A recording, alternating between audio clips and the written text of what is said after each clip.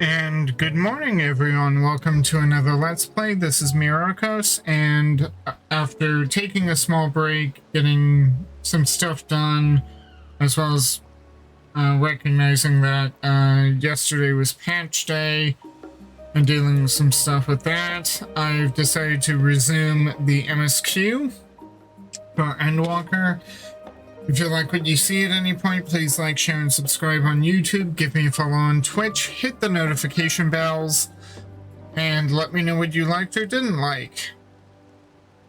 Yeah, also part of the reason why I had to delay was I discovered that my OBS had completely decided to ignore my filter settings, and I had to completely rebuild my mic settings because something had offset my mic by a bit, even though I could swear I had changed none of my settings. But regardless, here we are.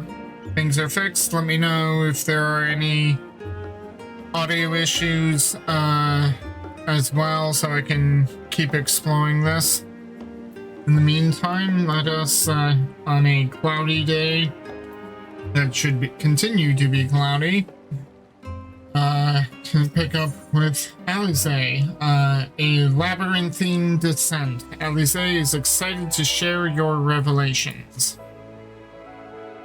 We should tell the others what we've learned about the Gleaners. Go on ahead to Numenor. I'll join you in a moment. Master Dekon will want his cups back.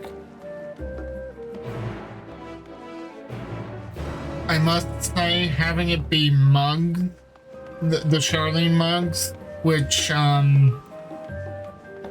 know, that was such a nice touch.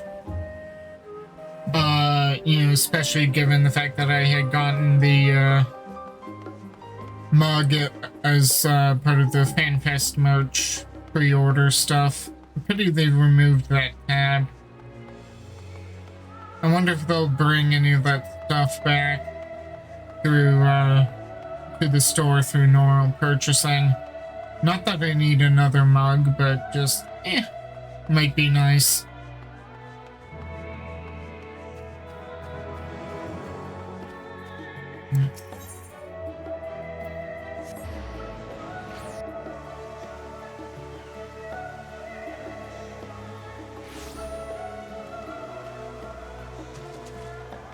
But I also used that time. Let me just check my...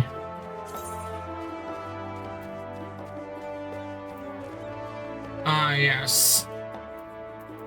So I may get a chance to continue with just grinding levels. Let's see, have anything changed here while we've been away? Where's Alize? I thought she was with you. Is that coffee I smell? Did I miss a tea break? Well, we took one. Ah, my loyal assistant returns. There is a lexicon on the first floor that I need you to... Ah, you've found something, haven't you? Yeah, we have.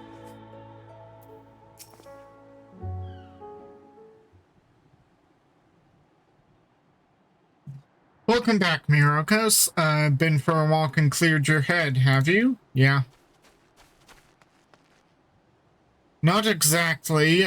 We did some impromptu investigating and turned up information on the Gleaners.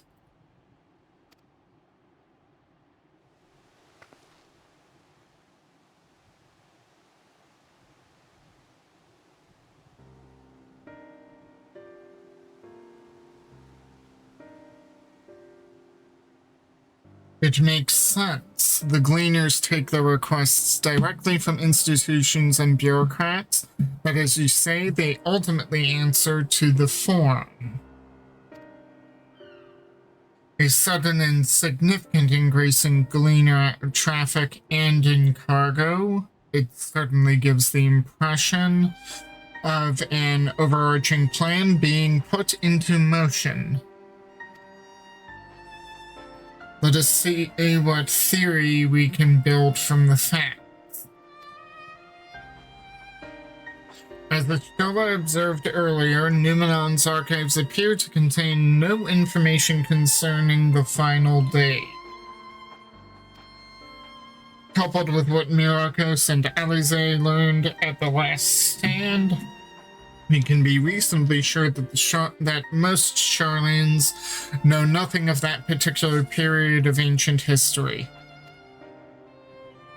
Yet my father and his colleagues are not only familiar with the final days, but are somehow certain that the destruction being perpetrated by the Telophori is wholly unlike these apocalyptic events. Moreover, the Forum claims to be so occupied by a duty of such pressing importance that they saw fit to unanimously deny Eorzea's request for aid. And now the Gleaners, official agents of the state, have been mobilized on an unprecedented scale. I do not think it a stretch to conclude that the Gleaners' recent activities are in service to the Forum's secretive end. In which case, our next course of action seems obvious. We visit Labyrinthos and assess the situation for ourselves. And if we're lucky, the Gleaners will be far more receptive to our question. A fine idea. What should we expect down there? Anything would be better than burying my head in another dusty book. I'm curious, but what will we find down there? Oh, I would hate to spoil the surprise. As for myself, there are a few more objects I should like to research. I may join you later, but feel free to leave behind your borrowed books and be on your way. I'll see to it that each is returned to its proper place. Okay, so he's just going to stay in Numenon research stuff, okay? That would be a great help. Thank you, Raha. Oh, she's not afraid to use his personal name in public. Ooh. Let's head down the stairs over there, and I'll show you where the entrance is.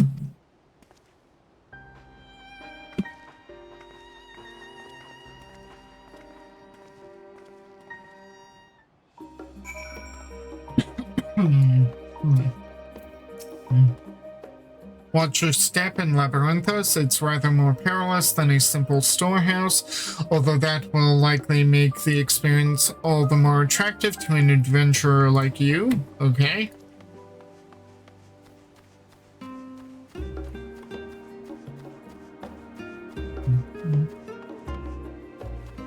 I gotta say, I love the music.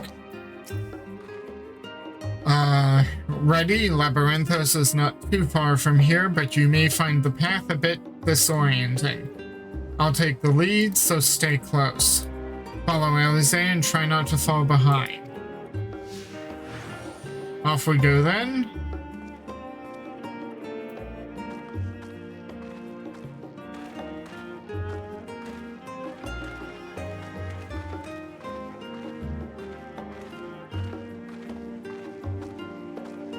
I'm glad I set my slow walk.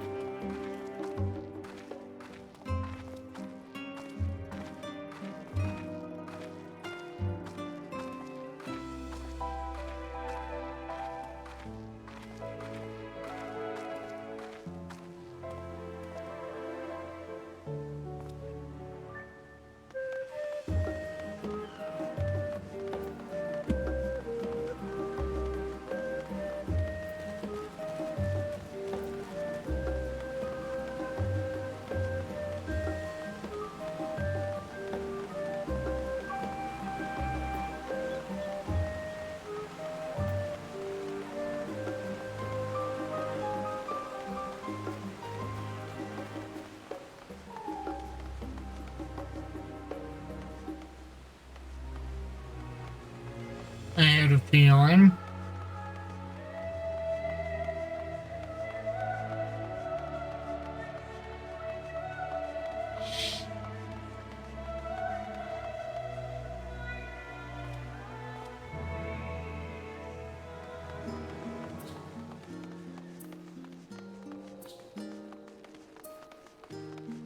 This is actually kind of interesting where they have the system for people following you, and then we have to follow them in turn. Huh. Here we are, through this door and down the stairs. You did remember to attune to the shard back there, didn't you? It will make your life much easier if you need to come back in a hurry. Otherwise, we should keep moving. Yeah, I should have attuned.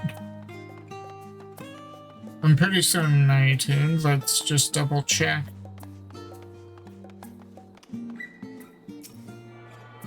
Oh my, I didn't attune. Well, I'm glad I followed that advice. And now I've attuned to everything. Oh yeah, because we came up here briefly, and then we just headed straight down, so we didn't actually come over here.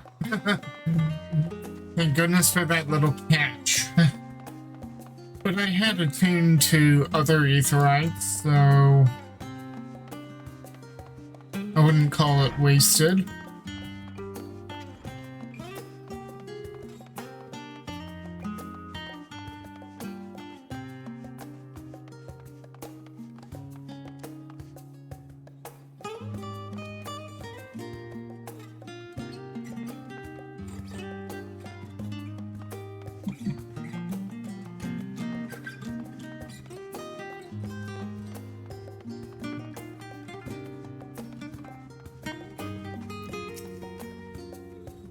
You didn't take a wrong turn into the rostra there, did you? I doubt the farm would take kindly to you barging into a private session. No, I did not. I've been to Labyrinth. I've not been to Labyrinthos in the longest time. Even as a student, my visits were few and far between. How did the farm learn of the final days, and exactly how much do they know? More to the point, what do they intend to do about it? Hopefully the answer to at least one of these questions lies below. We're all here now. Yes, I've taken the liberty of securing permission for our group's descent. Right, everyone into the left, down we go.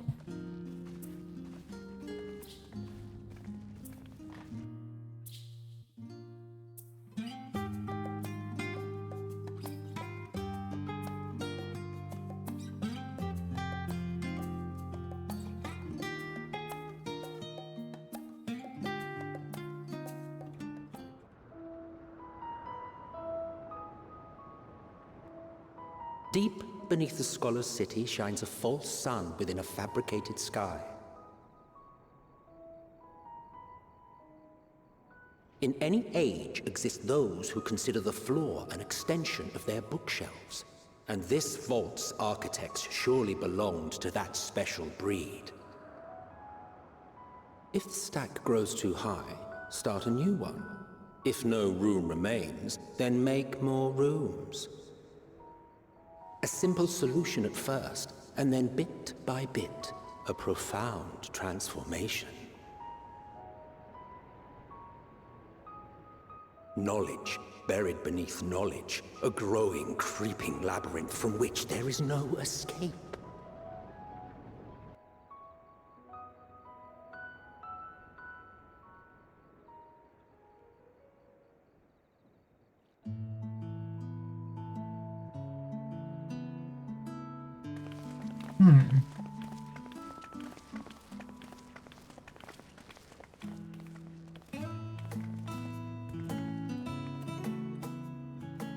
Not what you expected.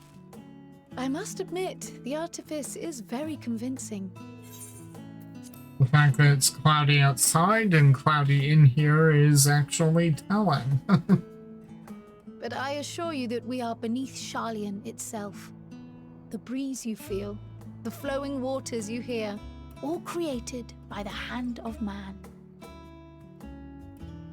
The island is volcanic, you see, and once upon a time this great hollow must have been a reservoir for magma.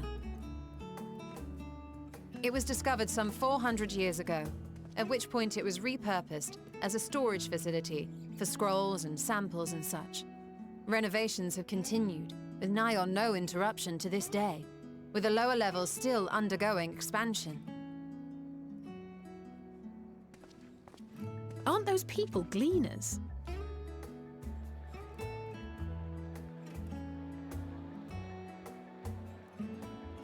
Aye, judging by their dress.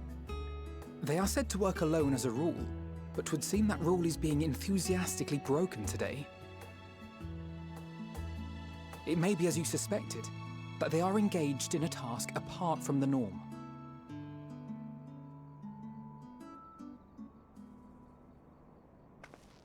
Let's spread out and get some answers then.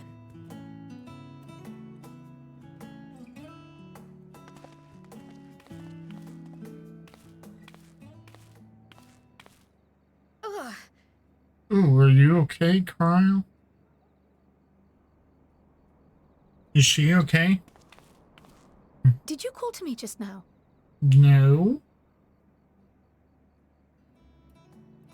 No. How odd. I must be a bit dizzy from the descent. I'll be fine, I'm sure. Let's get to work, shall we?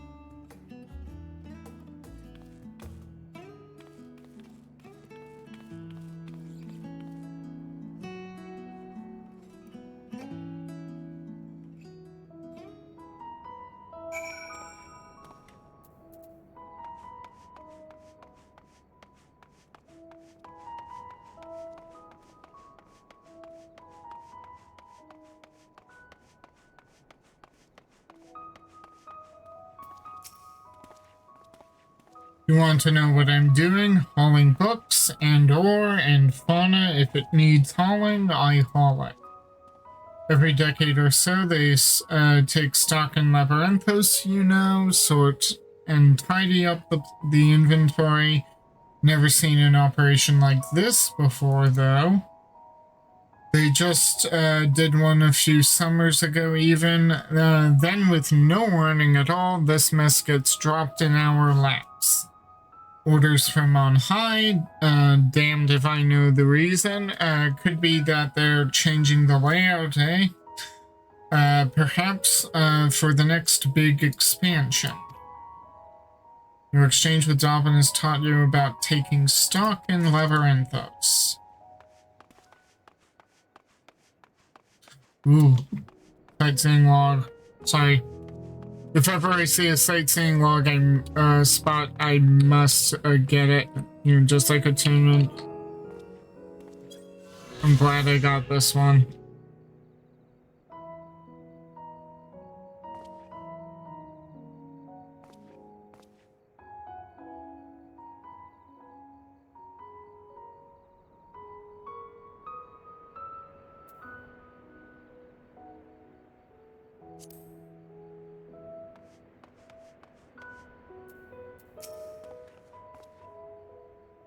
Nay, I am not shirking my duties. I've not been down here in an age, and wish to get my bearings before I went bumbling about.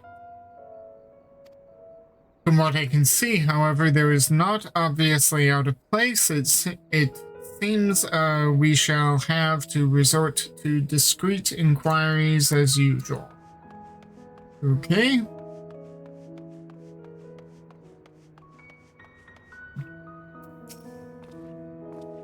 Most of those gathered here appear to be gleaners. Why don't you wander around and try making small talk? And there's a mender here. Yeah.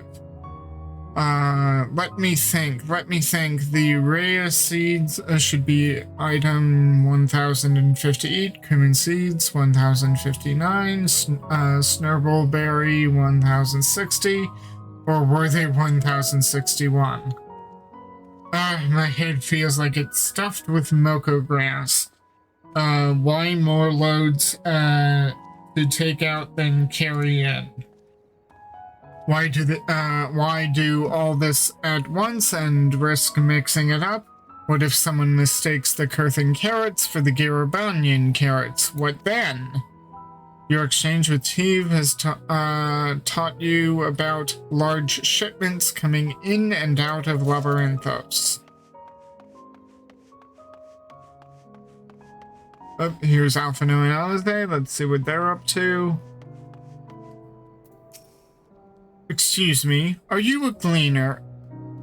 Did Alize not mention that this garb is gleaner garb?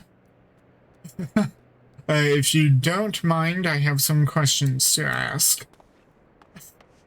It's like, he should know who a gleaner is. Fascinating, but could we go back to what you were saying earlier? Okay. Aaronville. Okay. You here to help or give me more headaches? Because you don't have the look of a gleaner, and I'm in no mood for idle chatter. One of my colleagues was so exhausted he took a tumble and crashed into a pile of crates. Now I have a pack of marmots running loose. Your exchange with Aaronville has taught you about exhausted gleaners. Those little devils are quick as sin and twice as hard to catch. I suppose I had better start searching. Huh. Yeah.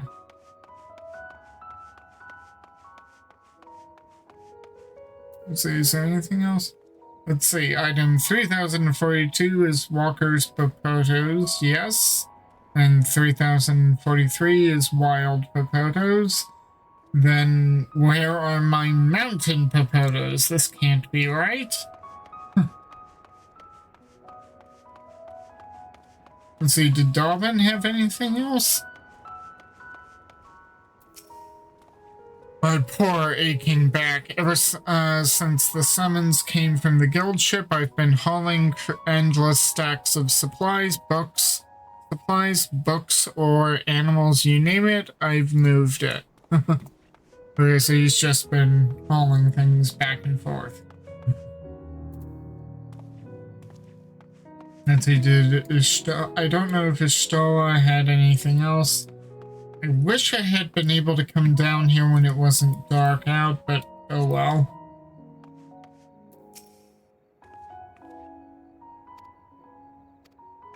Okay, nothing new from Ishtola. I wonder if there's anything from Alphino and Alize. Because that's the thing you gotta check. Sometimes there is actual dialogue like that change with TF. And nope.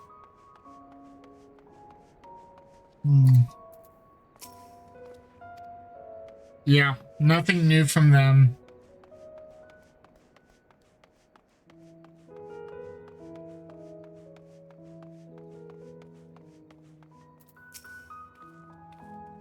Any luck, Myrokos? What tales did the Gleaners have to tell? Notes concerning the massive inventory operation that is currently underway in Labyrinthos, slowed shipments, notes concerning large quantities of cargo making its way in and out of Labyrinthos, exhausted gleaners, notes concerning exhausting work causing accidents, such as gleaners inadvertently freeing a pack of marmots.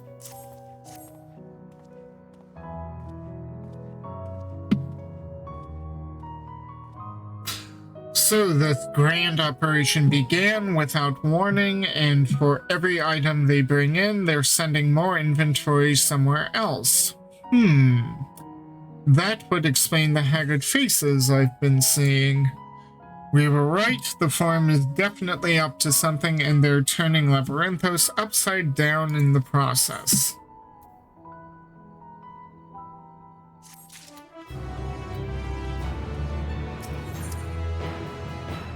A horrified rat catcher. Kyle appears lost in thought. We would do well to learn more of what specifically the gleaners are being tasked to do, as well as who has tasked them to do it. If you're game, Myrokos, I've an idea. Didn't one of the gleaners you questioned say something about escaped marmot? Perhaps if you were to help him capture said creatures, he might be inclined toward a more friendly and enlightening conversation. In the meantime, I will turn my charms upon this gleaner here. We can compare notes afterwards. Happy hunting. I like the fact that I knelt down to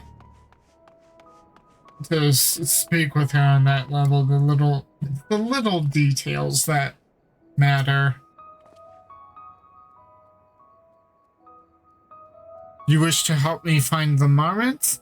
I've nothing suitable to pay you for your services, but if you're offering out of the goodness of your heart, I'd welcome the assistance.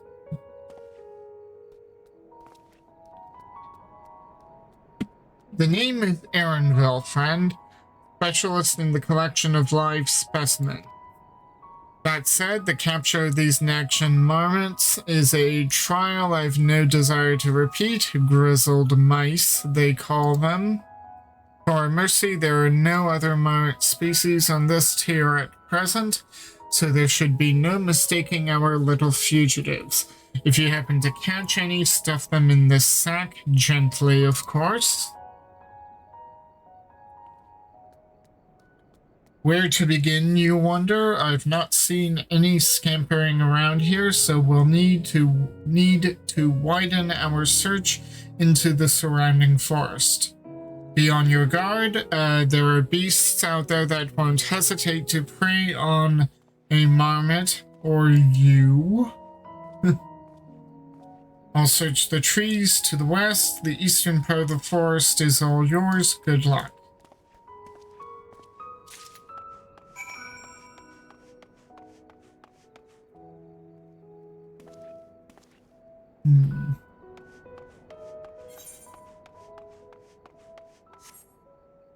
Wait, are there ether currents here?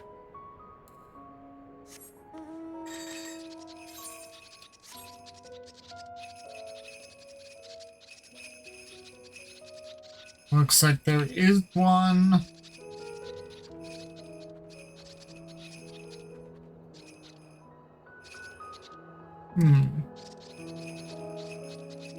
To catch a marmot, where would one go? Ah.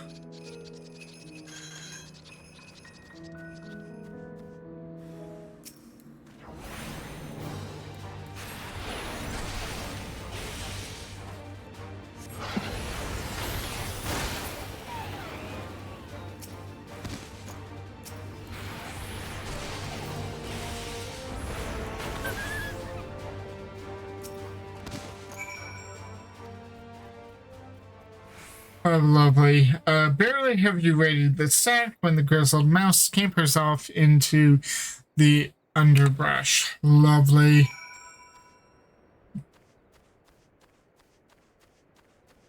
Let us see. Ether current. 205 yalms east.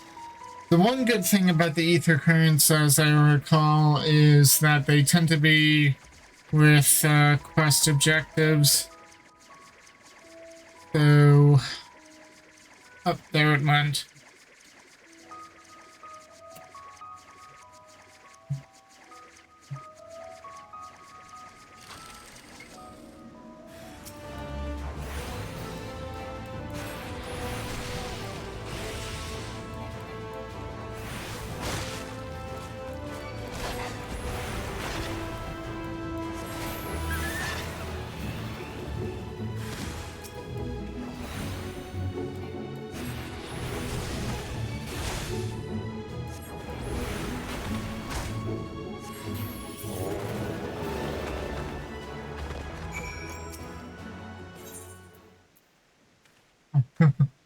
A sturdy sack, supposedly large enough to hold one or more squirming marmot. Okay. Of course it runs off. The rodent nimbly evades our grasp before once more disappearing into the trees. It's never easy.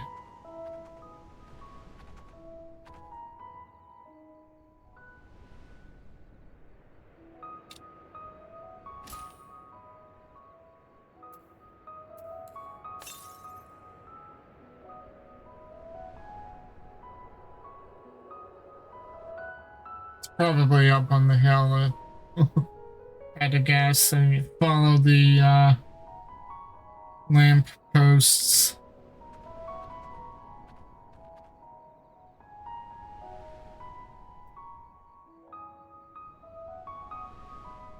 Yep, there it is.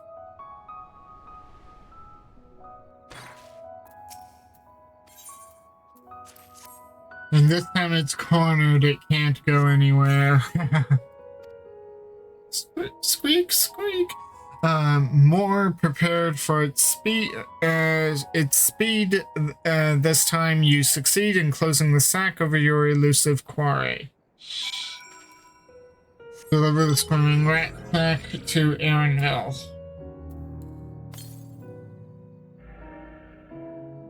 ET Yalms south east.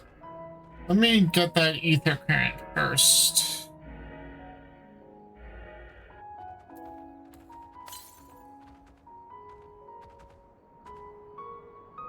Oh, it's up there.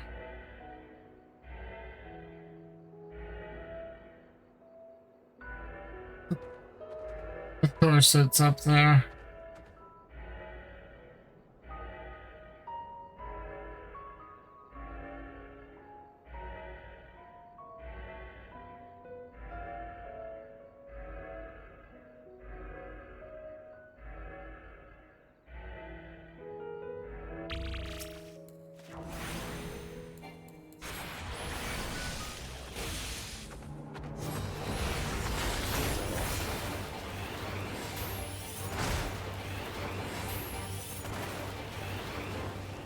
Ooh.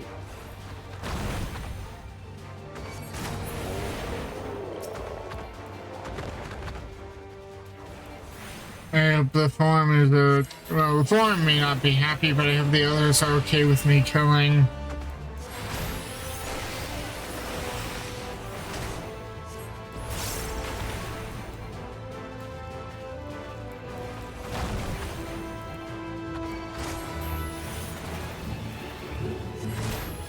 A couple trolls.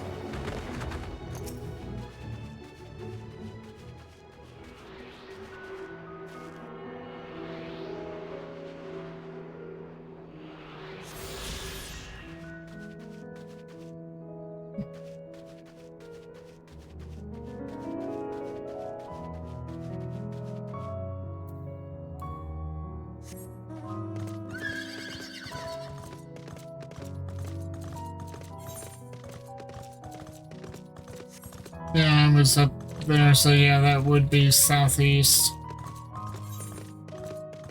I just took a more literal definition of southeast. Let's see, is there another ether current nearby?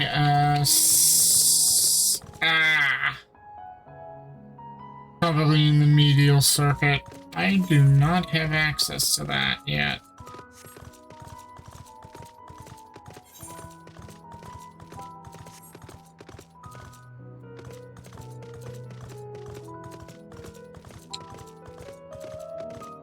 I don't think. I mean, I'm up here. Can I get down there? Well, let's turn this in. How did you fare? I tracked down 3 of the pack, which leaves 1 unaccounted for.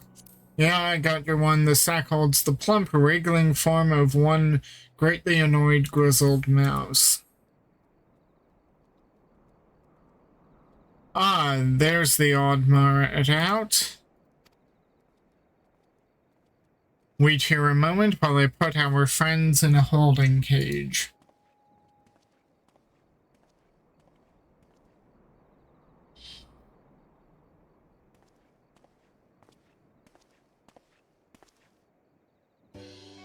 Thankfully, the Marats seem to be unharmed. They've held up well in isolation, but it's much too soon to release them into the habitat. It's a good thing we were able to recapture them so swiftly. You have my thanks. Who tasked you to capture them in the first place? What will you do with the Marats now?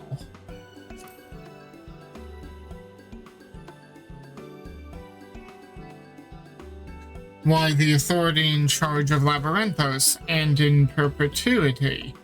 The same officials who have had us working day and night of late. The honorable members of the Forum. Who else?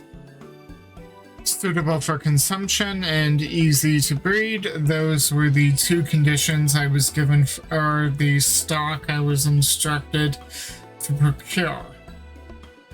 I don't know what the Forum has planned for these creatures, but at the very least, I doubt they'll be served for dinner today or tomorrow.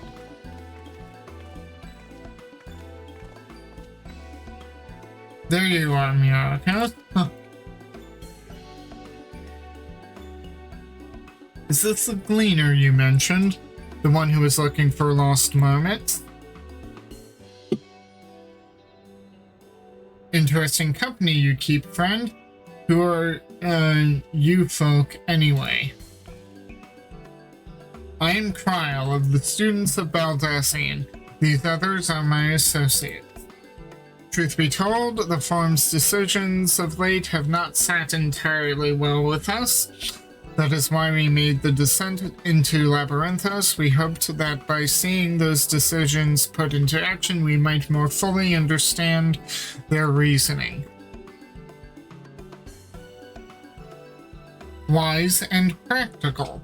Never hurts to try and gain a broader perspective, does it?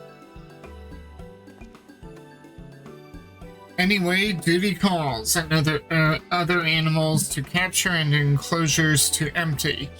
Once again, I'm sorry that I can't offer you more for your services.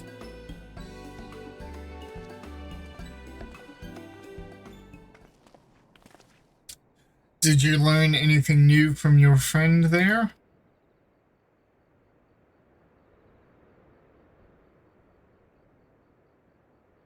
So we've confirmed that the order for this ambitious operation did indeed come directly from the Forum. However, the Gleaners have not been informed of its purpose. I'd say that fits with everything we've heard thus far. We also discovered when the operation was begun. The Forum contacted the Gleaners Guild ship and put their people to this great work some 4 days after the Telophori made their chilling declaration. Just 4 days. That is suspiciously close. As seasoned travelers, the Gleaners keep abreast of news from every corner of the world out of necessity. Thus am I inclined to trust that their calendar of events is accurate. Altogether, it gives the distinct impression that this undertaking was a sudden and unexpected development. Yet I find it hard to believe that such a comprehensive restructuring of Labyrinthos and its archives could have been planned in so brief a window. Nay, this plan was long in the making. They were but awaiting the right time to put it into effect. And the Telophori's declaration was what set it all in motion. It seems likely, but let us not leap to conclusions just yet. For the moment, I suggest we conduct a wider investigation of Labyrinthos. The more facilities we visit, the more pieces of the puzzle we stand to find. In that case, how about we head to the Archaeon? From there, we can reach the lower... Oh no, not again. Kryl, what's wrong? I'm fine, truly. The sudden descent has left me with a bit of a headache, that's all. This is a little more than just a headache. And it looks similar to my first few times having the Echo activate. Nothing that will stop me from soldiering on. Let's be about it, then. At least allow me to take the lead. I'm fairly certain I remember the way to the Archaeon. We follow the path east through the forest, where you were chasing after that mouse or marmot, was it? Anyway, 'tis the trolls you need to watch out for. Oh, I've already met the trolls.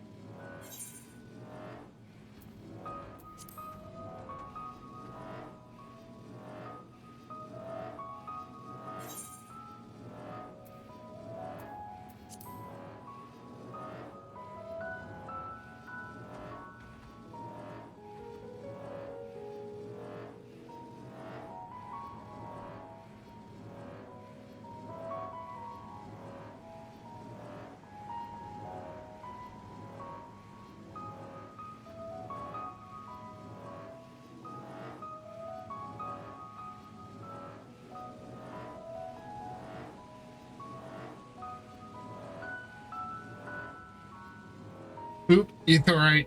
Must attune. Pardon me. Oh, and a chocobo keep. Never hurts.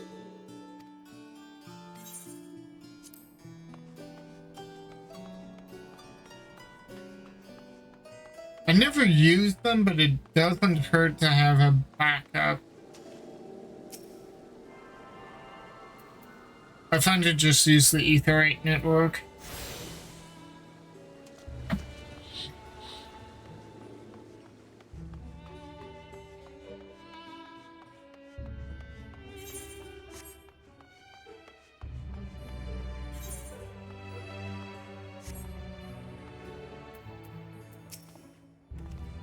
Don't worry about me, I'm hale and healthy. In fact, I'm beginning to suspect that...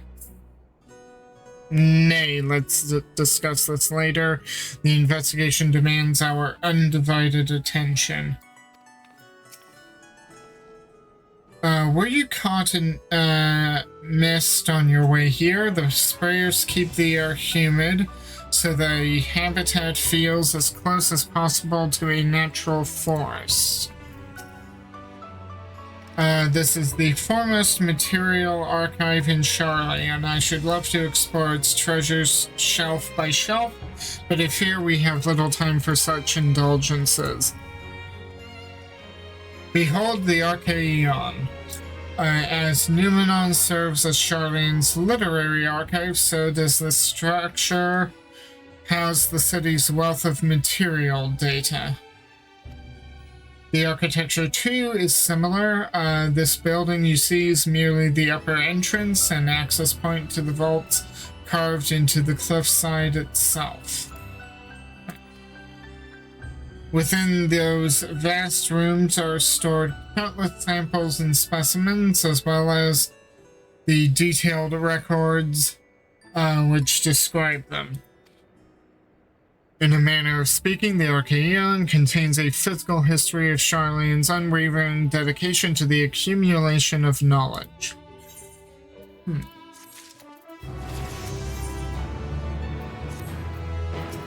Any new dialogue? No. No. No. Deeper into the maze. Alphino is gazing into the Archaeon with an appraising look. Well, we won't learn anything of value standing out here. Let us proceed into the main building and speak with the custodian.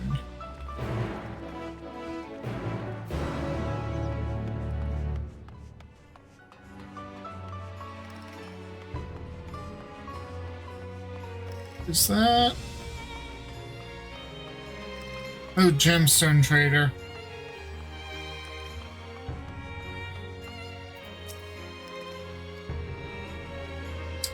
You now have access to the region's gemstone exchange. Trade your bicolored gemstones for a variety of rare and exclusive items. Successfully completing fates will allow you to safely allow for the safe delivery of goods in the region, increasing the number of items available for exchange.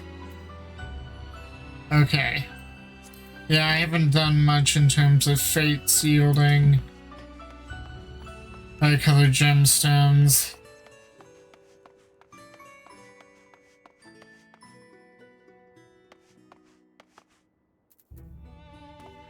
I think I need to get some water, so I'll be back in a moment.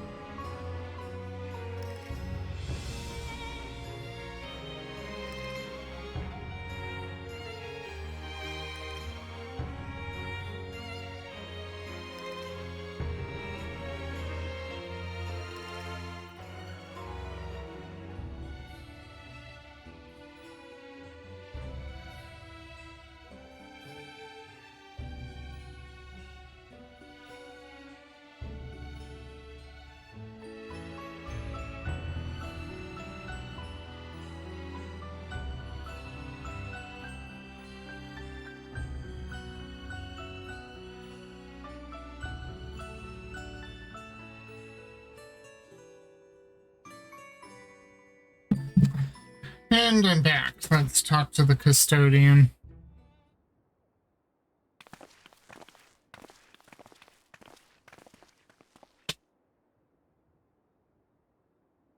Greetings, we are here to peruse the Arcanion's vault. Peruse? You are certainly not gleaners then. Might I ask your affiliation? We belong to the students of Baldesion, but is that relevant?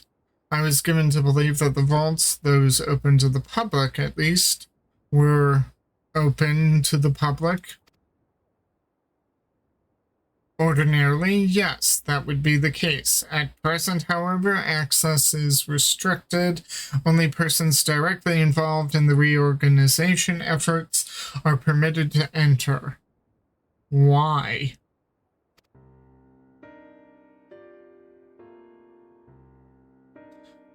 Not us, then. I suppose we had better move along to another facility. This building has a lift which connects to the middle tier, yes? Might we at least make use of that? That service shall also be suspended, I am afraid. For the time being, priority has been given over the conveyance of inventory. What? So this is as far as we can go? I apologize for the inconvenience. Please come again after our restructuring operation is concluded. By that time it will be too late, and we were so close to getting answers. We need to rethink our approach. Let us step outside for the moment, shall we?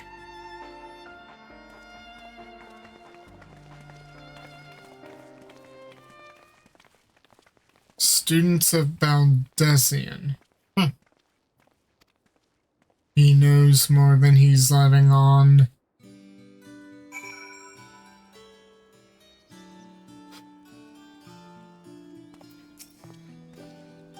The farm must be wary of exposure indeed to so heavily restrict the use of public institutions. If they're going to close off facilities, then they ought to announce it. The students must be furious. Labyrinthos is constructed in the shape of a mortar. This upper layer is called the outer circuit, and the medial circuit lies one tier below us. We are at an impasse. As we have no other leads, I should like to pursue this one further. But I doubt that our stone-faced custodian will be swayed by heartfelt pleas. We must seek another means to access the lower levels. It's likely that the people in this area are involved in the restructuring in one way or another. If we were to ingratiate ourselves, they might allow us to accompany them on the left. Let us ask around. Surely someone is in need of a few strong backs to lighten the load.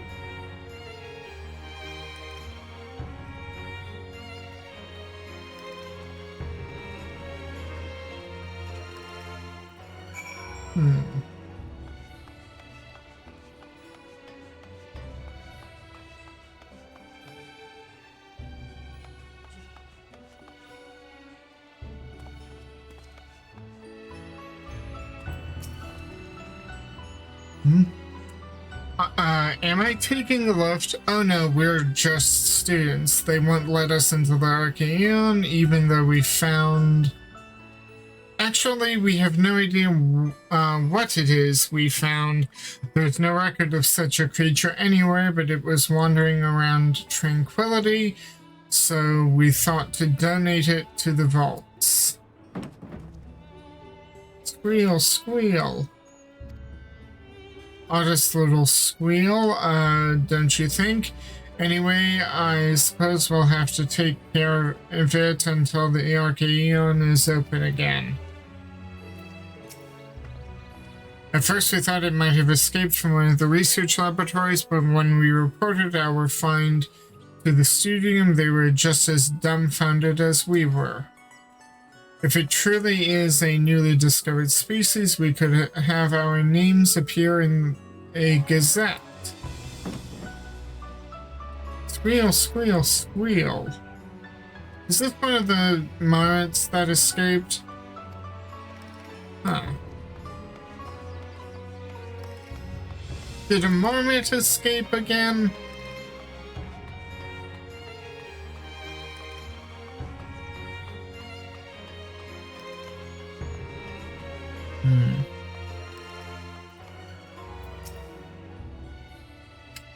What's that?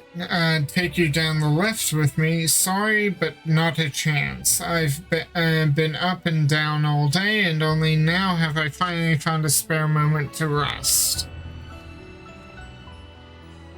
I did see a gleaner fellow heading out the gate there, though, shouldering a large pack, engaged in some manner of task. Maybe he'll be headed down below after he's done with whatever he's doing. Okay.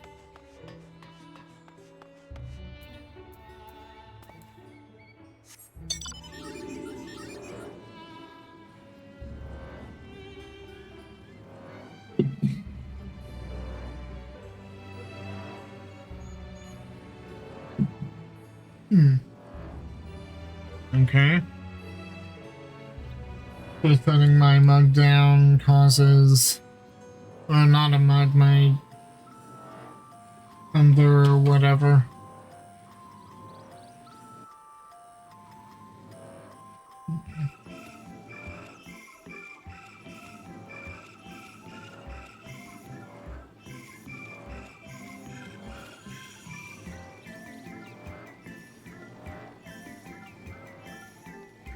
And so I'm in the labyrinth, so I wonder...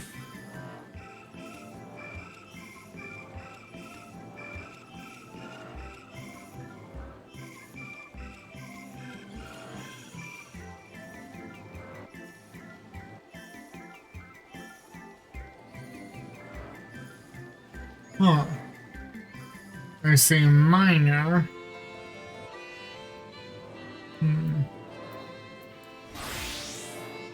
Nope. Okay, let's keep going.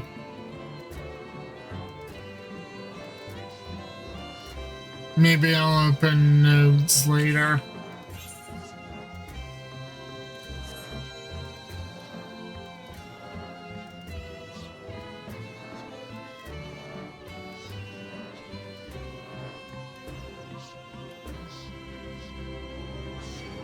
Yeah.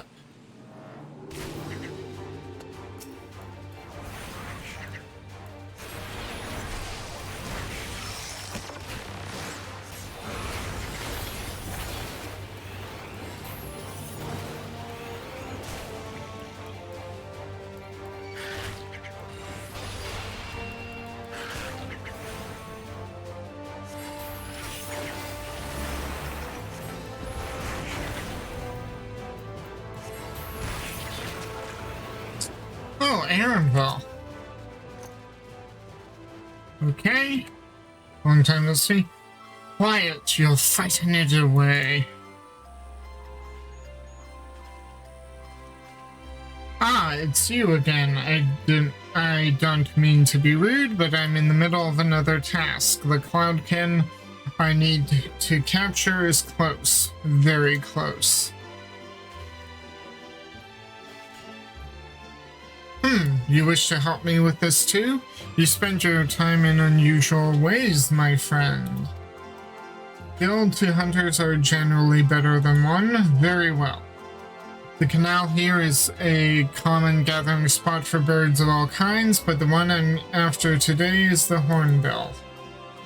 Its feathers are green and its cry a distinctive caw. Single it out and shoot it with this sleeping dart.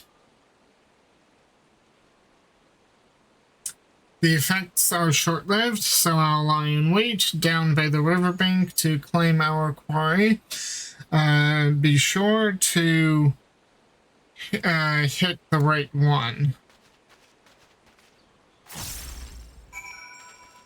Uh-oh. Search your surroundings for the hornbill. You may move the camera as well as zoom in and out, target the hornbill, and use the blowgun with the left mouse.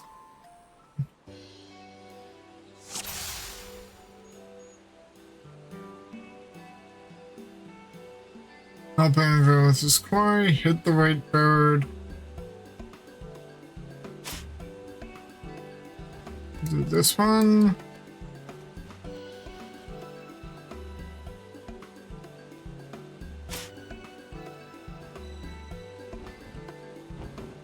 Whoa.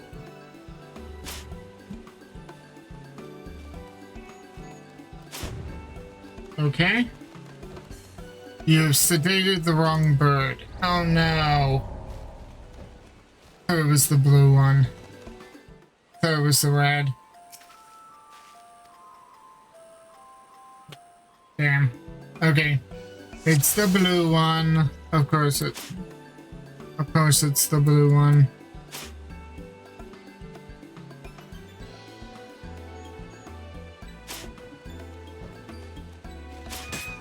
Yeah.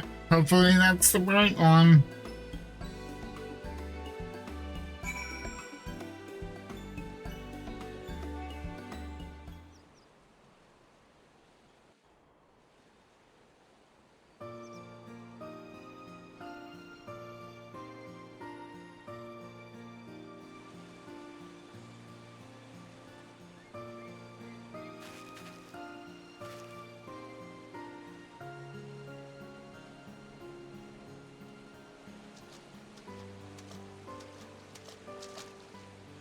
Fair shot.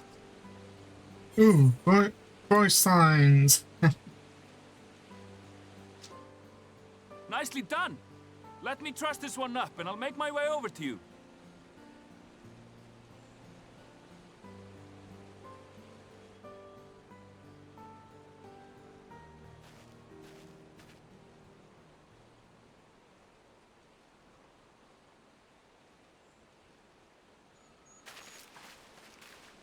There you are. Any new revelations?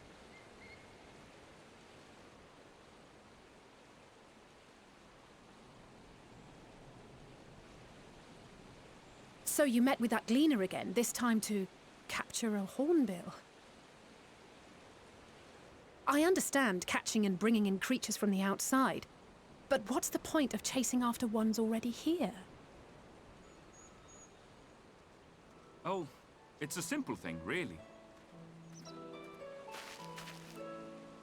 Occasionally, we remove specimens no longer needed for study, or those we've had difficulty raising. But we can't simply turn them loose. Safely returning such creatures to their native habitats is another facet of a cleaner's duties. But not in this case, I'm afraid. I've been asked to bring the bird below.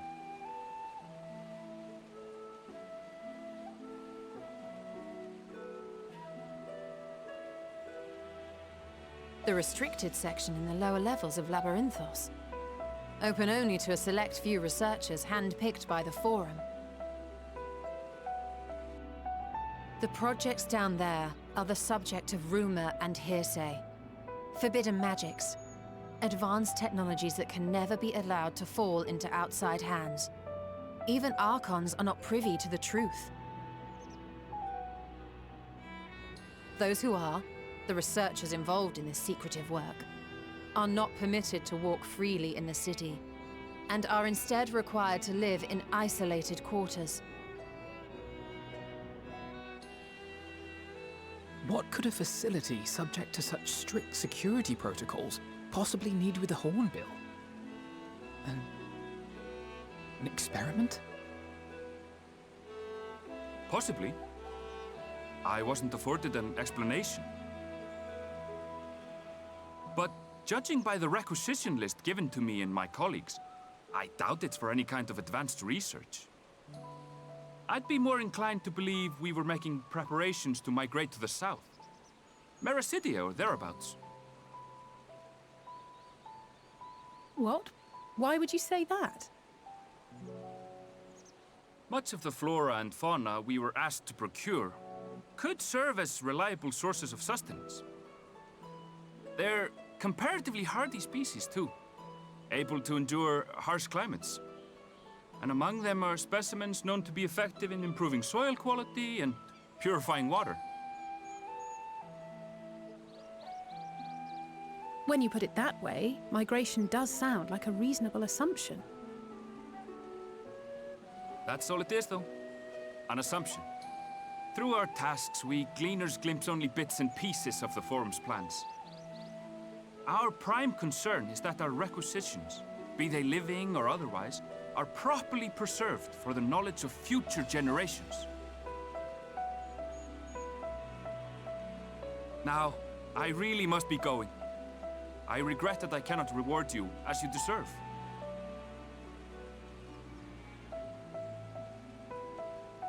Perhaps you might reward us after a fashion then. It is imperative that we reach the lower levels. And seeing as you are already set to descend with your assigned cargo, mayhap we could accompany you as your assistants. I'm afraid that won't be possible. Once the animals have been prepared for transport, we send them down separately via the lift. I will of course follow after to make my report, but I can hardly pass you off as porters when there's nothing left to carry.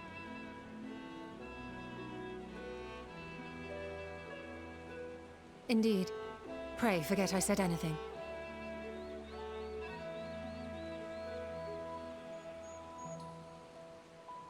How do you feel about climbing? If you've strength and the courage to brave it, then there is another way down. This path leads to the 33rd facet, a mine shaft excavated during one of our expansions of Labyrinthos. While I cannot guarantee that the passage is safe to traverse, it should provide access to the medial circuit below. I never even knew such a place existed. Thank you. This is the perfect solution. You're quite welcome, but consider yourselves warned. If the going proves too treacherous, you do well to turn back. I bid you good day.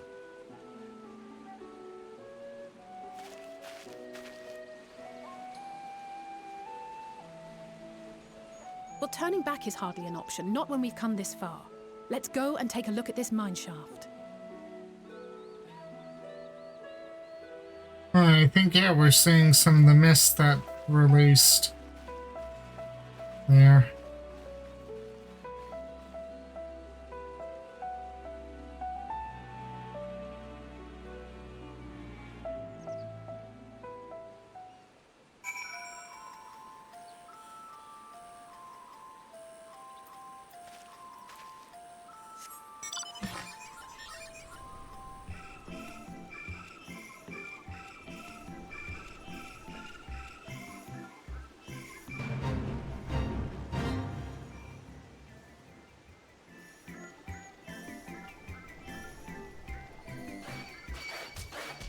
Oh dear. 77? Oh wait, that's, okay.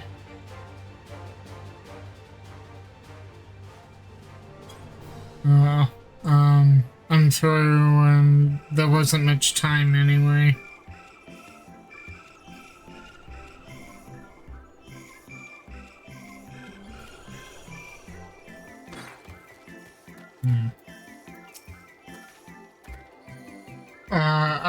I never would have noticed this cave on my own. Thank the scholar that Aaronville knew of it and that you were there to persuade him to share.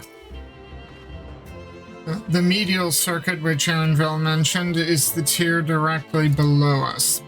Unlike the lowest level of Labyrinthos, with its rigid security, one can usually roam the middle layer quite freely. Let us see what we might find.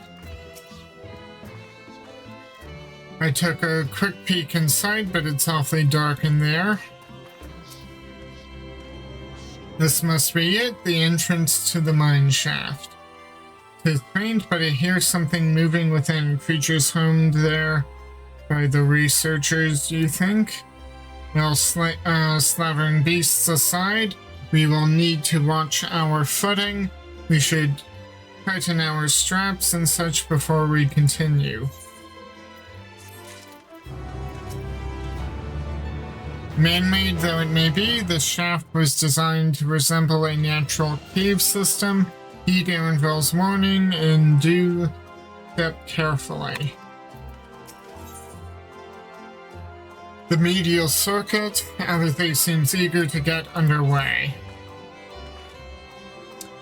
Assuming everyone's tightened their straps and checked their gear, then I say we head on in. Given the terrain ahead, though, it might be wise to leave some distance between us. We don't want to be stumbling over each other if it comes to a fight. Take it slow, and don't forget to check your surroundings from time to time. We can meet up again on the other end of the tunnel.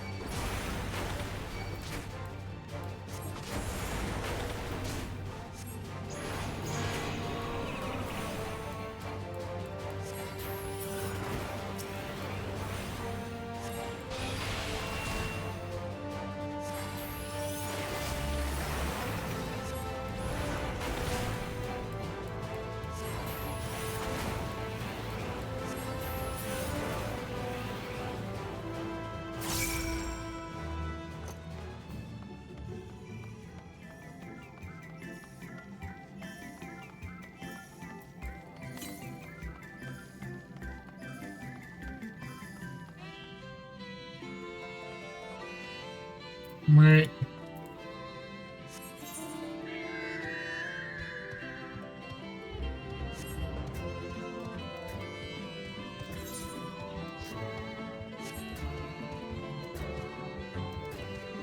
What about this route? There are two routes here.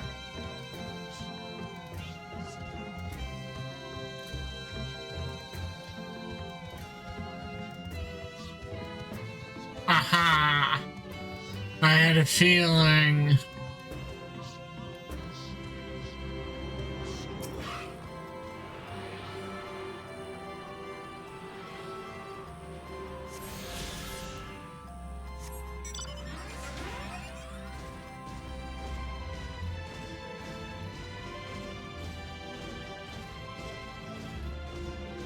Not much else.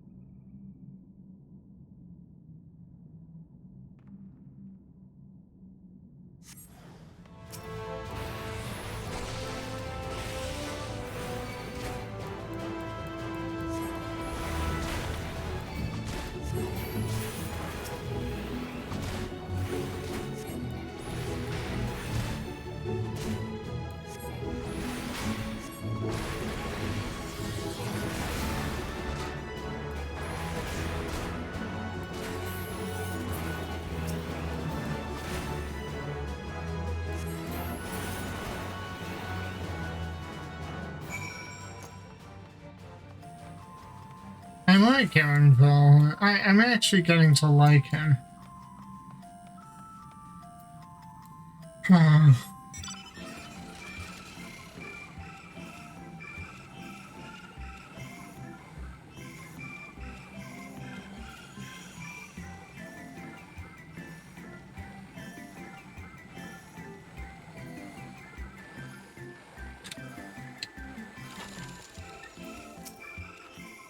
That mineshaft was infested with Myrokos, some sort of research project, I wonder. I suppose they are most unusual creatures. Why did they develop such long limbs when all they do is shuffle about narrow tunnels? Maybe they jump? I was being careful, I swear. The slope was steeper than I thought, and I lost my footing for a moment, that's all. I'm not injured, if you don't count my pride. Myrokos, did you know Kryl almost took a tumble back there? She can't possibly still be dizzy from the left. Oh dear, something's wrong with Kryl. Everyone seems to have made it through without incident, nothing of consequence at least, and as promised, the tunnel has delivered us into a medial medial circuit. As I recall, this tier is where they keep a wide variety of samples for agricultural production. If Aaronville's assumption holds true that specimens are being collected in preparation for a great migration, then we should see evidence of such plans in the area's research projects. Let us follow the path to the nearest farming facility and see what we see. My memories of this place are a touch hazy, but if we keep to the path heading north, Then we should eventually arrive at a farm of some kind.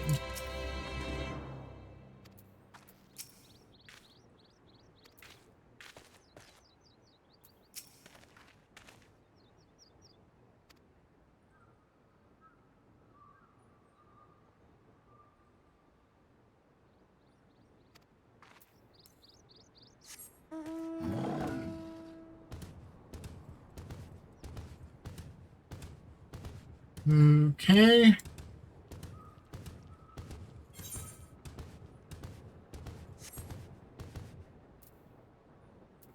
Any currents nearby? There's something over here.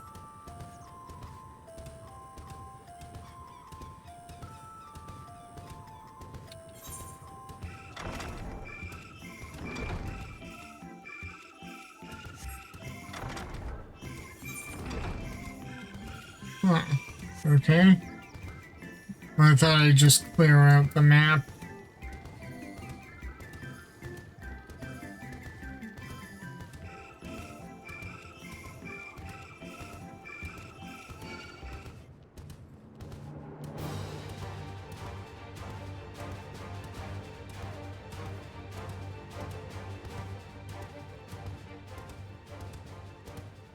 Not the mandragoras. Angry tomatoes.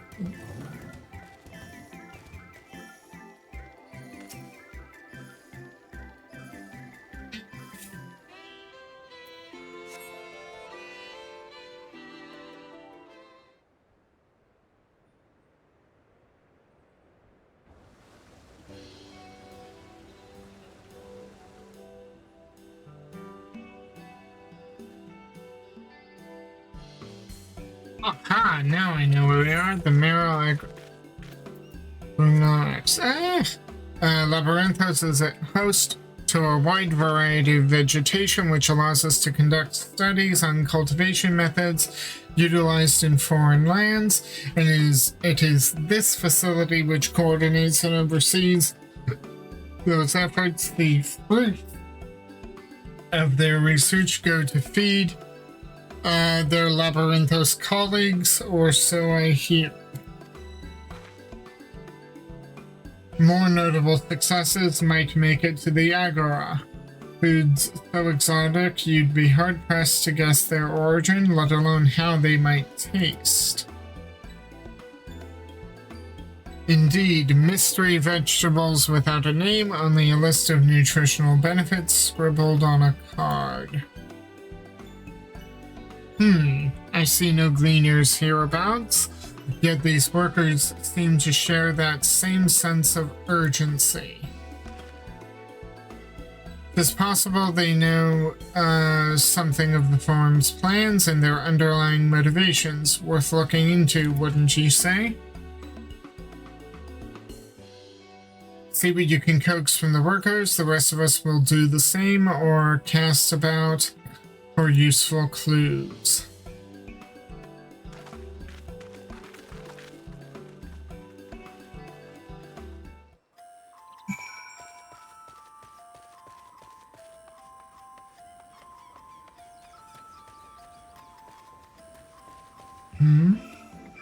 Kyle, are you okay? A field full of ripe vegetables being left to rot on the vine, not a single picker hard at work. Clearly procuring readily available fresh food is not the farm's priority. Oh dear. They're just neglecting things.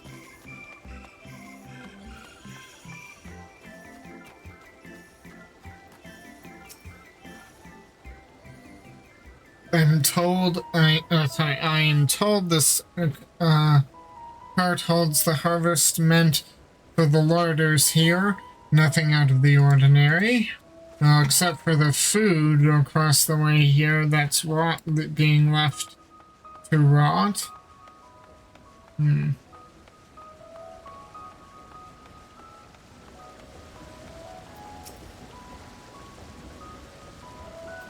Oh, hello there. We weren't expecting visitors, not with use of the lift being restricted.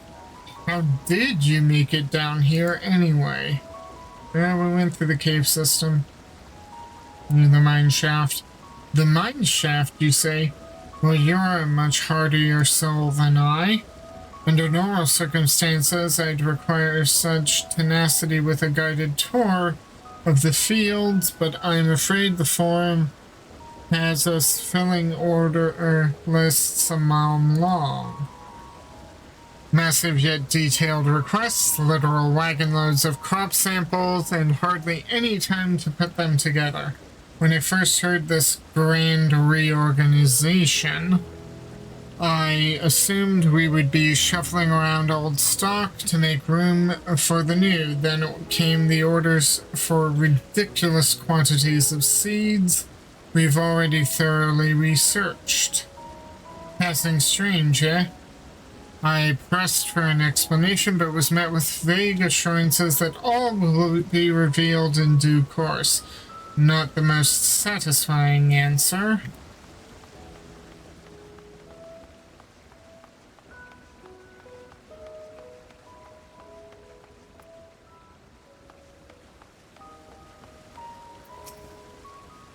And so you've spent years researching these high-yield cultivation techniques. Okay.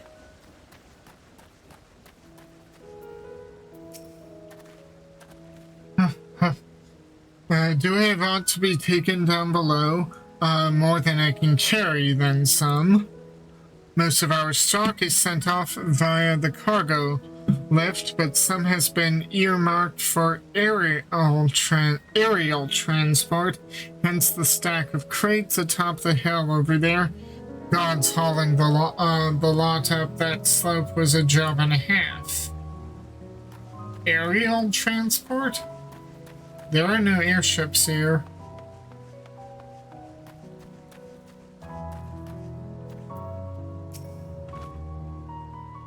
What crops are we raising? Well, as you can see, this one is a variety of grape. Only needs a good source of sunlight to grow, and the conditions here are nothing short of perfect. Hardly surprising given that it's native to a particular locale in the very place upon which Labyrinthos was modeled, a region in the south of Ilsabard.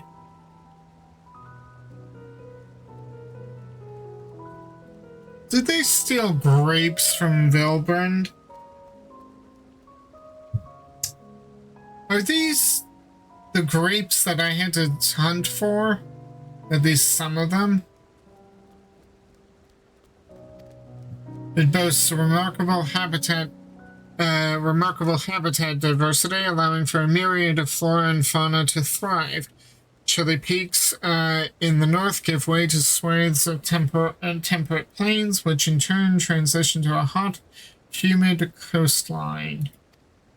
Such bountiful territory is ever contested, as you might expect. Used to be called Corvos. Sorry, this wasn't Ilsabard. Sorry, no, Ilsabard. It wasn't Vilbrand. Though I could have sworn that that's where it was going. Corvus before the Imperials renamed it Locus Aeneas. The forum saw it not as a prize, however, but as a researcher's ideal environment, one whose climates we strove to recreate within the confines of Labyrinthos. It's since provided a rich foundation for countless experiments in cultivation. Oh, so this entire environment is supposed to resemble Corvus. Is like, albeit with Charmian architecture. Let me see, do it. Aha! There are some. Let me just try to shift over and, Ishtola's out there.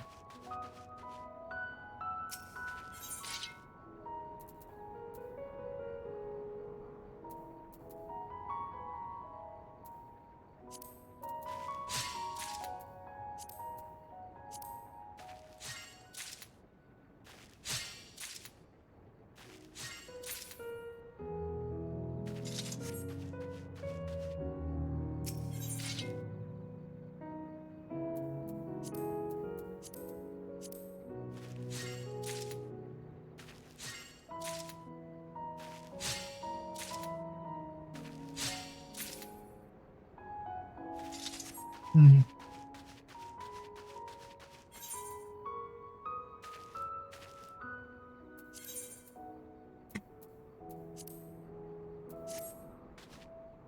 Okay.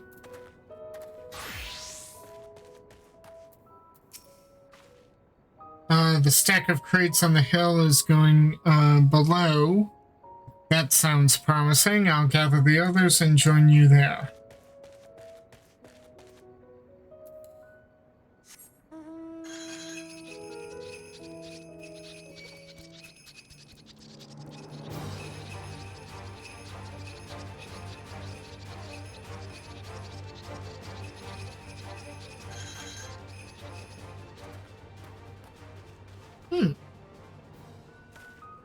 Now this is an interesting little flower. Certainly an oddity. Huh. Curious.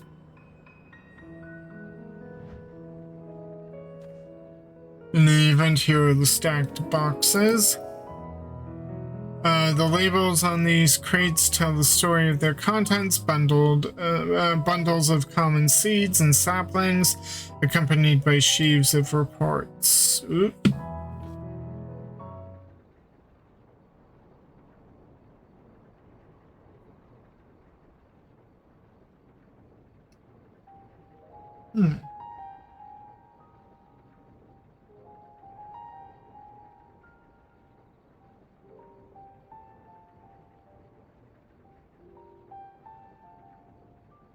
Hard to look away, isn't it?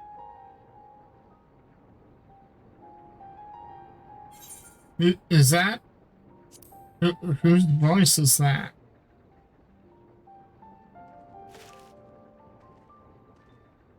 But they're more than pretty flowers. Heart blooms are attuned to ambient emotion.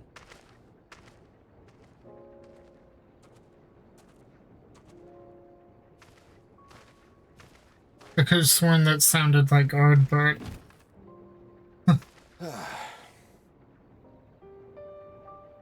You don't seem convinced, but believe me, it's true.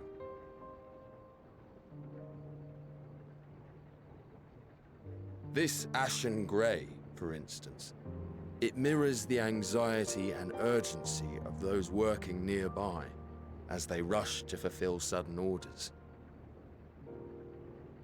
Intense feelings like those spur the petals to change colour.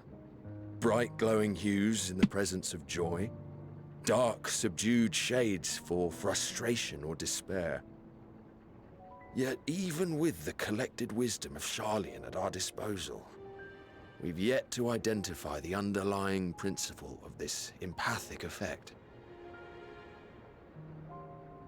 And there are other mysteries besides. Although the flower is extraordinarily long-lived, its low reproductive rate has made it difficult to find younger populations growing in the wild. With too few sightings to map its distribution, and no closely related species to track, we've been unable to pinpoint its land of origin.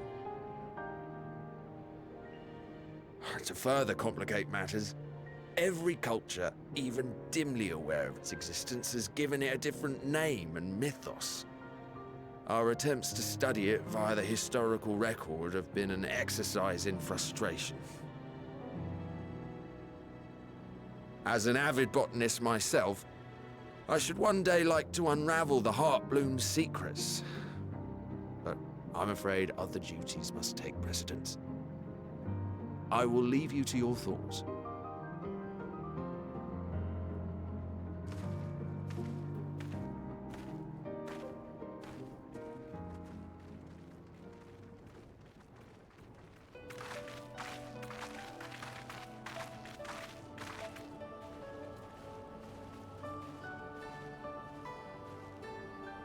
Have you learned aught of interest?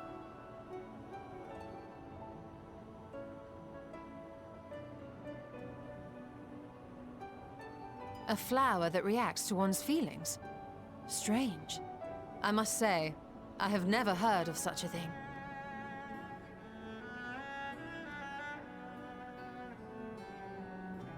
This is all very fascinating.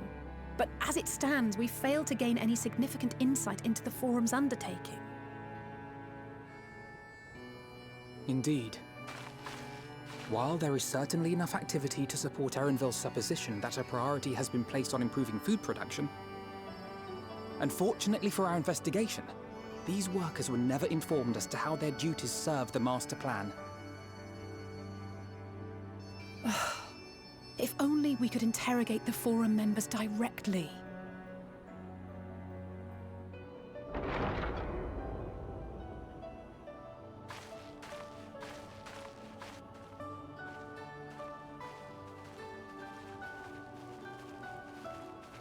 Isn't that the entrance to the Archaean? Okay, Archaeon. I was over-pronouncing it. Look, there. I think that's Erenville. A little difficult to tell from here, but I think you're right. He did say he was coming down to make his report. Erenville receives his orders from the Forum. Would it not follow, then, that the superior to whom he reports is a Forum member, or at least a close associate? You mean to eavesdrop on their conversation? What of the risks? Ours alone to bear. We won't interfere with Erenville's work, nor will he be implicated as an accomplice. If you're not comfortable taking part, I can do this alone. Nay. I said myself that I wished to know Father's intentions. And no answers will be forthcoming should we simply ask nicely. We can apologize later, should it come to it. Right now, we need every crumb of information we can get our hands on. Consequences be damned.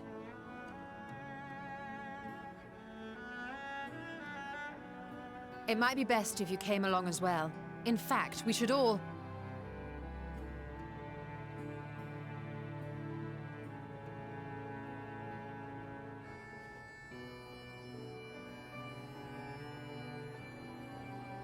Cryo?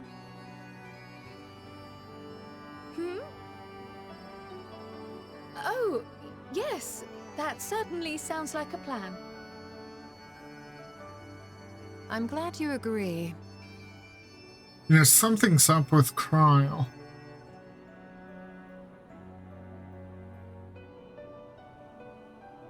Quickly! Erenville is on the move. We need to get closer before we lose him.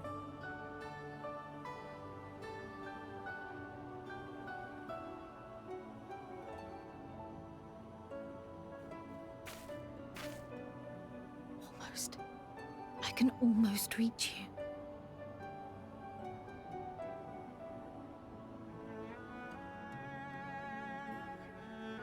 Reach whom?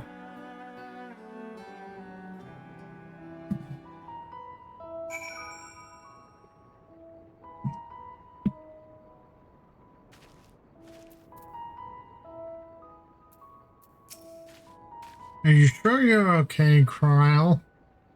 Forgive me, my attention has been elsewhere. We were following Erenville, weren't we? Let's get after him already. We've waited too long as it is. It feels wrong to spy on Erenville, helpful as he's been, but what other choice do we have? Is Cryle feeling unwell? I've never seen her so distracted. Keep an eye on her, but keep moving too. We cannot let our quarry slip away.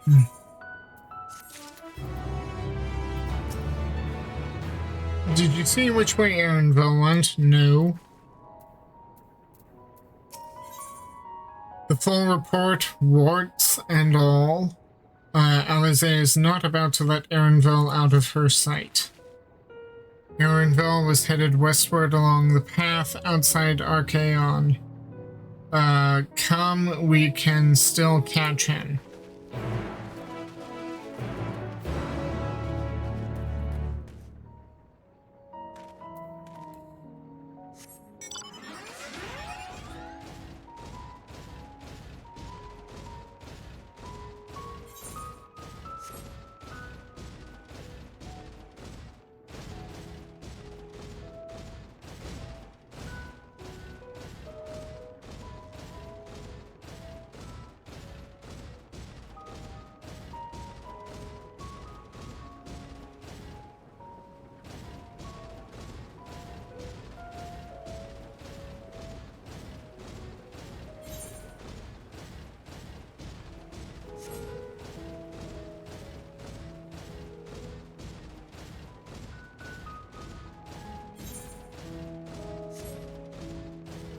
Oh, there was another path here. Okay.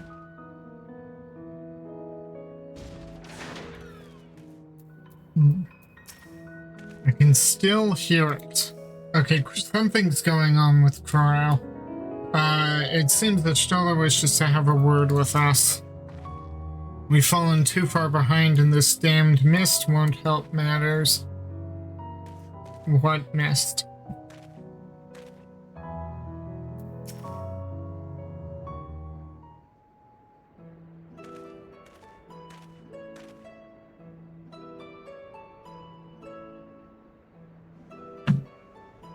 Oh, no, I misdialed. If memory serves, that colossal wall-like structure is Logisticon Beta, one of Labyrinthos's climate control centers. It should have its own lifts with which one could access the upper or lower tiers. If I were an agent of the farm, it would make for a convenient meeting place. But even if we happen to find Aaronville, the company of said agent, we cannot expect them to reveal issues of importance as we nonchalantly stroll past. Nay, we shall have to remain undetected. If only Graha and his vanish spell were here. Oh, but there are other ways of turning invisible. Hippity hop, my little toads. Oh. Goodness. Oh. We got turned into... Oh dear.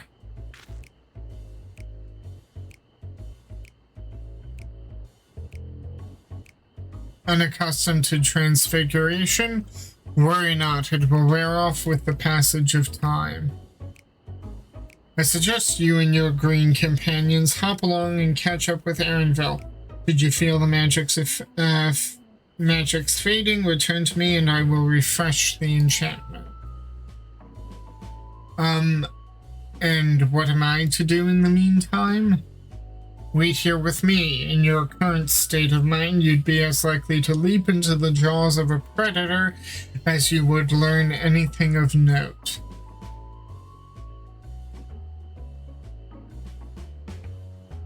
Which reminds me, where the creatures hereabouts? In that form, you are essentially defenseless. Oh, well, thanks for that, Ishtala.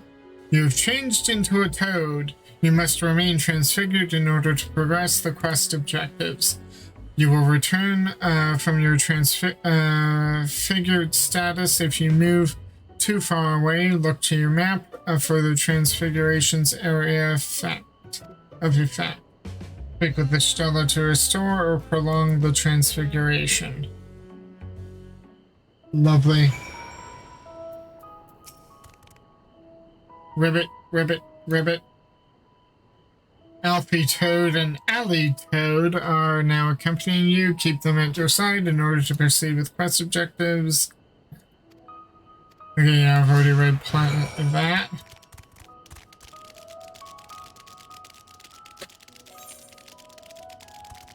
Okay.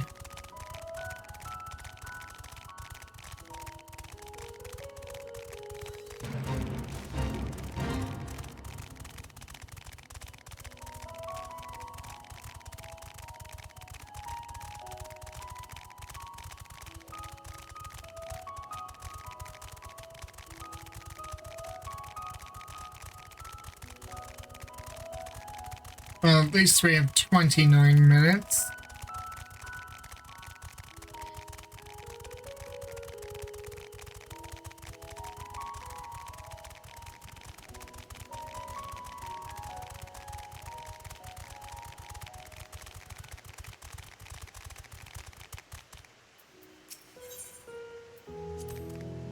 Ribbit, ribbit, ribbit. Alfie Toad attempts and fails to shake his head, but nevertheless, understand that he is telling you that this is the wrong way. Ribbit, ribbit, ribbit. Alley Toad turns to face the north, perhaps. Oh, well, that's a little rude. Or, well, I suppose that person is cute. Alito turns to face north. Perhaps she's suggesting you cross that bridge.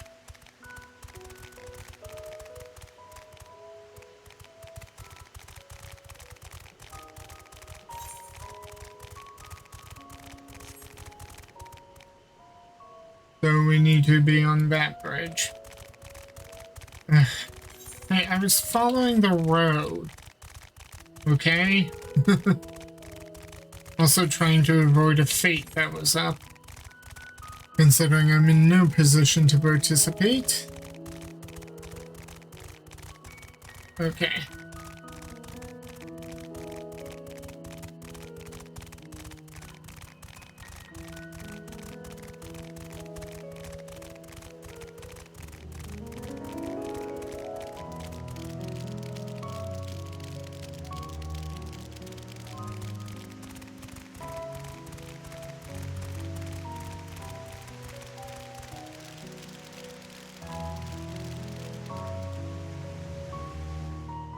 Made it.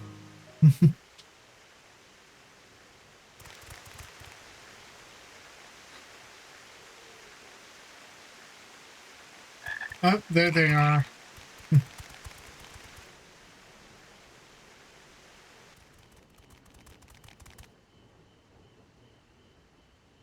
I trust you will find your compensation to be more than satisfactory. We wish to make clear that we are pleased with the efficiency and thoroughness of your work.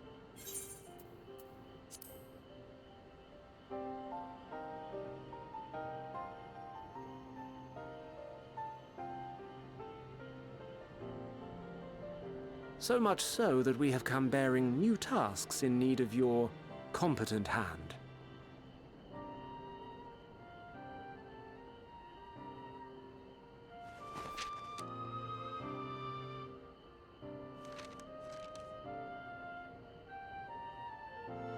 Another lengthy list. If I may speak frankly, the Gleaners have been pushed to the point of collapse by your unending demands. We are not familiars to be exploited. We are Charlian scholars, and we deserve an explanation for this unseemly treatment. What warrants such urgency?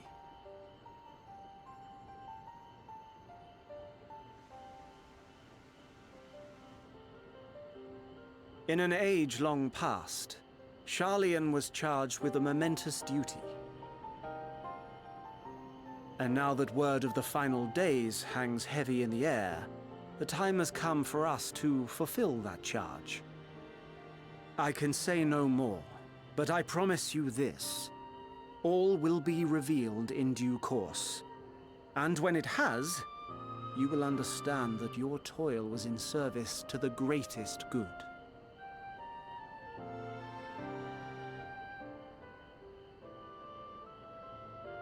Then I will do your bidding. For now. But unless you wish the Gleaners to rise up in protest, I advise you to offer tangible improvements for our working conditions. Your promised revelation does nothing to address present circumstances. A fair point. Your concerns will be conveyed to the Forum.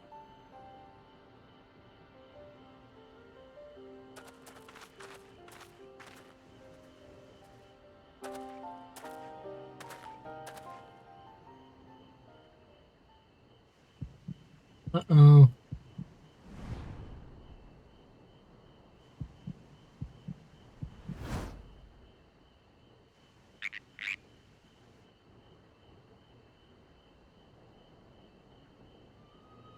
I hope that was informative.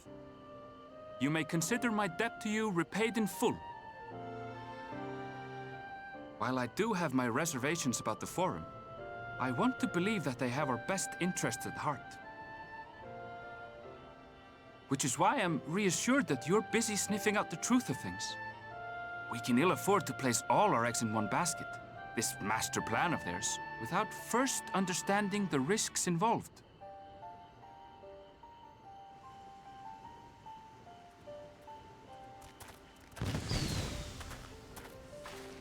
Wait! How did you know it was us? If you mean to impersonate a toad, try studying the real thing. And don't try to fool an expert.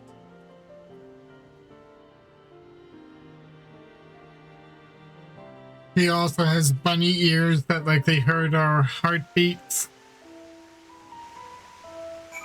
So he was able to, they look like toads, but they don't sound like toads. Our toad performance needs work, apparently. I'll have to pay more attention the next time I see one. I suppose we should have known a gleaner who specializes in animal procurement would not be so easily deceived, yet he seemed inclined to put his trust in us all the same. More importantly, however, we've discovered a new piece of the puzzle, this momentous duty the forum agent mentioned. Charlian has been called to action, and the Telophoroid's declaration was the catalyst. Whatever charge it is they hope to fulfill, they deem it of sufficient import to disrupt all of Labyrinthos, not to mention ignore Eorze's request for aid.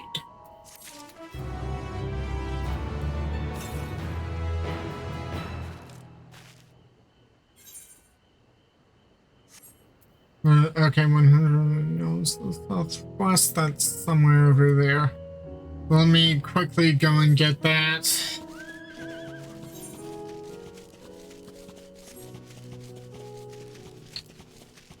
Yep, there it is.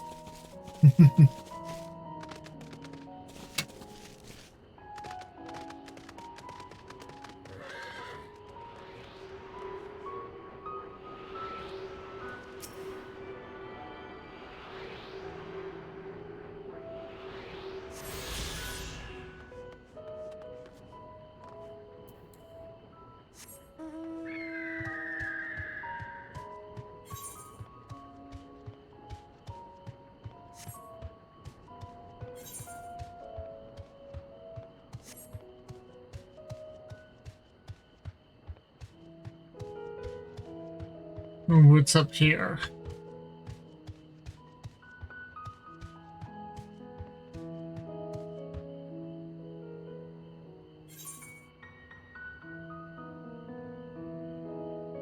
Okay, not certain.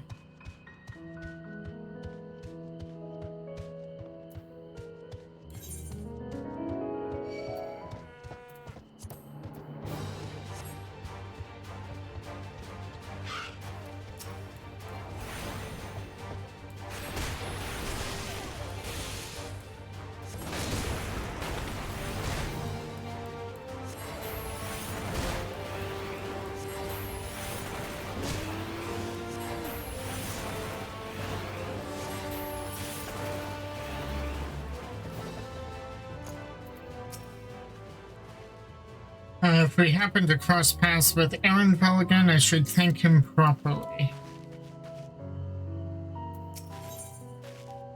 A guide of sorts. I was staring off in the direction Erenville departed, a thoughtful look on her face. What duty could warrant the direct involvement of the forum and the commitment of all its resources? Judging by what we just heard, none of the gleaners were offered any kind of explanation. At this point, it seems abundantly clear that we'll learn nothing new by pressing them further. We should head back to Istala and Trial for the moment, see what they think of this.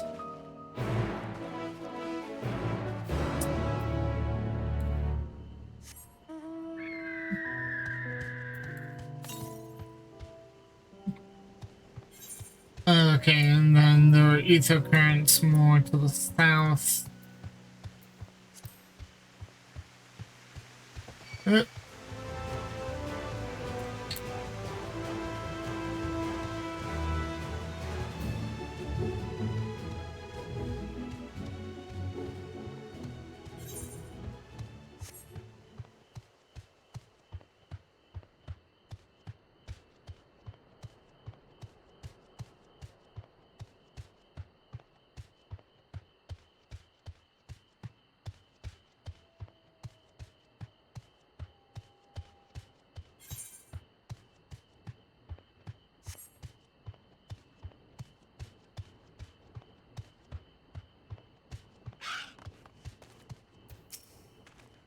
Where is Kryle?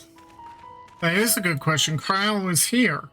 It's funny how normal the forest seems now. As a toad, it was also much more ominous and threatening. Welcome back. I trust you found Erinville then? Yep.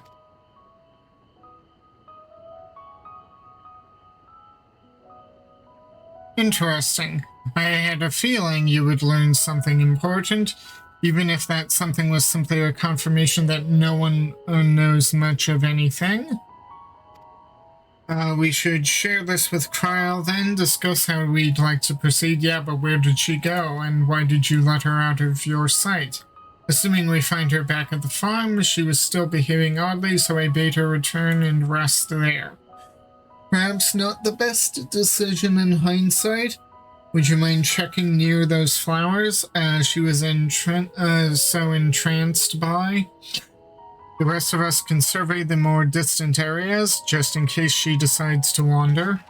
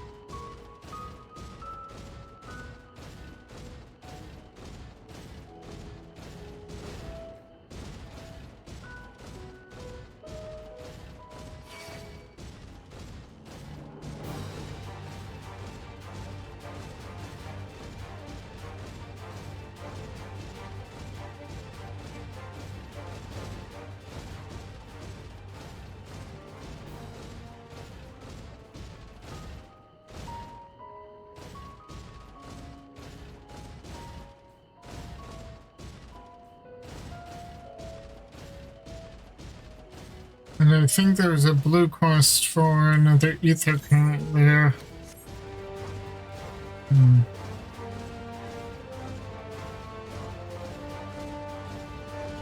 Yep. First things first, Kryle. Yep, entranced by the flowers.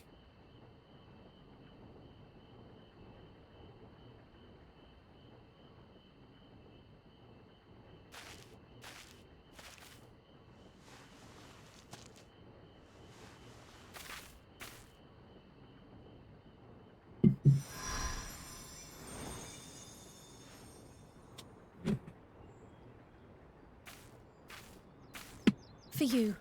The spell will keep it from wilting. She said you would need it for the journey ahead. She? She who? Will you speak with her now? I cannot hope to match Minfilia's clarity, of course, but...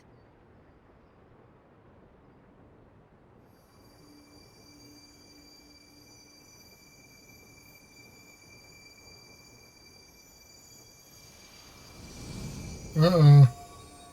Thank you.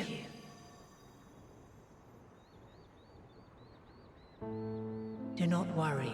She has lent me her body for only a moment. Just as I could not save the first from the flood of light, it has become arduous for me to interact with the physical world without assistance. Though I might converse with you for a time, the incorporeal form I assumed on the ship would be incapable of casting even the simplest enchantment. It is in the depths of the ethereal sea, the place to which all life returns, where my influence is greatest. After Minfilia's sacrifice on the first, it was to the sea, here in the source, where I ferried her soul. I wished that gentle spirit to find rest in the world she loved so well. Her, and another who may yet have a part to play, though that will depend on you. Another. Take the flower. Walk free, for you are free to go where you wish, to believe what you will.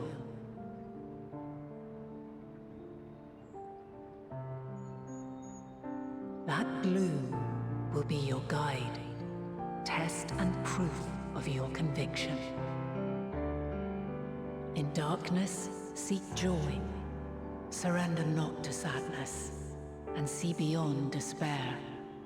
Walk free, and bear the light for others to follow.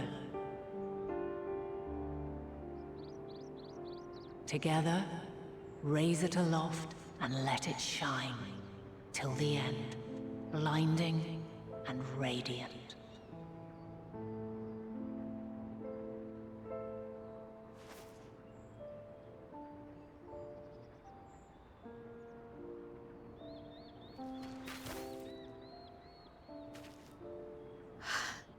That was all too brief. Already she seems so far away.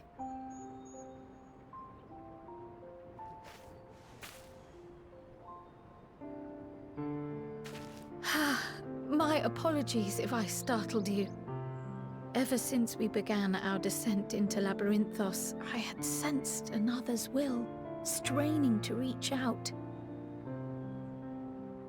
Even with my particular talents, though, I was unable to make a connection at first, so weak and tenuous it was. Once I took hold of that wispy thread, imagine my surprise to discover it was Heidelin herself. Needless to say, it seemed wise to learn what we could before letting go.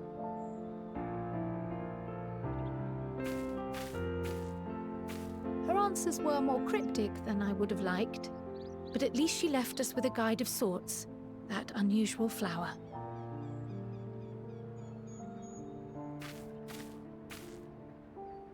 Yes, we are definitely making progress.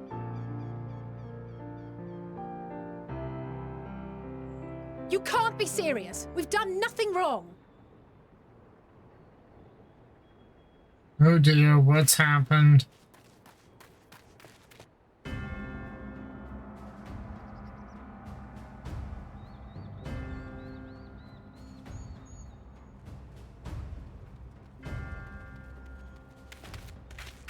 Master Fortuno, what business has the Forum with us? Obstruction and suppression, apparently. Mistress Baldessian, our records show you facilitated the Scions' entrance into Sharlayan by claiming them as assistants for your organization. We are aware of your investigations. After alerting the major institutions to the presence of potential troublemakers, we received word from an Archean custodian. A group operating under the auspices of the students, skulking about Labyrinthos and engaging in clandestine behavior. Clandestine? We may not have entered Sharlayan as Scions, but we did naught to conceal our identities. Our only purpose in this city is to seek the truth. I can think of no reason why our actions should warrant the Forum's intervention.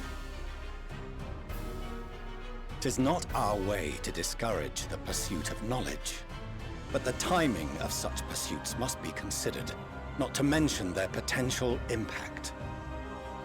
With the world in chaos, we, the true caretakers of wisdom, have committed ourselves to an undertaking that demands the utmost discretion. And we will not risk its success by turning a blind eye to disruptive foreign elements in our midst.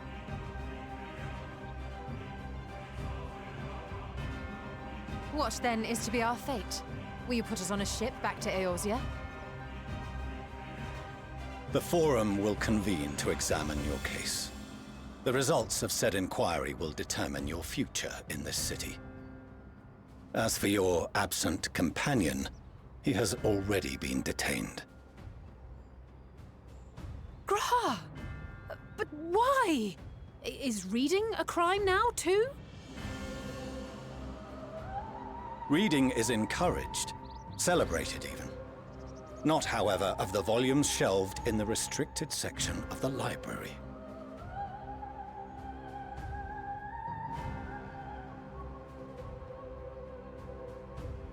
Refusing to comply will only make matters worse. Let us instead treat this as an opportunity to open a dialogue with the Forum.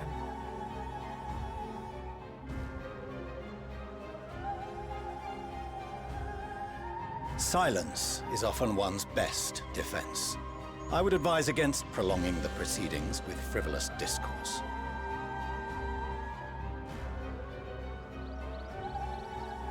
But enough. This is not the place for debate. The rostra await.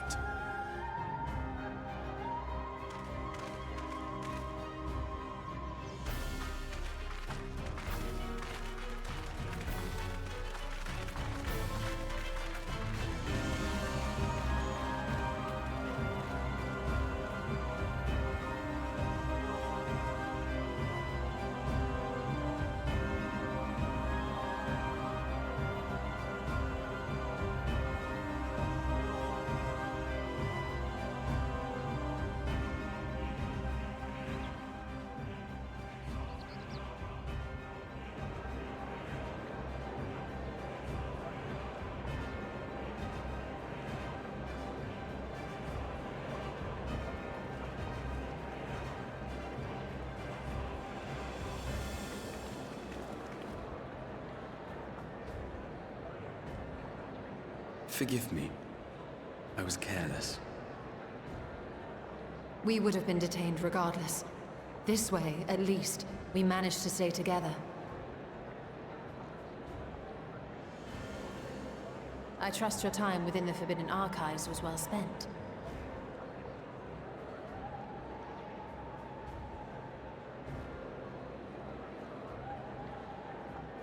The Forum will come to order! This inquiry is now in session. As Speaker-elect, I will be presiding over the day's proceedings. Master Fortuner, would you be so kind as to restate the matter which compelled you to summon your colleagues with such urgency?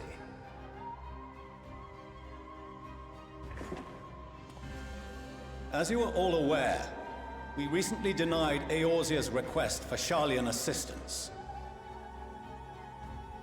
Since then, certain individuals dissatisfied with our decision have taken it upon themselves to interfere with our work. They entered our nation masquerading as associates of the students of Baldessian. But these malcontents are better known as the Scions of the Seventh Dawn. These militants wield influence with both the Eorzean and Eastern alliances, and are inextricably involved with the crises presently afflicting the world at large. Loose in our city, these warmongers sought to meddle with and expose matters of state secret. What are they, if not a dire threat to be expelled?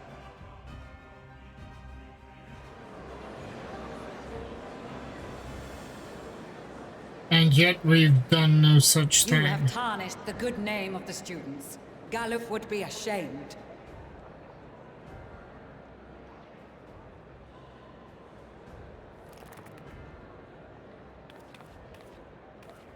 Galuf Baldessian was never one to forsake his fellow man. Even if this nation closed every door and retreated from the world, he would have found a way to help the Scions, help every soul of this star fight back against the coming doom.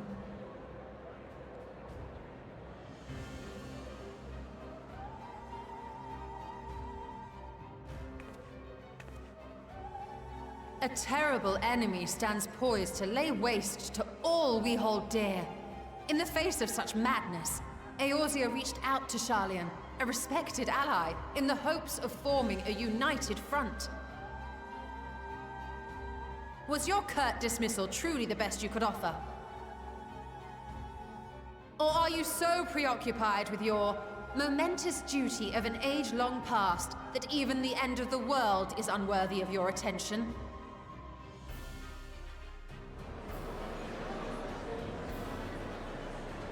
Whence came this revelation?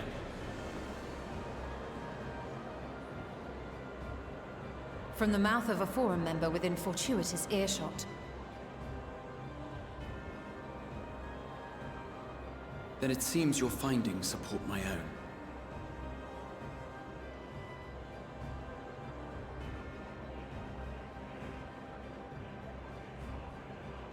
The reason I visited the restricted shelves was to study records of the Forum's policymaking process, to better understand the historical trends underlying their most major decisions.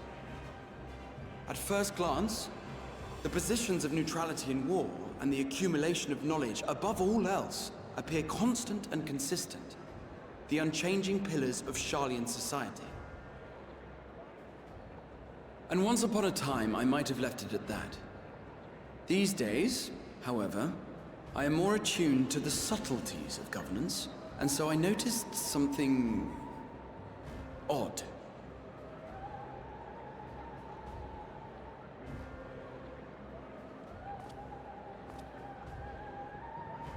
From a particular point in time, the purpose of these policies shifted. No longer was knowledge preserved for the benefit of society. Rather, society was to be gradually reshaped to ensure the preservation of knowledge.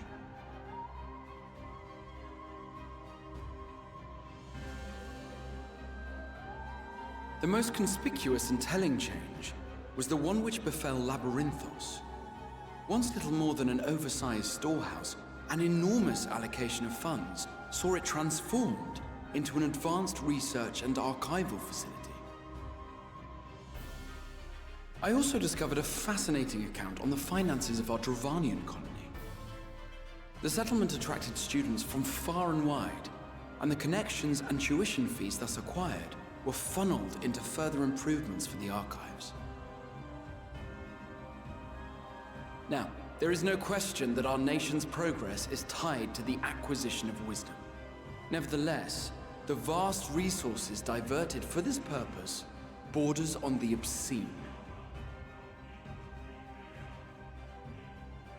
But returning to the matter of when, our change in course appears to have been made some 270 years ago. The very same period when Sharlayan scholars in the hinterlands began a formal study of the ethereal sea. You found something, did you not? And whatever it was, gave rise to your oh-so-important duty. Mind your tongue, Archon. If you had seen... What the... Yes. We are bound by a duty we cannot ignore. Knowing this, what would you have us do? Abandon our vital work and join you on the field of battle? We will never choose the way of the sword. We will fulfill our mission not through strife and bloodshed, but survival. Come what may, we shall live on. We must. Do as you must, then. But we Scions will fight until the heavens fall, until our last breath.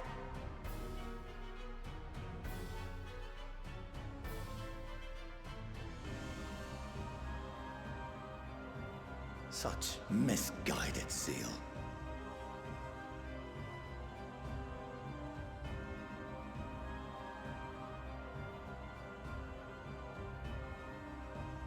Father, Master Fortuno. I fail to understand the stance you have elected to take. But by the same token, I have yet to find a compelling argument to counter the challenge you put to us in Gridania. Still, in the midst of my uncertainty,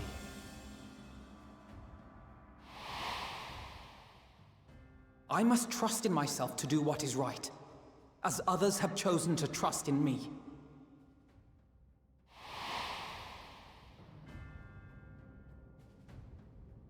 So I will continue, as I always have, weighing the consequences of my every action, and allowing my hope for the future to inform my decisions.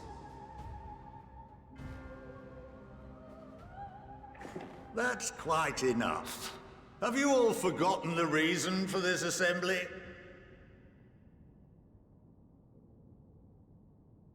Skolok Monteshane. He's the head of the Studium and an old friend of my grandfather's. Honestly, every discussion devolves into some interminable debate. Terrible habit. Let's return to the topic at hand, By their own admission, these scions have resolved to fight alongside the Eorzean nations against the doom which swift approaches. But there exists no evidence of an attempt to incite our citizens to do the same. Furthermore, while our decision may well have been the correct one, we cannot simply bull our way through these disagreements without inviting doubts or objections. Put yourselves in their place. Who among you would leave a tome unopened if an elder forbid you read it with no reason given? No. If we're to quell further discontent, then we must conclude this matter with a fair and even hand.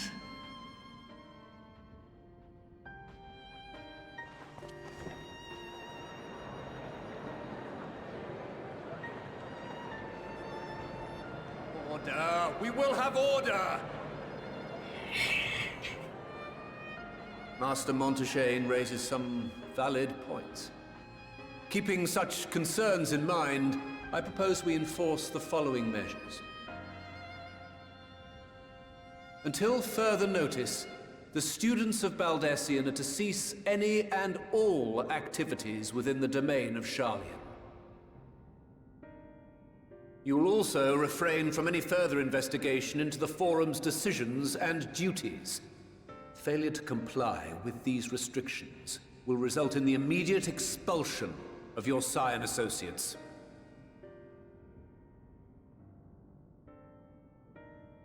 Let us put this judgment to a vote. All in favor, raise your hand.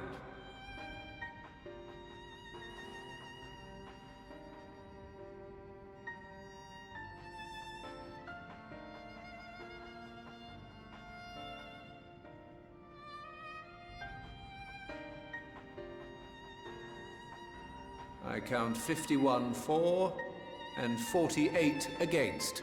The proposal is passed. Students, Scions, you have heard the Forum's judgment. Pray abide by it, or face the consequences.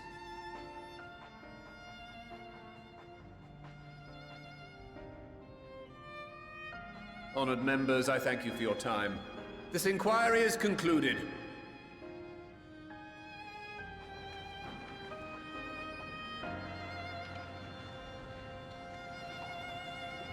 Oh, there he was. The one with the long white hair. That was the one who tried to kill me. It was very brief, but he was there. He did say he was a Forum member.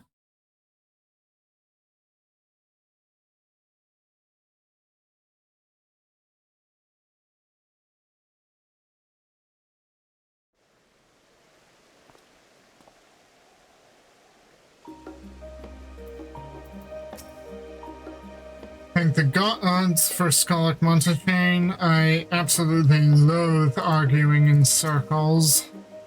My father may be right, that I am still groping in the dark for answers, but I needed him to know that I would never stop searching. I owed that much to Auenwald and myself. You may encounter some raised eyebrows, but do continue to claim the students as your sponsor whensoever the need arises. I believe in the guiding principles of the Scions, and I know my grandfather would have as well. I apologize for the trouble I've caused you. I was pondering the significance of what I had just read. as I left the restricted section and knocked over the security mount on my way out. I promise to be more vigilant next time.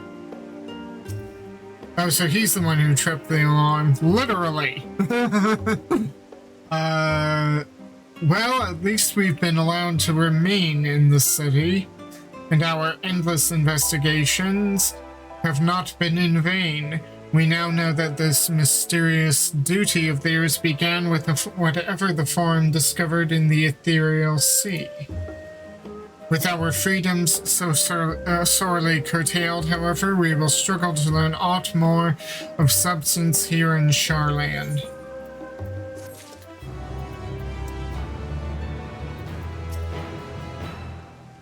We shall have to think very carefully about how we proceed from here. He literally knocked over, he literally tripped an alarm. Nice.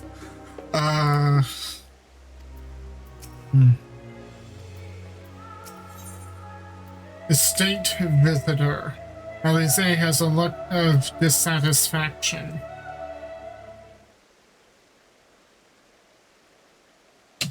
The overall picture has grown clearer. Yes, but that's in spite of the Forum being so maddeningly vague about its duty of theirs. Why are they so reluctant to explain their actions in plain words? Survival, come what may, if Father's work is so vital that it takes precedence over his own family. Alphino, Alize, it is you.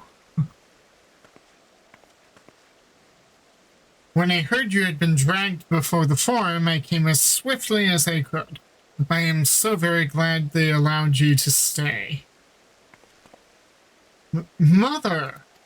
Oh, this is their mother.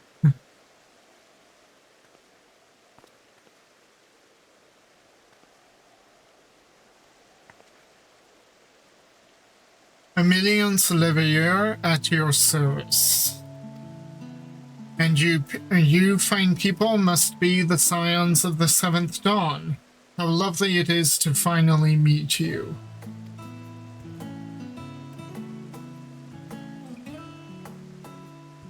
Mother, please, we don't wish to make things difficult for you.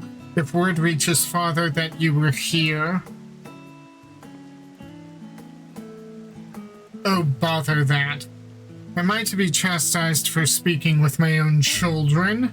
I am well aware that you and Master Fortuneau are not on the best of terms at the moment, but I've been absolutely desperate to see my darlings again.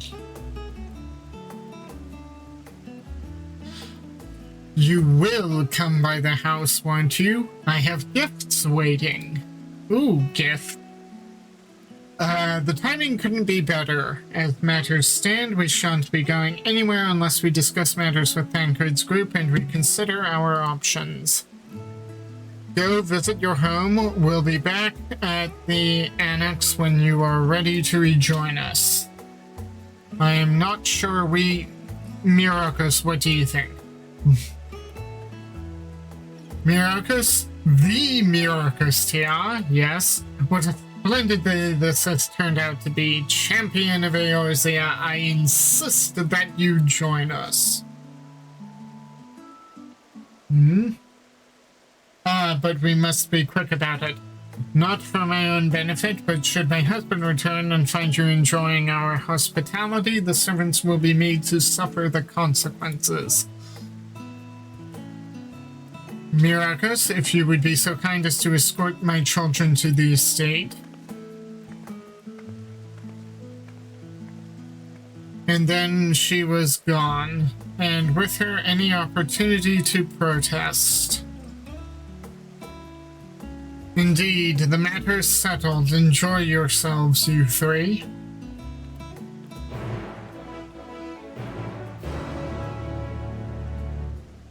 Yeah, Master Fortuneau just tried to expel us on the claims we were basically inciting or fomenting revolution. And yet we were doing no such thing. That's a baseless accusation. I'm sure Alphina thinks nothing of it. He invited classmates over all the time, but I wasn't the most... It was a different time for me, alright? I apologize. My mother is not one to take no for an answer. Still, I am glad, relieved even to see her in such high spirits. What say you, Myrokos? Though it seems we shall have little enough time to enjoy it, will you accompany us to our visit, us on our visit home?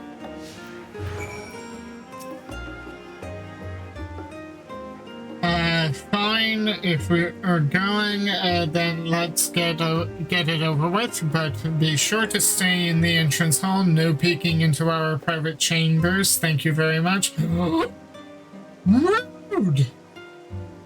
But, okay, privacy is one thing, but you pester me all the time. Come on. Why ever not? Your room was always perfectly neat and tidy. Everyone has things they'd rather keep to themselves, don't they? Cherished mementos.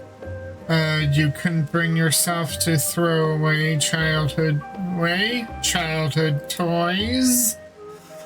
I mean, yeah, never mind. The Levier state is this way. Straight down the stairs. Come on. Alphina is there accompanying you. Da da da da.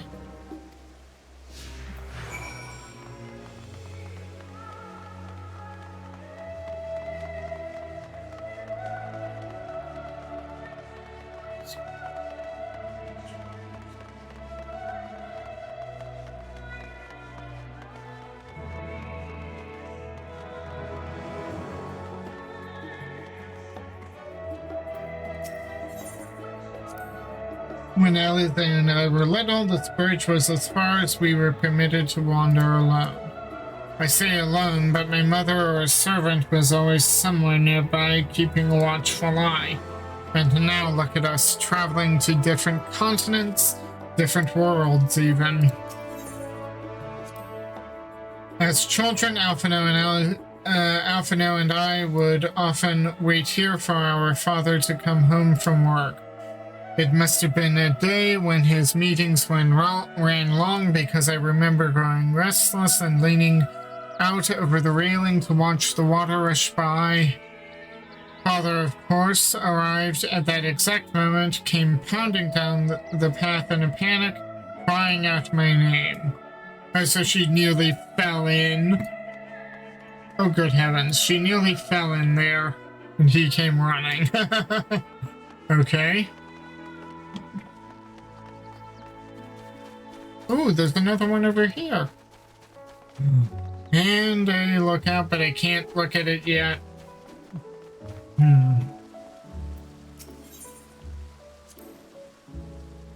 Oh yes, this is where I first practiced magic on an actual person. Alice had fallen, you see, and scraped her knee quite badly, so I tried casting a simple restorative spell I had only just learned. How she smiled when the wound closed, the joy and relief. That was, I believe, the very moment I chose the healing arts as the main subject of my studies.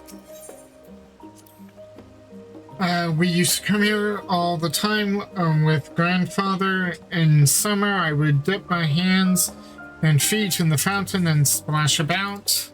Not Alphina, though. Even back then, he was very fond of playing in water. He wasn't very fond of playing in water. He'd make any excuse to avoid it, which would explain how I came to swim like an auk and he sink like a stone. So his inability to swim literally was by choice. Okay. Like, he could have learned at any point, but he just chose not to.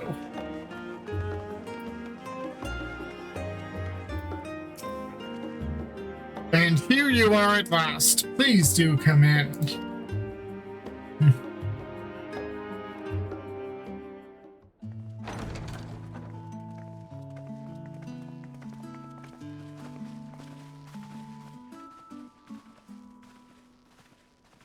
Welcome home, my lady.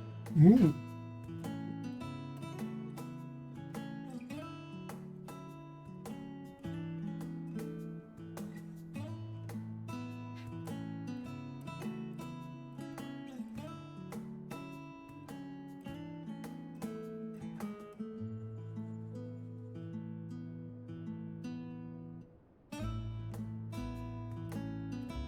What? What are you gawping at? Most of the year in all its grandeur, Science headquarters must seem squalid indeed. Just admiring the craftsmanship.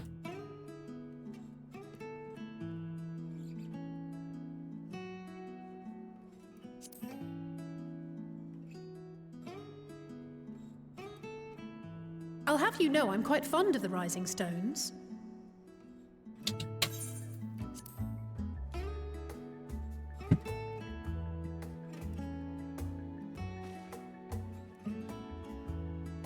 Lord Fortuneau is not to hear of this visit. And I should also like the children to have their gifts, ere my husband makes his return.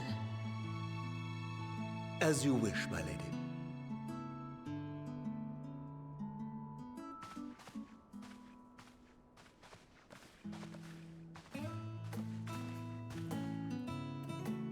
Master Alphino, Mistress Alice, if you would accompany me upstairs. We shan't be long.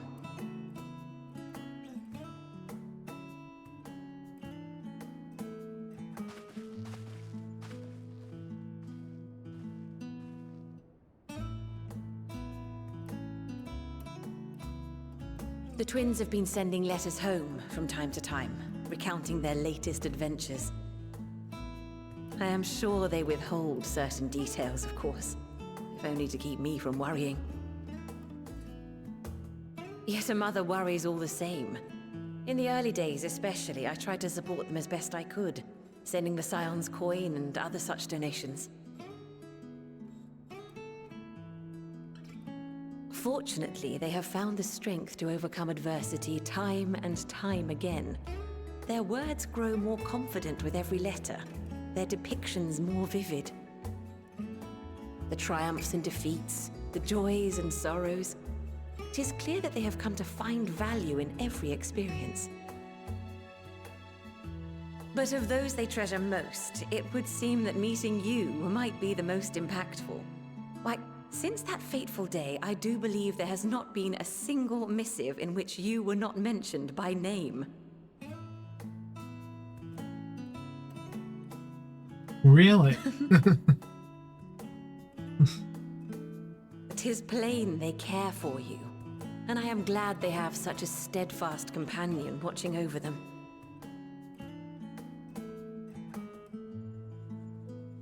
Under normal circumstances, I would offer you tea, but alas, these are anything but. In any event, why don't you keep me company whilst we await my children's return? Perhaps you might regale me with a tale or two of your exploits.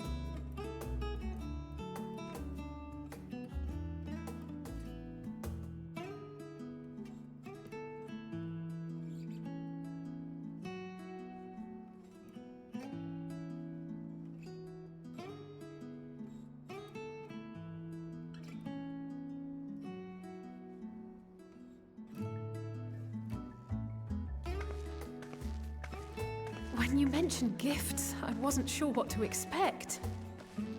Mother,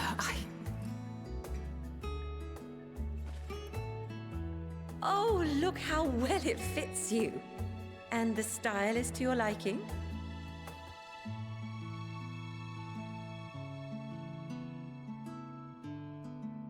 It's perfect.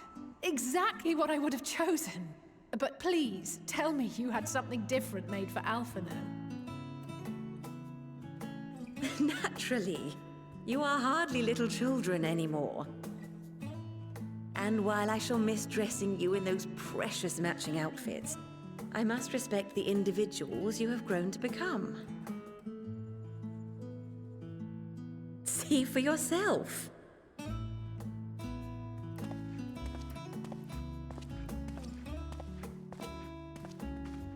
Thank you for the splendid clothes, Mother. Stylish, comfortable, and eminently practical. I am so glad you like them. They are, however, missing one final touch.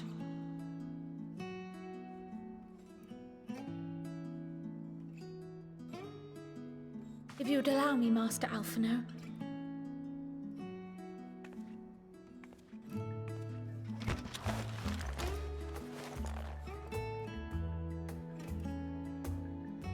Oh, he's a sage.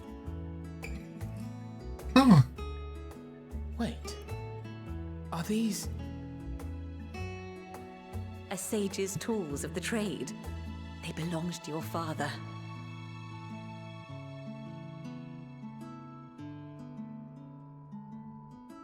Though he may as well be chained to his desk these days, as a student he was often called upon to venture into the field.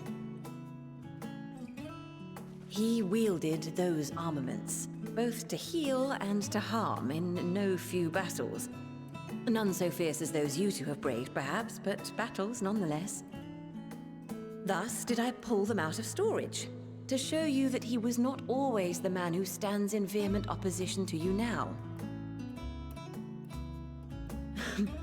And also because it would be a terrible waste of ridiculously expensive House Leveilleur commissioned artistry.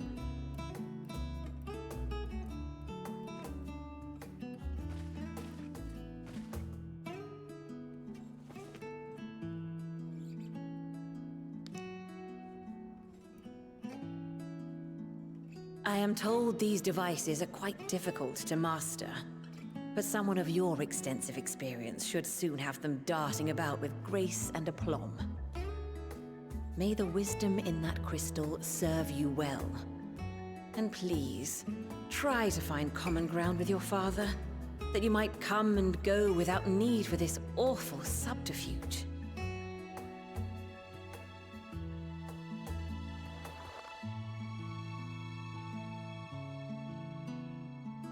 We will, Mother. I promise. My final gifts to you, before you run off, are an observation and a suggestion. Firstly, Fortunato has ever been a serious man, but it was only after you were born that he truly lost himself in his work. I may not know the Forum's inner workings, but I know your father's. The timing of that change in him holds some significance. Secondly, do not seek to best your father with words. Far better that you simply show him. Let him discover the merit of your actions, after they cannot be undone.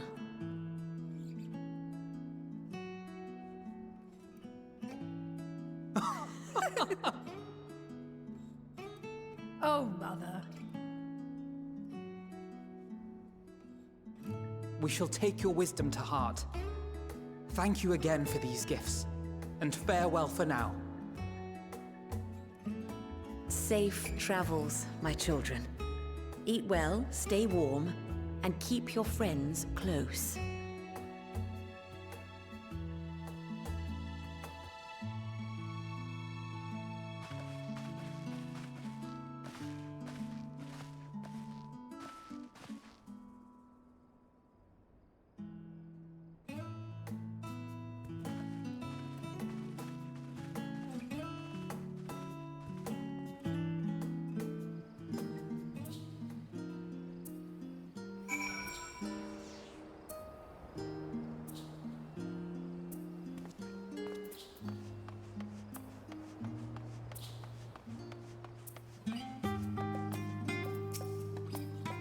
And that was that. Only the gods know when we'll be back again.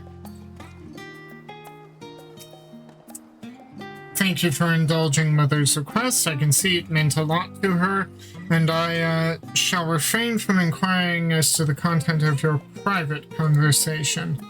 Our visit was all too brief. For now, however, it will have to suffice, as will these tokens of home that we carry with us. these gifts to help us remember who we are and whence we came. But enough sentimentality, let us return to the annex and rejoin our companions.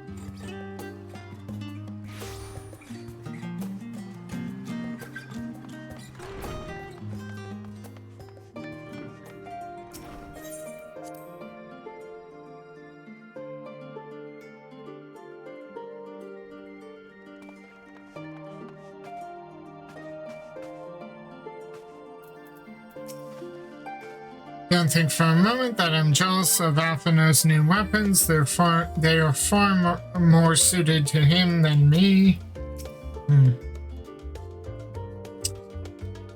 If I intend to master the sage's armaments, that will mean learning to imbue them with the same ether that I poured into moonstone and obsidian. Oh, they were different. He could summon different carbuncles. Like, well, maybe as a summoner or as an arcanist, each carbuncle was slightly different, but he deliberately created separate carbuncles. It is difficult to grasp the essence of such an entity. For me, it will help to think of the Nulith as allies in battle, simply a new form of energy which went into manifesting my carbuncle companions. Okay, sorry, I wound up clicking it away. We left for Eorze in matching outfits, but our styles, both fashion and fighting, have long since diverged. If anything, I'm proud of the differences between us. As curious as I am to learn the truth of this duty, I wonder what else the Forum is hiding. A calamitous secret whose origin lies in the ethereal sea. Duplicity aside, however, I do not believe Master Fortuno means us ill. Even the harsh words he had for his children stemmed not from anger, I think, but desperation. For us to feel responsible for the schism of House of Ayur would be pure hubris. After all, we are merely on the outskirts of what is, essentially, a family affair. And yet neither can we claim the indifferent.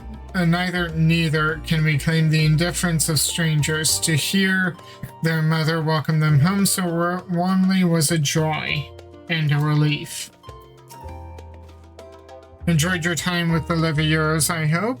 I would ask how the twins fared, but their new outfits tell the tale. I only hope that we can help them reconcile with their father, that they might return home one day with their heads held high. In the meantime, we edge ever closer to the secret of the Forum strives to hide. And the flower bequeathed to you by Heidelin is sure to guide us going forward. I'm confident that once you've scouted out the situation in Thafnir, we'll be equipped to plot our next move.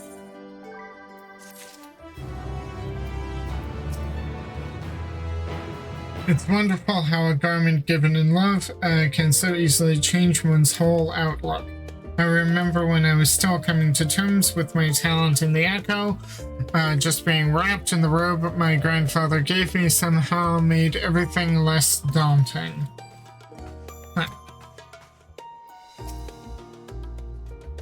So it's back to Fafnir. Had I known earlier, I would have considered more suitable attire. Though I have read much on the subject of Radz-at-Han, and this visit shall be my first, it will be interesting to see how the Hanish mean to contend with the tower, different as their magical and technological disciplines are.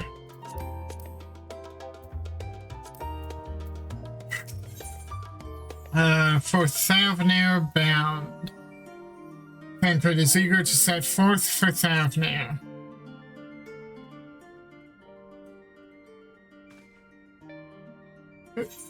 I have Kyle's instructions in hand. If you are ready to set out, then so are we. Having been to Fafnir before, I can travel by Aetheryte, but what of the rest of you? Another sea voyage would waste time we do not have. Kyle was of the same mind and has already secured the aid of the good folk of the Confluence. We'll take ourselves there. The Confluence, thou sayest. I am afraid so, my friend.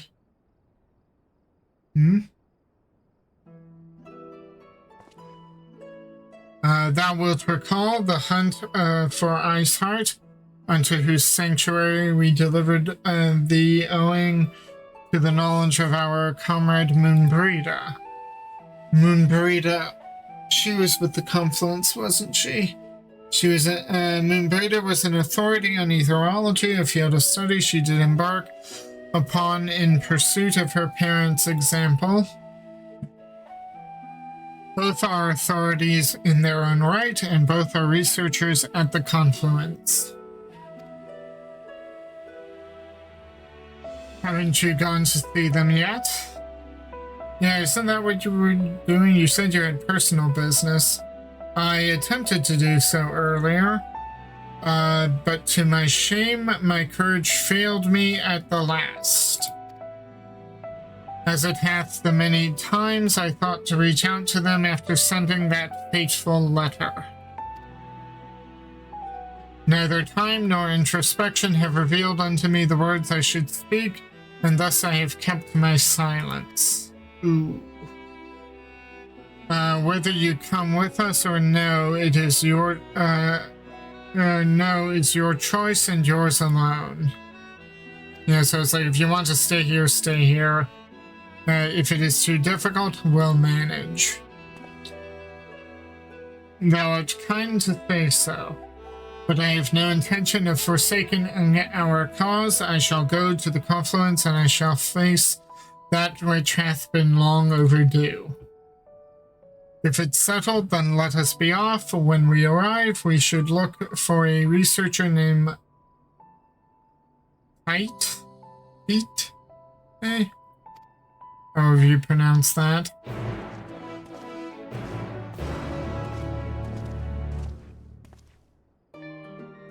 Probably Kite.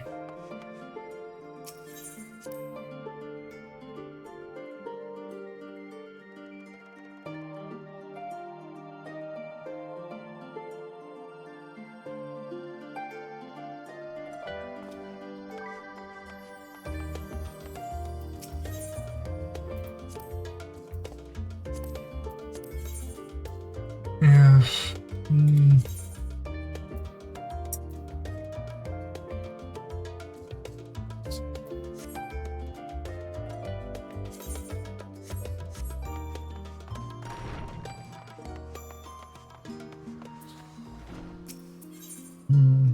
No, it's just around the corner. Literally, so I mean, it's right there.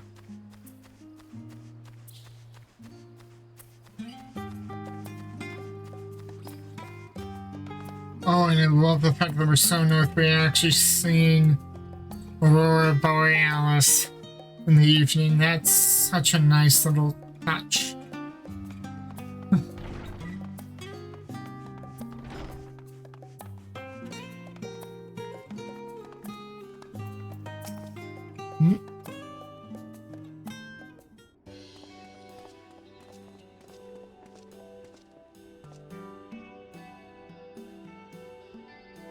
Well, now that there's rather a lot of stern faces, are my library books ever due again?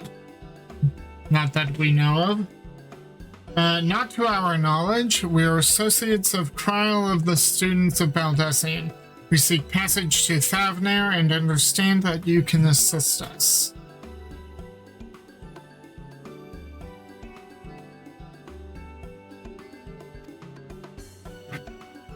Ah, the test subjects. Welcome, welcome. Test subjects. Where's Ariandre? Ariandre is missing.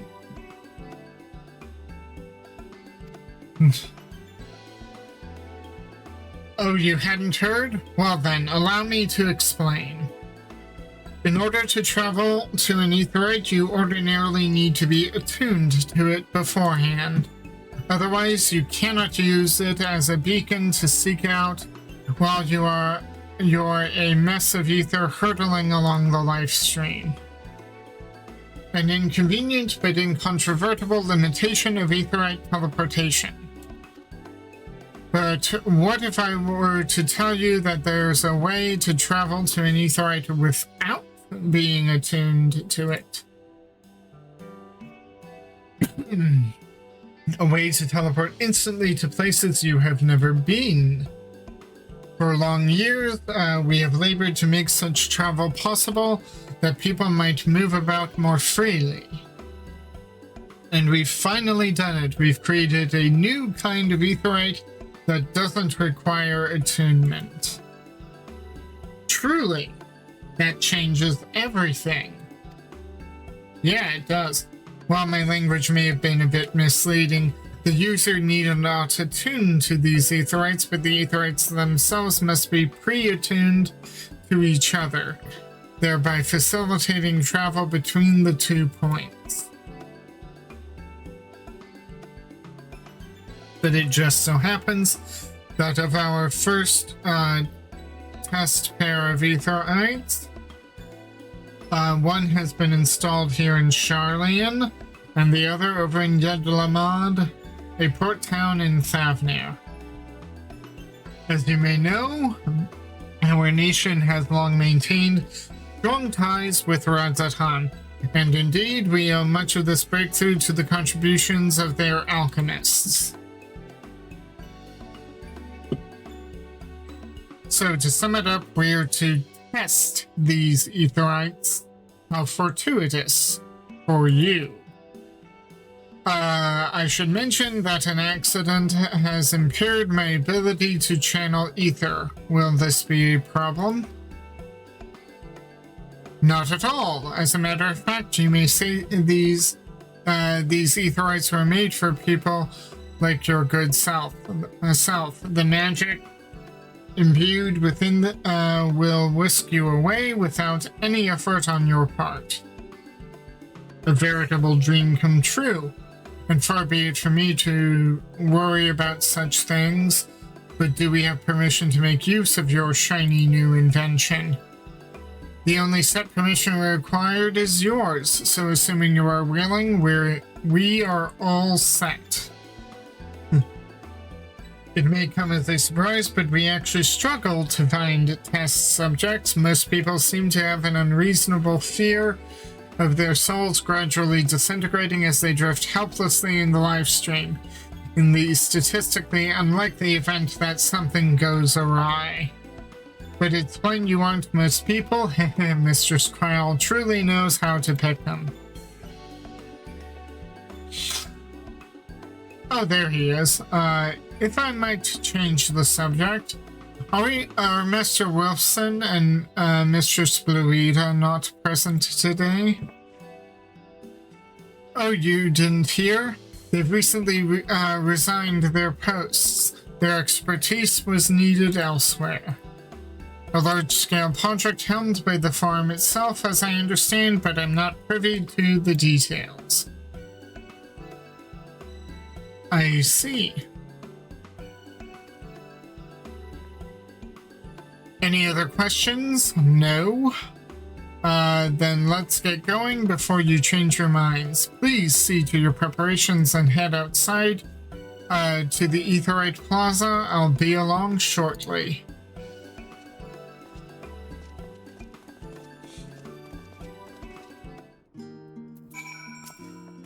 In case you're wondering, the Aetheryte still functions like a normal one. It's just been upgraded to allow unattuned travel. I'll see you there shortly.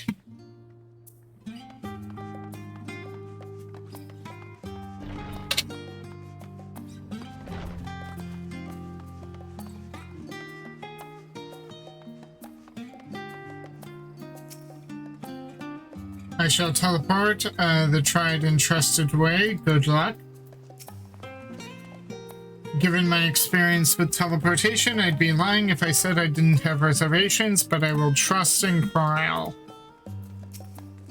The words unsaid, yet weigh heavy on my heart. I shall devote mine all to our task in Thavnir.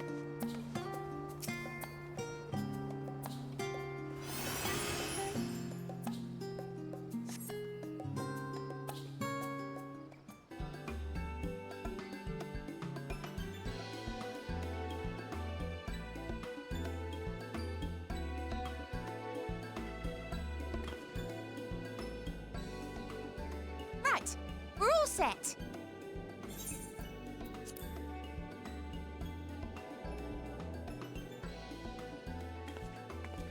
Just the 4 of you, was it? 3. I'm already attuned to the crystal in Thavnir. You are? Oh.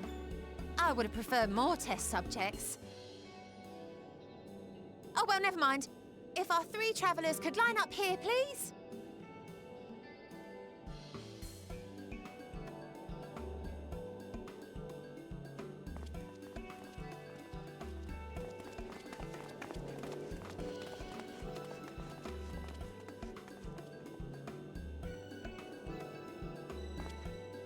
Yes, right there is fine. Take a deep breath, and I'll soon have you soaring through the ether.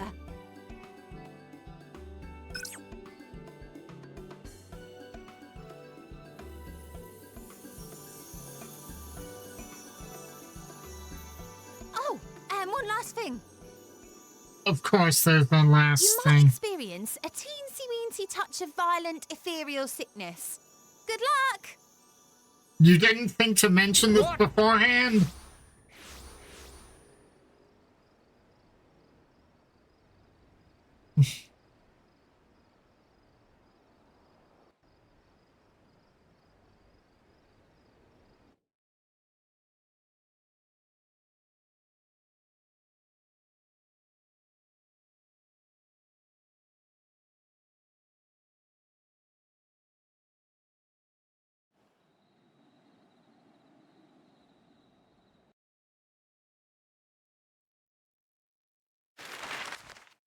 Okay.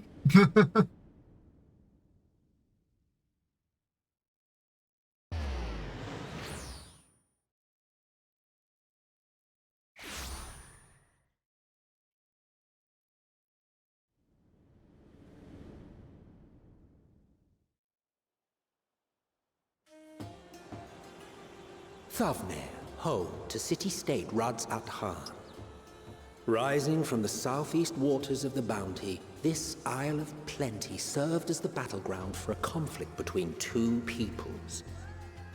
Their cultures bled into one another until a unique amalgamation was distilled from the chaos, in a process not unlike their precious alchemy. Once solidified as a single nation, an adamant stance of neutrality would hold invaders at bay. For a time.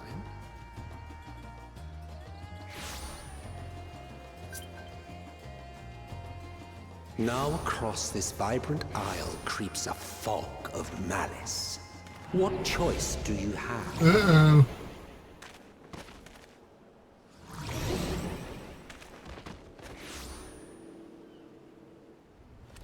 What chance?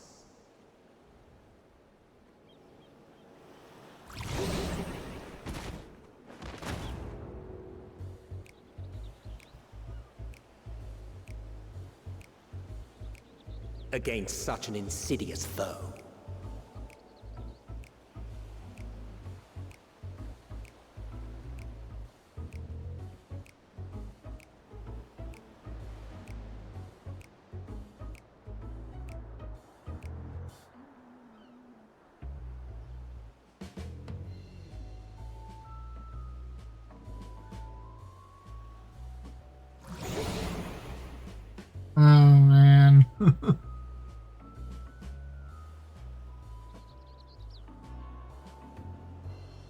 I've seen fairer faces after a bout of bad shellfish.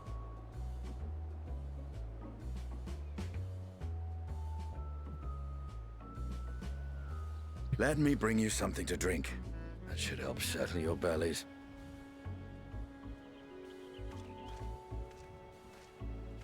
Oh no.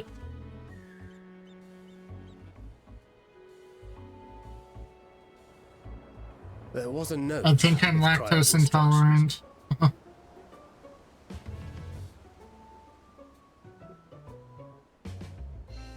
Don't let a Stinian roam the markets alone. He's alarmingly bad with coin. Oh dear, no, I thought I heard something about this. Oh no! Oh no.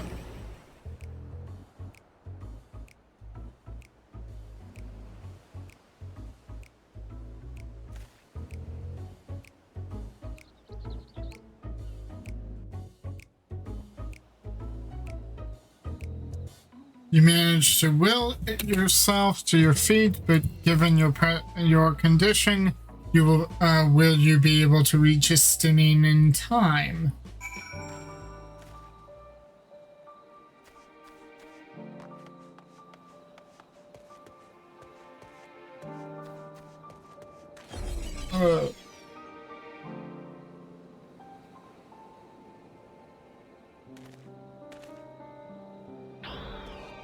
Ooh.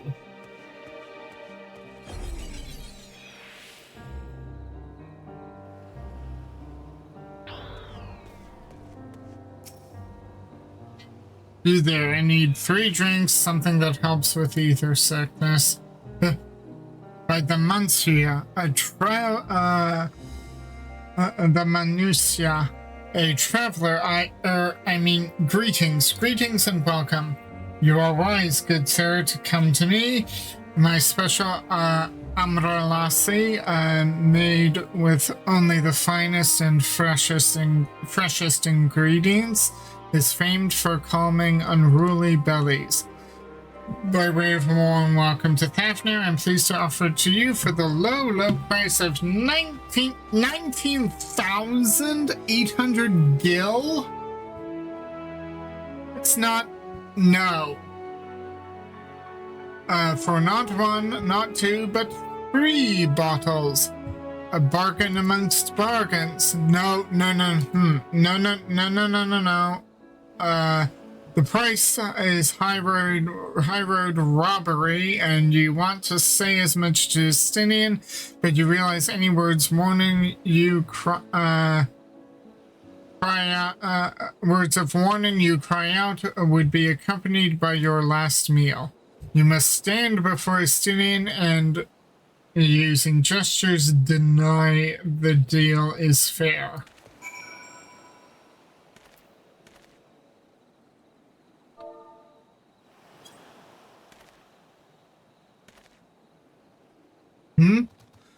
Thought you could barely stand. What do you need to tell me that's so urgent? Wait, I shouldn't buy the lassie?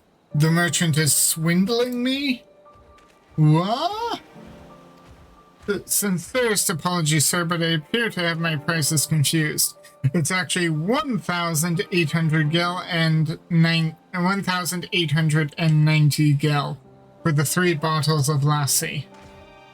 That confusion would have been quite costly for us both.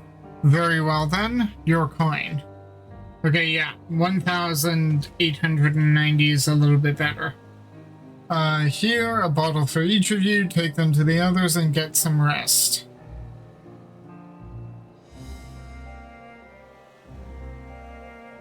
I'll be back after I've explored the town.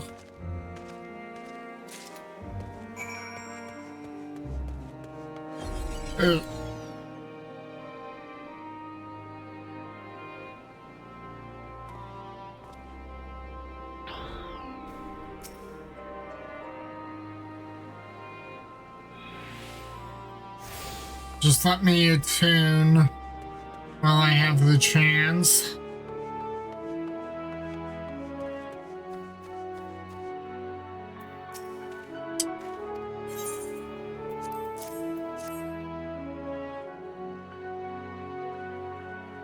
Praise be to the 12th. My stomach doth loosen its death grip. My heartfelt thanks to thee and Justinian, and to the fine fruits of this land. You were in time? Excellent. You have spared us to Taru's wrath. Indeed. Made from one of the finest and freshest ingredients, this Amra-flavored lassi is boasted to settle unruly stomachs. Sweet, sweet release. If you haven't already, you should have yours too.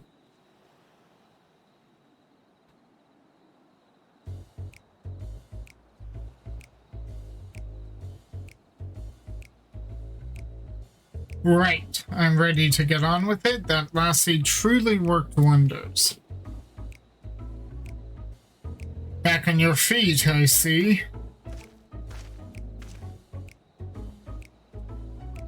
Thy hair. I found it. 'Tis the most I could do against this heat, short of shedding my armor. May I ask where you got the cord for it? A local vendor. The man said it's a Thavnarian weave. Tough, though not easily unraveled. And how much did it cost? 9,400 gil. A steal, I was told. 'Tis nothing fancy, but I've always valued function over form. That's incredible. I dare say not even Alphino could hold a candle to 9,400 gil. It's not uncommon for merchants to set their prices high, but doesn't seem excessive here. Are all the Hunnis merchants so unscrupulous? I expected the Azure Dragoon to put up more of a fight.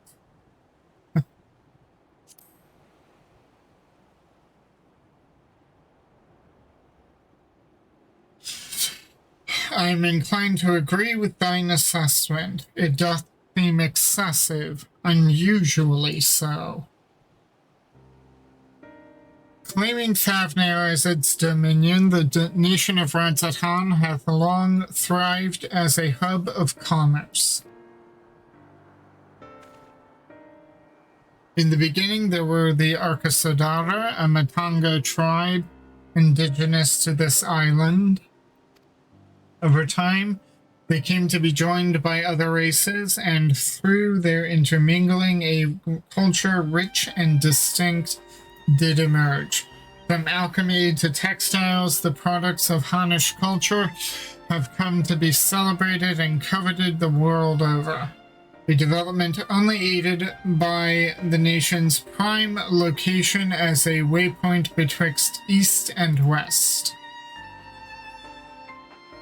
All of this hath combined to make a trading power of Radzatan.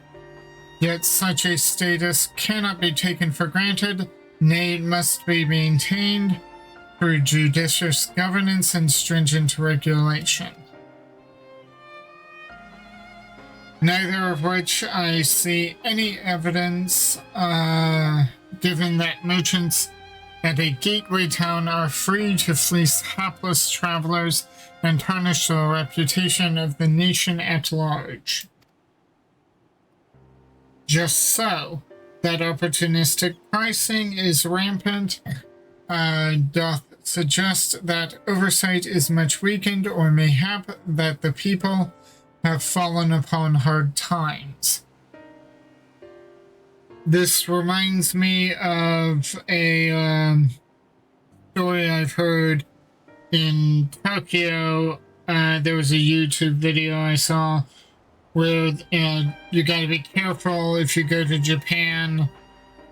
If you're in Tokyo and you eat at a restaurant or a bar, be careful which menu you order from, because they may have an English language menu, but the prices, or even if they have the same menu, they may have an English side and a Japanese side. But watch out for the prices, because even though the prices are still in yen, the English language prices will be like double or so what the Japanese language price is, so just something to watch out for. Whatever the truth may be, 'twould be prudent to ascertain the current state of affairs. Prudent and practical. We've naught to lose by learning more. So ere we seek out Kryle's acquaintance, shall we see what information we can gather here in Yedlamad? Excellent. We didn't exactly get off to a flying start, but we'll make up for it.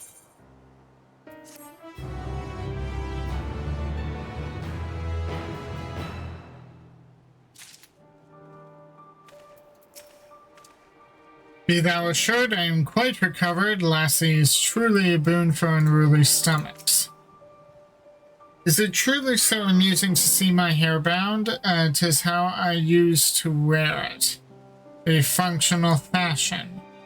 Perhaps you are confused by how you found me following Nidhogg's demise. It had fallen loose after the chirurgeons removed me from my armor and put me to bed. I simply decided to leave it that way for a time, seeing as I would not don the Azure Dragoon's helm again.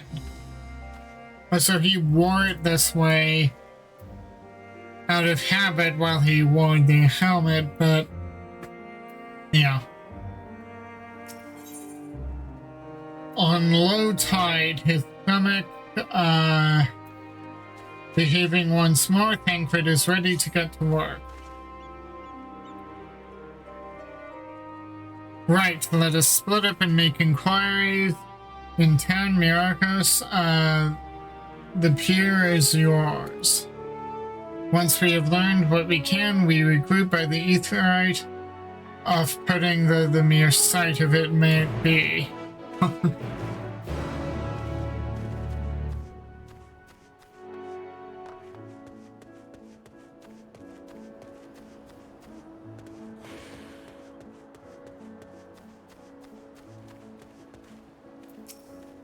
Welcome, traveler.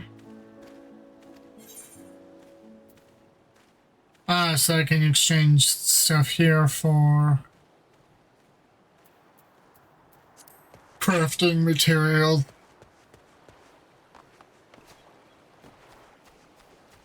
Goodness me, it's either foggy or it's clear.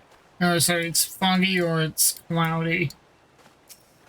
Crate of fresh fruit.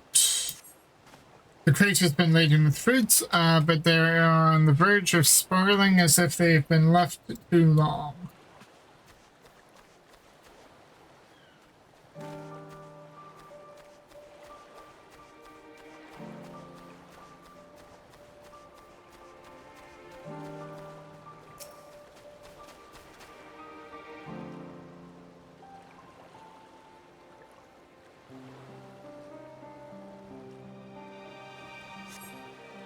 Gazing out from the pier, used by boat moored off nearby isles, with the silhouettes of larger seafaring vessels farther away. Compared to other ports you have visited in the past, there appears to be very little activity.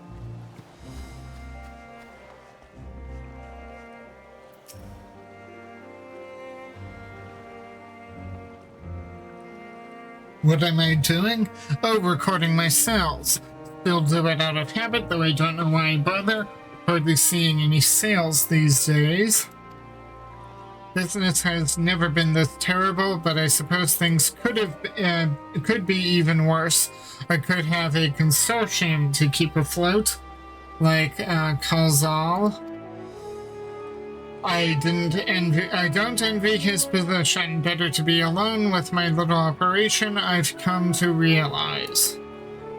You're a traveler by the looks of it. If you have a moment, perhaps you could pay Kalzal a visit. He'd be glad for tidings from abroad. Like as not, you'll find him at the Salt Winds Sails, the Harbor Guild building across the water from here.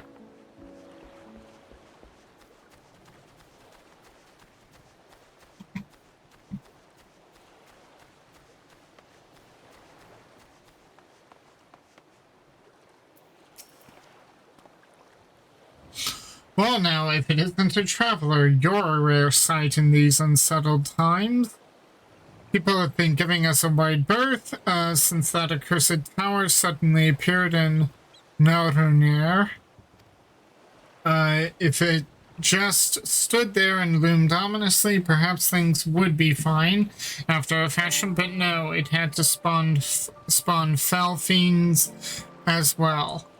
We still have our lives thanks to the Radiant Host, but business is as good as dead.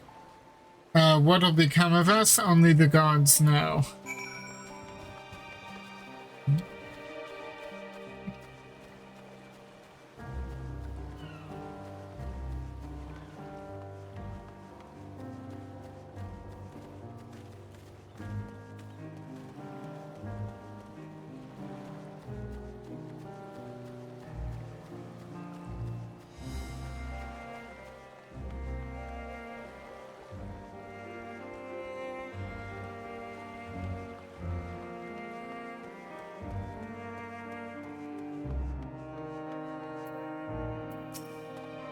And what do you expect me to do? I don't know.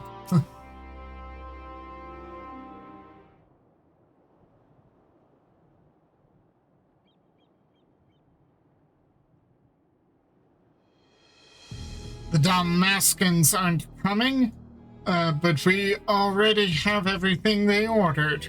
What are we supposed to do with it? I don't know, but yelling at me isn't going to help. All I know is that their plans have changed, and that's all. Look, you must have known this might happen. The Empire is at war with itself, and the provinces are in chaos. And then there's the tower sitting on our doorstep, spitting out monstrosities. The city has its defenses, but we've been afforded no protection out here. We can't blame foreigners for not wanting to take the risk. But this will be an enormous loss. All right, forget about the Damascens. Surely some ships are still coming. We have fresh produce, handicrafts, medicines, all the perennial Hunnish favorites. Our consortium works closely with merchants and artisans to supply only the finest wares. Quality is guaranteed. I know all these things, Kalzal, I do. Which is why I regret to say I have nothing for you. All voyages have been cancelled or indefinitely postponed. And you are? Wait, you're a foreigner, are you not? A merchant? Please tell me you're a merchant. No, I am not a merchant, sorry. I see. That's a shame. I am sorry, but we're discussing important matters. If you need something, please talk to one of the others. Excuse me? My name is Matya, and I'm here to see Kalzal.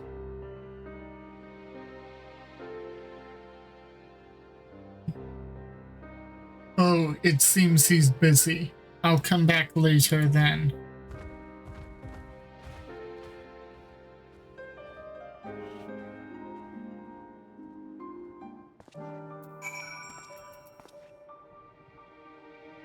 Best not to disturb him.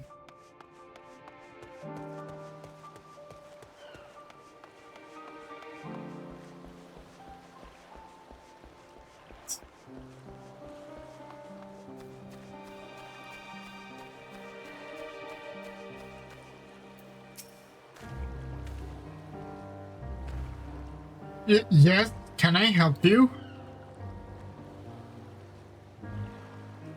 I remember seeing you back in the guild. You wanted to speak with Kalzal too, did you? I'm Matsya, a fisherman of Akyali, a nearby village. I sell my catch to Kalzal, who offers it to foreign merchants, but he hasn't bought anything for a while now. When I heard the consortium had been struggling, I became worried and decided to come and see him. Just as soon as he's free. Anyway, he's a hard-working man and I dare not disturb him. A fisherman's friend. Mattia regards you nervously. If I may ask, what is it that you do?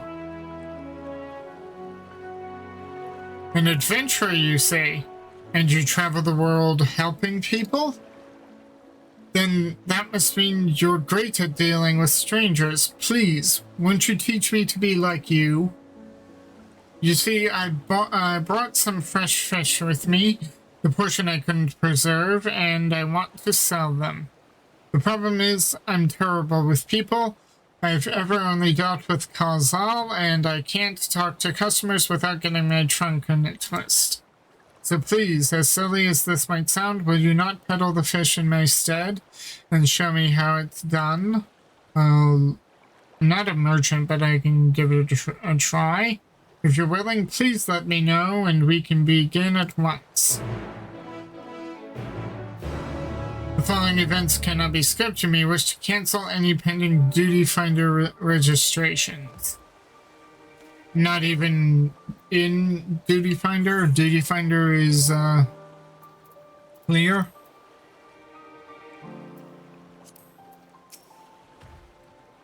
You'll do it then? Show me how to deal with customers. I'm in your debt. Right, please try peddling my fish to, say, 3 people here in Yedlamad. I will observe you and learn. That's it.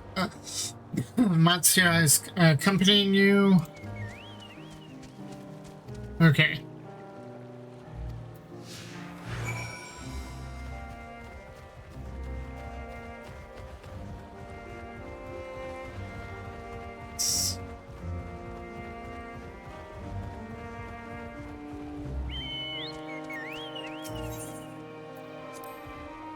To travel to unfamiliar places and speak with unfamiliar people, your conversational skills must be astounding.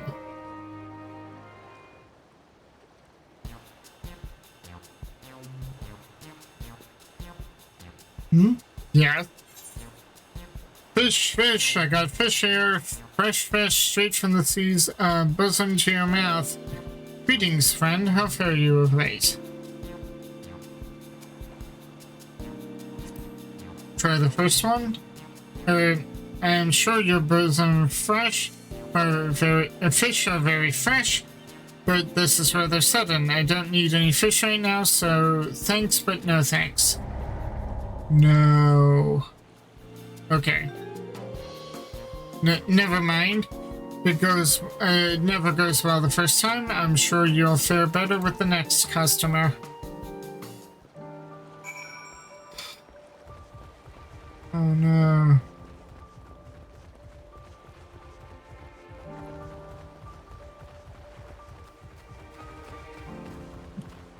It probably wouldn't have worked anyway.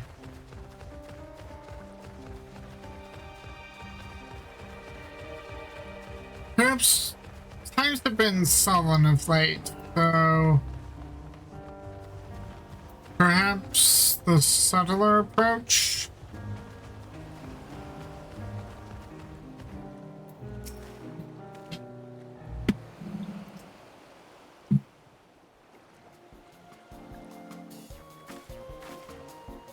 A hawker, are you? Do you sell fruit by any chance? If so, I want to buy some amaranth. Let's say a dozen. They don't need to be export quality.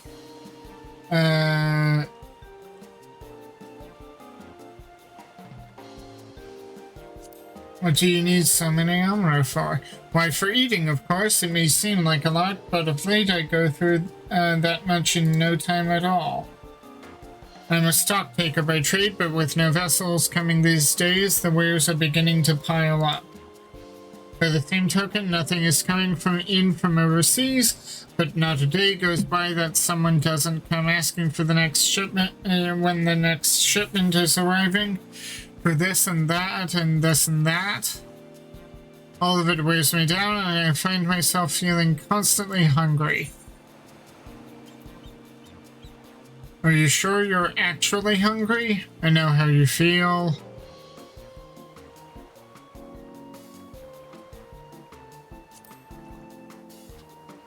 Thank you. A pity you don't sell food, but I enjoyed our little chat. It took my mind off my troubles for a moment. Yeah, it wasn't going to work. Never mind, if nothing else, you left it with a positive impression. Let's move on to the north side of town, shall we? I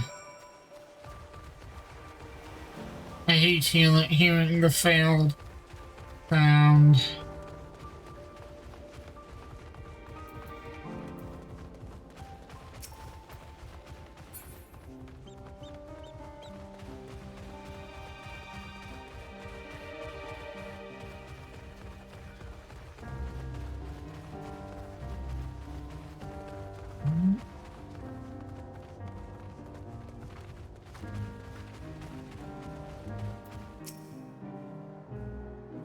What'll happen if I fail this one? What is it? If you don't mind, I'm rather busy. Oh gods, my stomach. Ether sickness?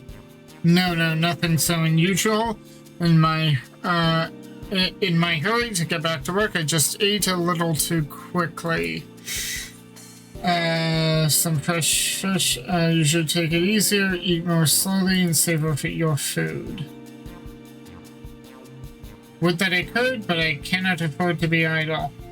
Like as not, circumstances will surely get worse before they get better, and so I'm working as hard as I can, while I still can, the better to be prepared. What an industrious young man you are. Well, it's not like I'm trying to impress anyone. No, if you'll excuse me, 3 failed attempt. Too bad. We couldn't make a sale, but we did manage to build something of a relationship.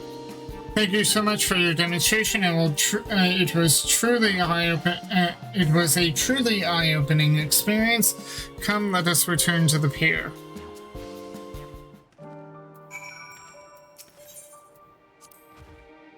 Come, let us return to the pier. I wish to thank you properly for your kind help.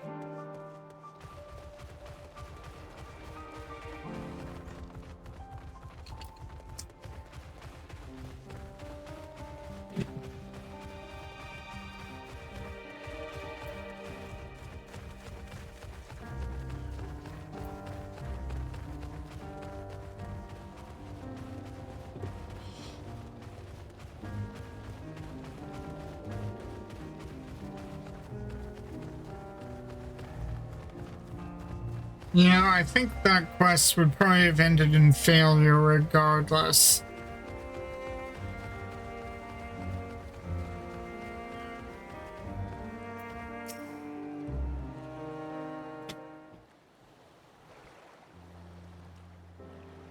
Thank you so much for showing me how to talk to customers. That you didn't manage to sell any fish in the end, but the way you fearlessly approach strangers gave me much courage. When I peddle my wares, I'll remember your example and endeavor to be fearless too.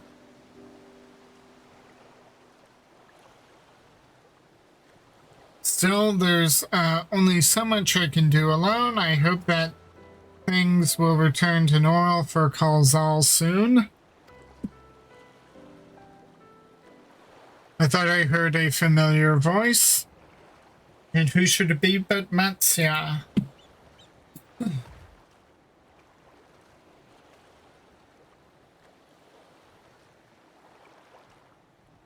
Kalzal, have you finished your business at the guild? Oh, you were there too? Forgive me. Try as I might, I can't find any buyers. With no ships coming in and hardly any going out, there simply aren't any options at this rate. So you can't buy my fish anymore? I am sorry, Matsu. Truly I am. But for now you must peddle your own good. But by myself? I can't. I want to help you, I do, but as it stands, I can barely help myself. I've poured my all into the consortium, and I'll be damned if I let it fall apart. My friends and families depending on me, and I won't fail them. The sisters as my witness. Halal.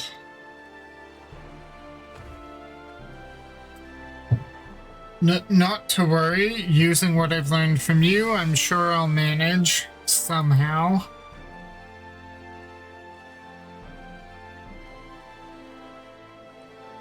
Well, I had best return to my village. My thanks again, and please take care on the road.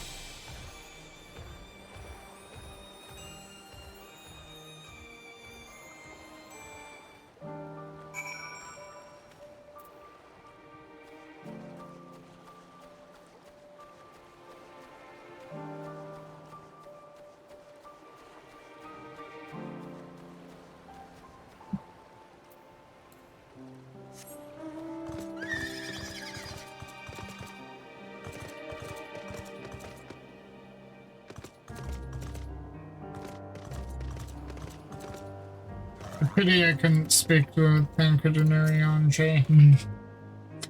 Mayhap owing to the island's small size, the tower's impact upon the people's lives doth appear more pronounced here than in Eorzea. There you are, gotten over your ether sickness, have you? I see you've been busy, managed to learn a tidbit or two, I trust.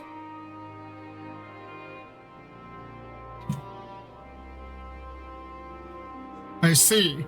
We also heard that the tower is affecting many locals' livelihoods, but to think that it would be to such an extent. For another notable, if not wholly unexpected, discovery, disappearances and kidnappings are disturbingly commonplace. As before, the culprits are almost certainly tempered Imperial soldiers. And as before, they mean to use the faith of their hapless thralls to call forth a lunar primal. Business as usual for the Telophoroi. Helping a struggling fisherman you've only just met to peddle his catch. Yes, you would do something like that. Mayhap owing to the island's small size, the tower's impact upon the people's lives doth appear more pronounced here than in Eorzea. House of Divinities. Judging by his furrowed brow, something important has occurred to Estinian. That Matsya fellow you were helping, he's Arcasadara, is he not? Apparently, 'tis almost exclusively his people that are being kidnapped. Should he be traveling alone?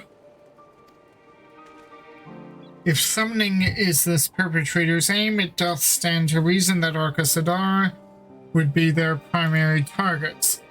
For 'tis the faith of their ancestors which prevaileth in this land, and many are devout adherents still.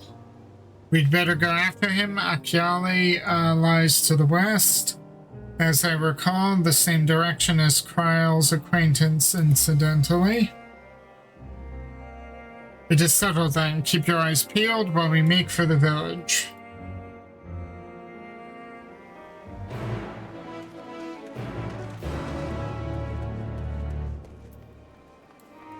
Before I pick up with that, let me do the blue quest. I didn't do the blue quest that I saw.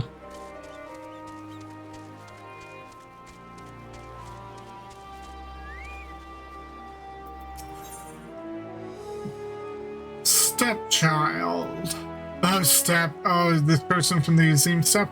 Ogle's looking around in trepidation. Why are there Matanga everywhere? Has this town fallen? Ah, your face. It is known to me. You were the warrior who fought for the mole and the Nadim. I am Ogle of the Katayan. It was your bravery and skill which inspired me to embark on upon my own hero's journey. Yet now I have foolishly blundered into a den of Matanga. Why do these others walk without fear? Do they not care if they are slaughtered? These Matanga are not like those on the Azim Steppe. The Orcasadar are a civilized tribe. I do not doubt your word, but grandmother would always warn me, if you encounter a Matanga, turn your tail and flee as fast as you can. Her tales were awful and bloody, and so now, the very sight of them, the terror rises unbidden. No, I cannot stay here. I must earn enough coin to buy passage from this nightmare island as soon as possible. I beg of you, stay at my side for a time, just until I meet this Kankana person the sailors told me about. She is said to have work that pays a fair wage, so I will see if she has for me.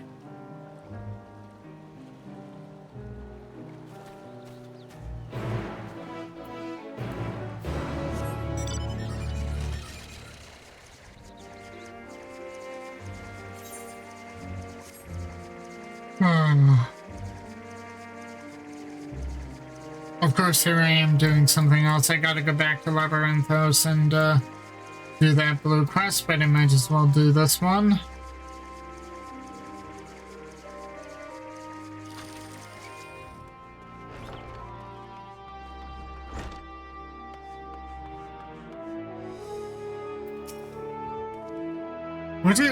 Why is that young lady trembling so? Oh dear.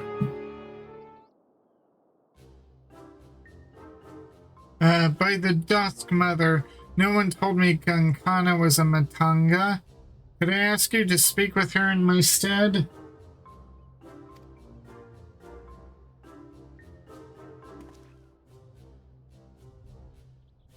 Welcome to Yedlamad, traveler. I am Kankana, and it is my job to assign the right work to the right workers. Might I have your name?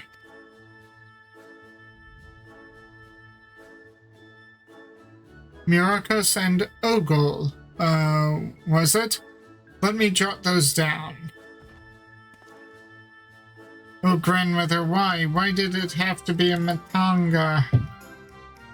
Is your companion quite alright?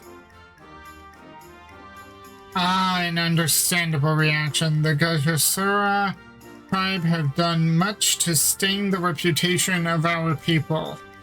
You are looking for work though, yes?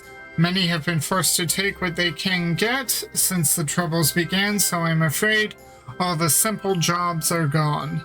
As for what's left, I only have tasks fit for seasoned fighters. Does that sound like something you could do? Sure. Fighting?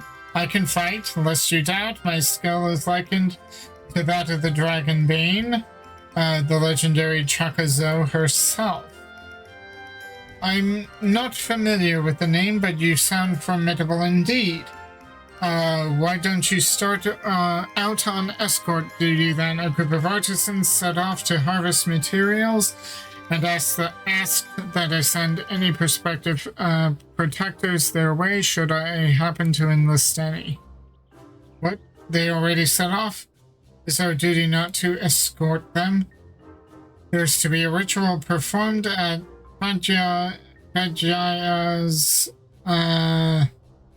footsteps. They'll need incense and costumes for the dancers and such. The entire thing was decided rather suddenly, so there was no time to waste.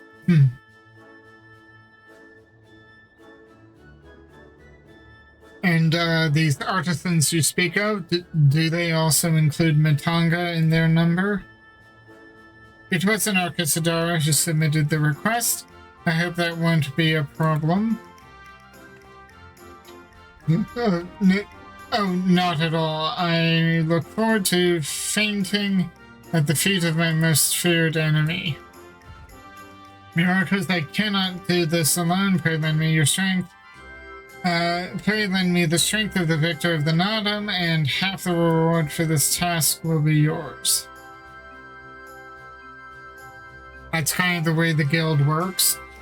The artisans didn't plan to venture far, leave Yatala to the west, and you should soon come across your employer. Then that is where we shall meet. You will find me there, yes?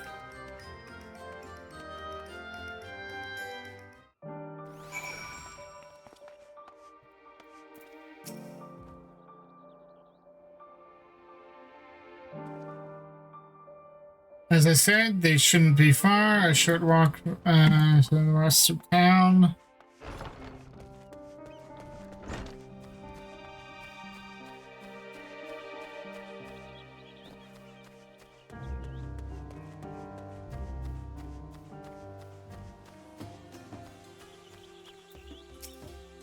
Just mother, give me courage.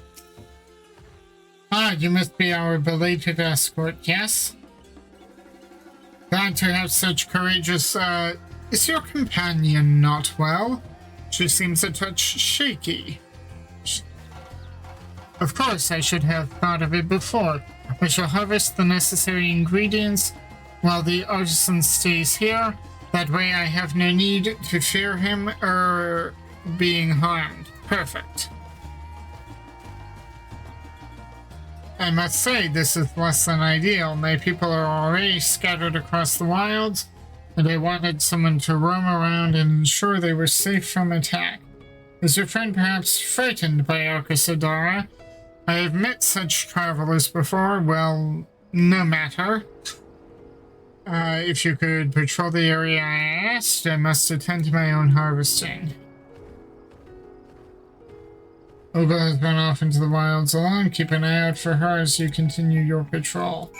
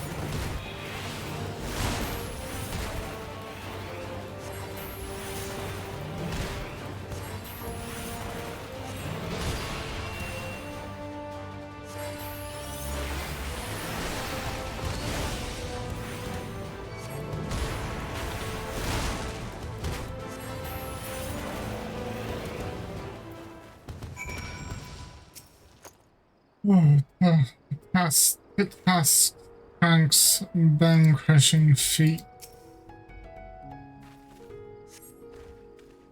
You must think me foolish. I was so absorbed in my tasks that I failed to notice the ground shaking at their approach.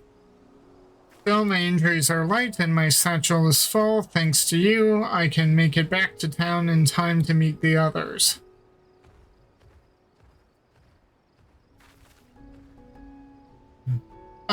What happened? Did you slay the beast? Just one. That was a near thing. I took the first one by surprise, but the second, knowing a Matanga stood at my back, my mind froze and my body refused to obey. Grandmother taught that we should let fear wash over us like water, but to my shame I could not have failed her more thoroughly. Not to sound ungrateful, Myrokos, but why did you follow me? We were to patrol? Forgive me, I should have waited for orders, instead of running off alone and putting lives in peril. Come, we should return to our employer. I want to be sure that the wounded man reached safety.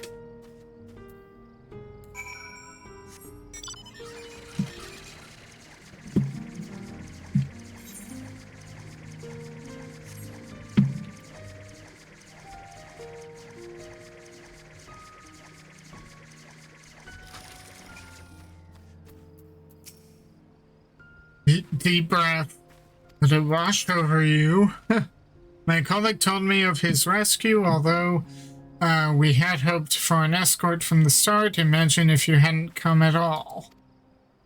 I've seen him and the others back to the workshop, so consider your duty with us complete. You have my thanks. As for payment, you can collect that from Kankana. Right, I suppose we report to Kankana then. Guess so. I'm kind of curious about this quest line.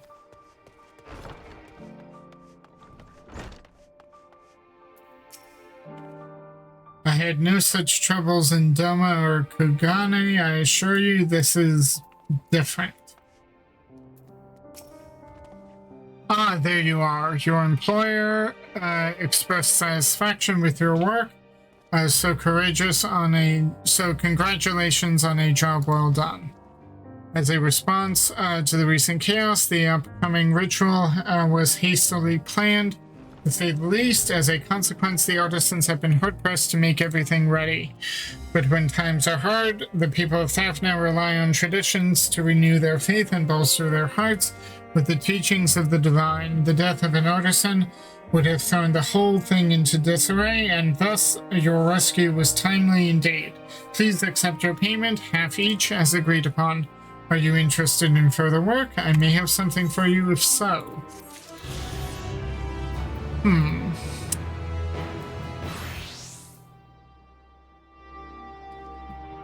I think I'll stick to Black Mage for the MSQ going forward. I'll be on Bard for this. The Matanga along the way. Kankana looks at you expectantly. Ready to tackle another job? This one was registered by a local fisherman asking for help with marauding monsters.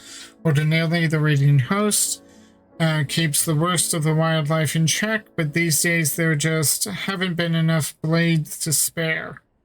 You'll want to speak with the fisherman himself for the details. I couldn't read the scrawl he left for a name, but he's an Arcasadara and should be found fishing the waters from the western shore.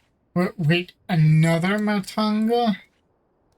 Myrokos, you could use more coin because I certainly benefit from your because I could certainly benefit from your wise and experienced company.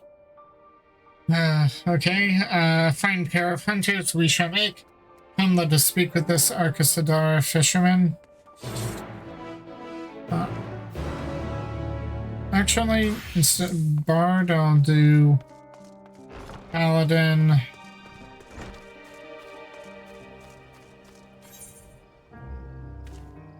Oh, that's going along the way, so I think what I may do is I'll go back to Black Mage for MSQ and then swap over. I know it's kind of dividing things, but since it's on the way. And there's practice dummies. You don't see Matsuya nearby, but the elevated ground up ahead may provide a better vantage point.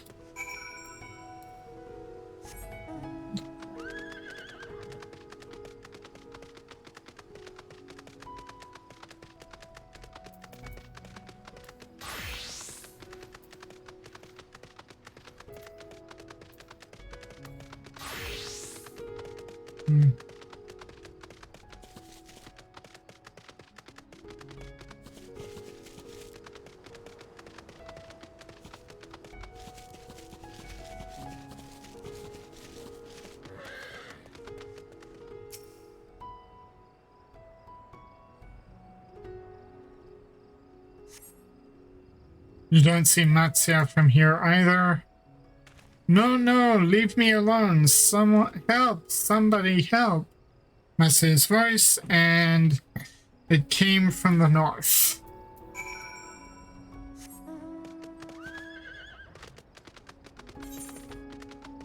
the north, right.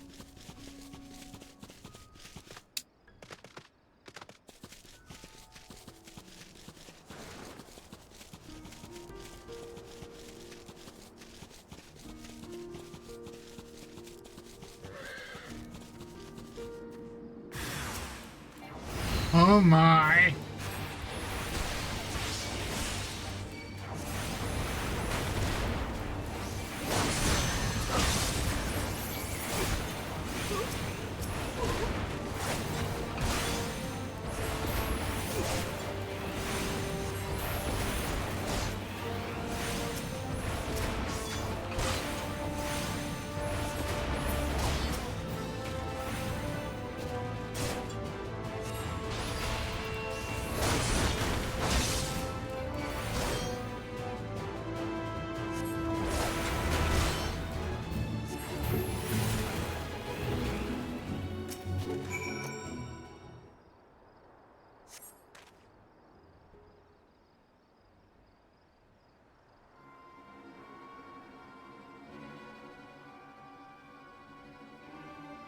Huh? Where did they go? Why are you here? I see you found him in time.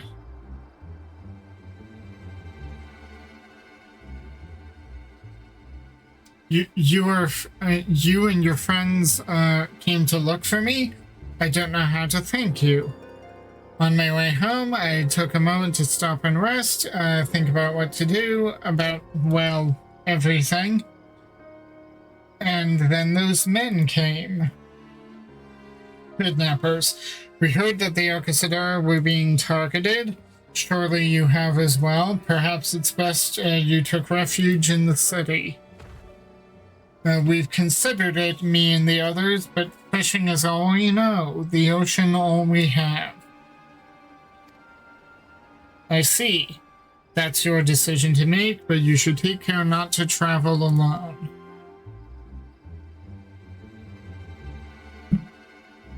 A question, if I may.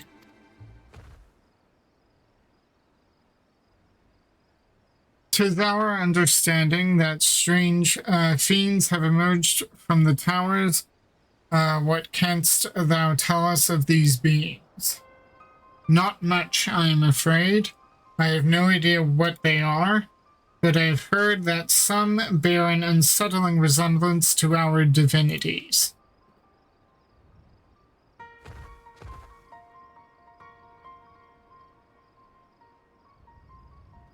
For that reason, some have taken to calling the tower Zop. House of Divinities in the old tongue, it means. But they're not true divinities. They're monstrous imitations that bring only death. To have one's faith so twisted is a grievous indignity, and full justified art thou in thine outrage. Know that is for no other purpose but to neutralize the tower that we have journeyed to this land. In time we may be forced to contend with these false gods, and thus we would learn all we may about them. Wilt thou not tell us of thy divinities and their true nature? You've come all this way to save us? Really? To think I had you peddling fish? But to answer your question, yes, of course. We would gladly tell you about our gods. We, I say, I'm a terrible storyteller, and I'd ask my fellow villagers to do it. So please come to our village. We're good, gods-fearing folk, all of us, and we'd be honored to share our knowledge and fish, of course. What sayest thou? Shall we pay a visit to Akyali? Wonderful. Just follow the road west and down the hill. You can't miss it.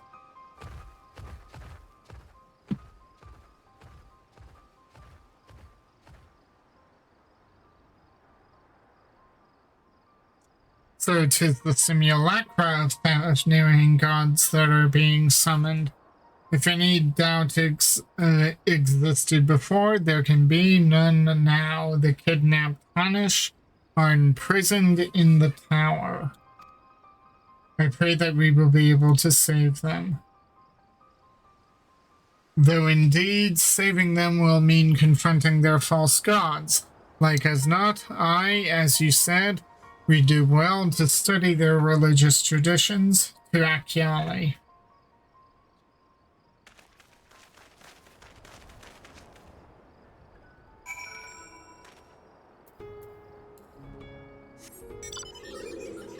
I wonder what this stuff is. And this says it's far now, so presumably some sort of village. Long abandoned. That much is sure.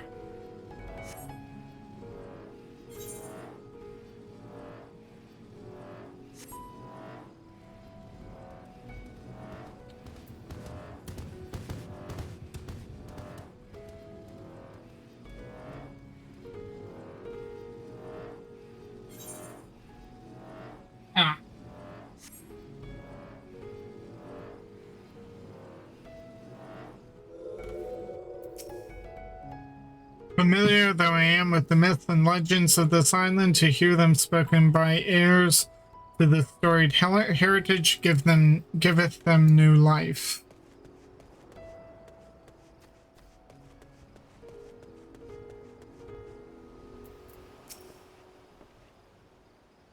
A charming little village, a shame about the hideous tower. Yeah.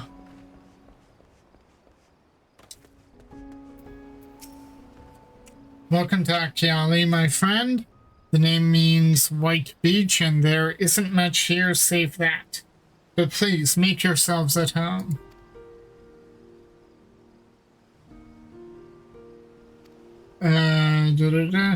Anyway, one of us can tell you about our gods, but you could do worse.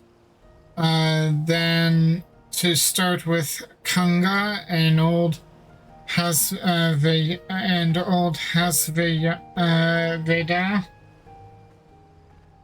They're free at the moment, as it happens.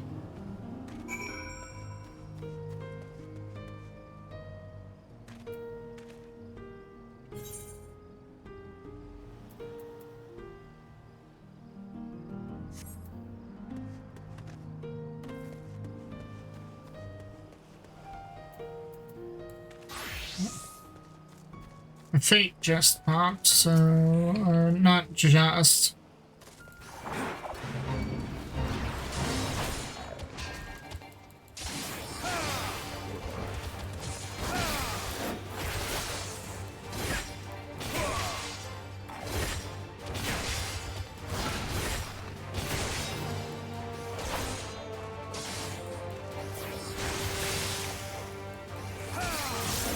I don't think I'm going to get this, but I can at least make an attempt.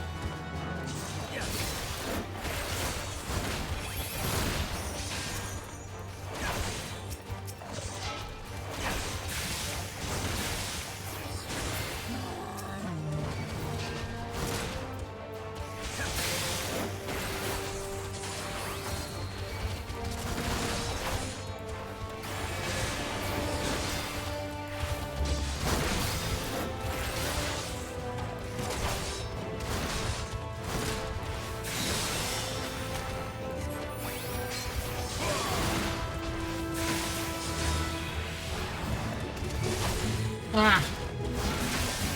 Ooh. That's not good.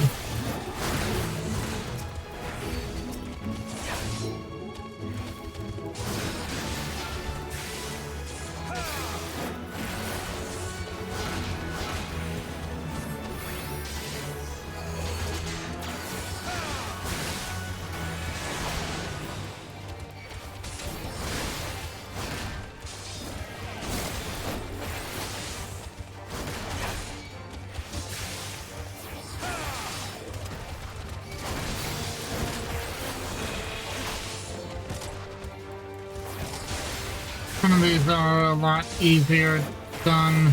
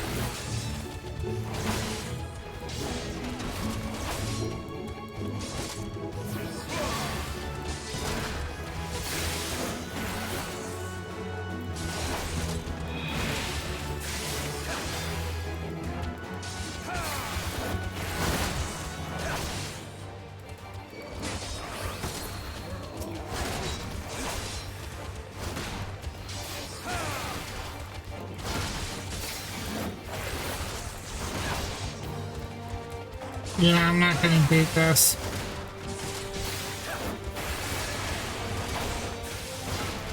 And so close, too, yeah. Well, I got 12 bi-colored gemstones. Something's better than nothing. Would have been better if I succeeded.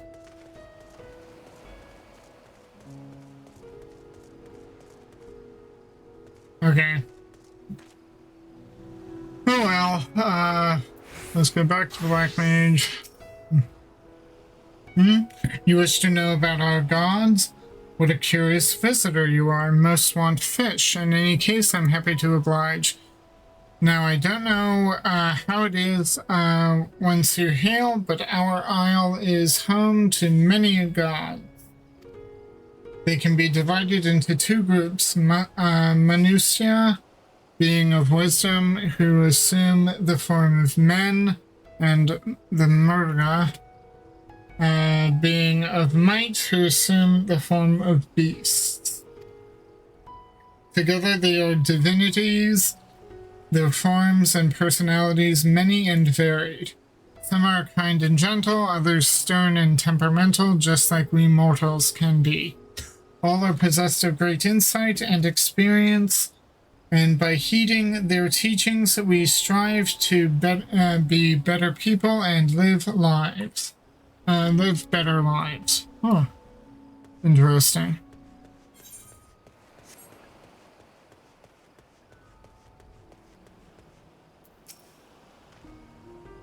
Interested in learning about our gods, you say? That's what I like to hear. Prick up your ears then and listen. In ancient times, the Manusia and the Murga deities, who look like men and beasts respectively, were locked in conflict. Eventually, seeking the wisdom of the Manusia, the Murga cast aside their own heads and took up those of their foes. Likewise, the Manusia coveted the might of the Myrga, so that they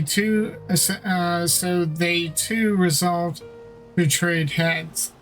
Thus were born new gods possessed of both might and wisdom. They ushered in an age of harmony between the two factions. From then on, as a sign of their esteem for one another, the Manusia have worn animal faces and the Myrga the limbs of men.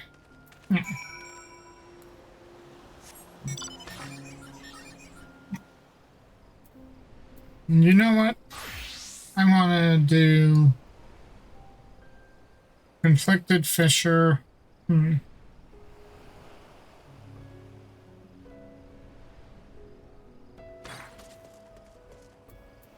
Google, I must have overcome this. Come to take care of the monsters, have you? About done time. We're fine when we're out on the water, of course, but even a fisher needs to walk on land every now and again, and the trails grow more perilous by the day. I've managed to sneak through without a scratch so far, but friends of mine haven't been so fortunate. Talk to the others around here and they'll tell you. I might need your help with that, Myrokos. Speaking with Orcasadara is still challenging for me. Should we do this together then? Yes? Fine. Good idea.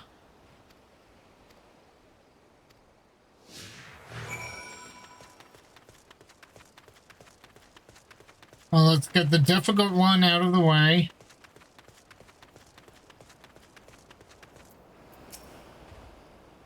Attacked by the wildlife? Oh yes, while I was hauling a catch back to town. I dropped a lot and fled for my life. The roads used to be safe enough, but now...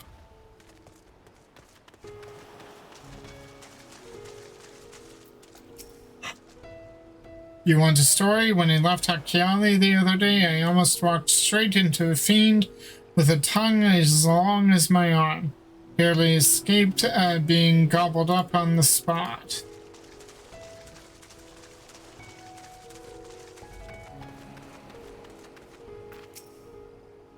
You want to hear about monsters? I saw 3 big brutes on my way from Akiali to Yedlma. Never seen the like around these parts before.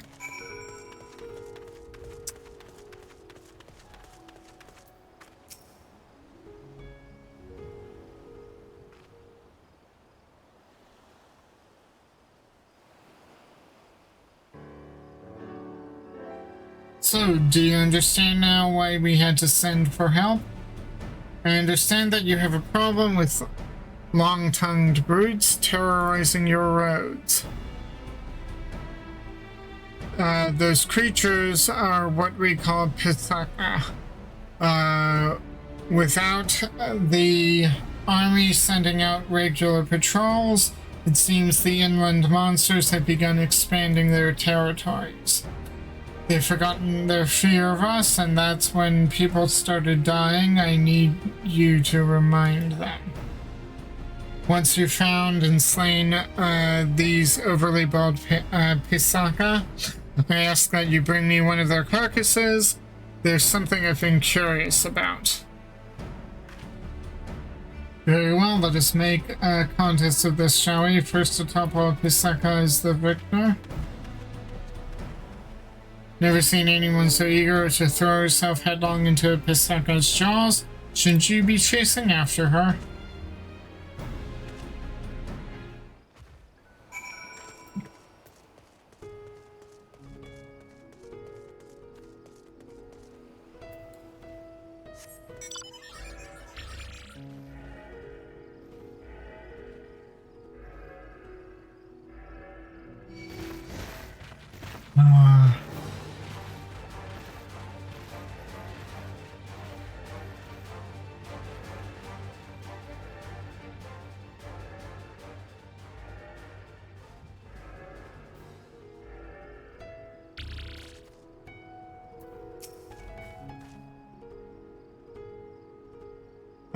Aha! First kill is mine. Grandmother always said the hunter should be swift like a diving yawl. Would you mind tracking down the other two? Once they saw what I did to their friend, they fled northwest. I can haul this lump back to the beach while you finish the hunt. You would be alone with the Arcasador if you're so keen on fainting. My fear of Matanga has begun to ebb somewhat. Now go before some other poor soul crosses paths with those monsters. Okay, if you say so.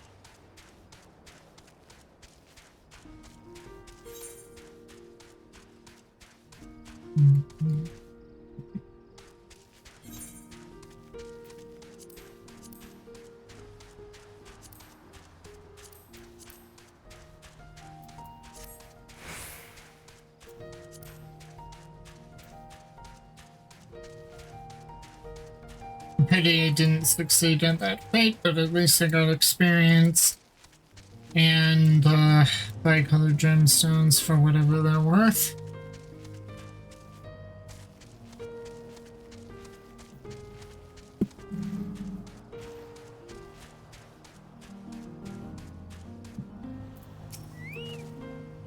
Oof, that thing was heavy. Ah, there you are. Your friend is stronger than she looks. We had to load the carcass onto the boat to carry it away. What are the Pithaka's packmates? Did you find them? Yes, and they're dead. both thing then. That is good. Of course he slew them. Songs of Myrokos' deeds are sung across the steppe. My aching arms would like to know why you wanted the remains, though. Why else? To make use of its parts. The scales can be spun into silver, and the meat will fill our pots. The bones and teeth we craft into hooks and other tools. We kill nothing for the sake of killing, even murderous monsters. The two bodies you left behind will serve as a warning to others of their kind. If it keeps them away, then no more blood need be shed. It seems our tribes share similar customs when it comes to using every part of the kill, as grandmother always says. Be not wasteful of the lives you take to sustain your own. You are so very different from your kin, the Gajasura. Oh, so that's why you've been avoiding my gaze. If your only experience with Matanga has been our brutal cousins, then you'll find the Arcasadara an agreeable lot by comparison.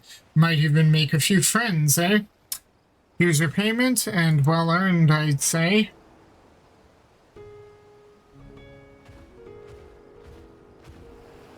Another job finished. We should report to Kankana that she might strike it from her list. Let me know when you're done basking in the success of our hunt, and we can return to Yedlanad.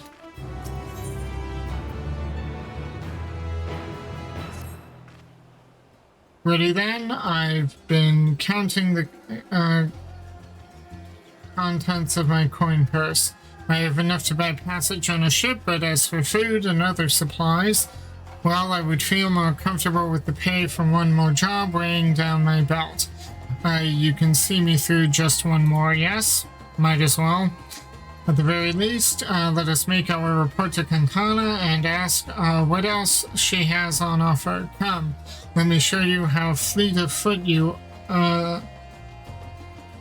show me how fleet of foot you are, champion.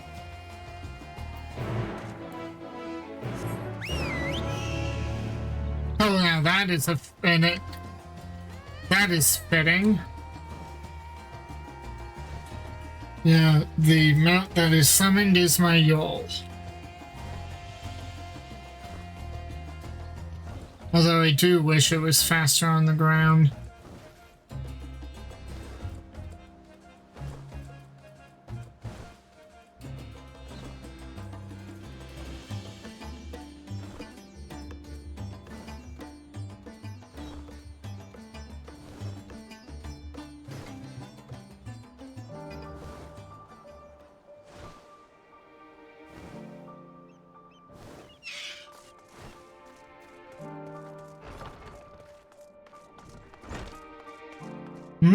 Where's Ogle?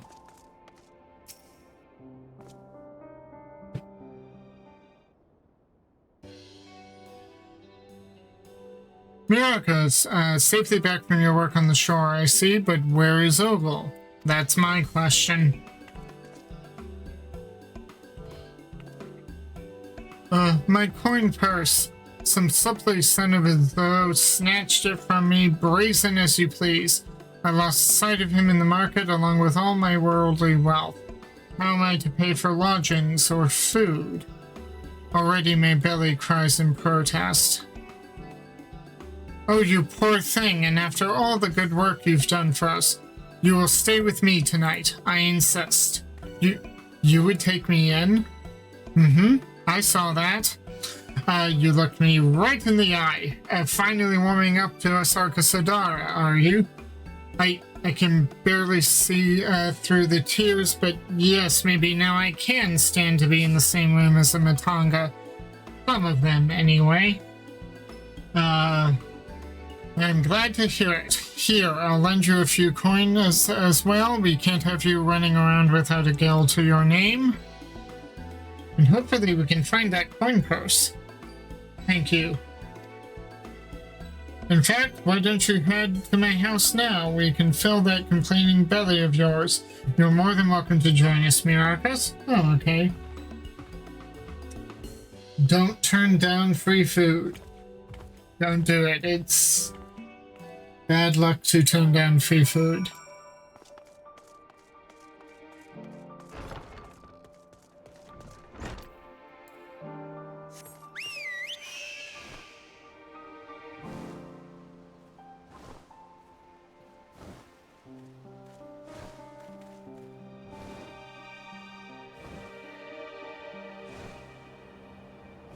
Oh, this is her house?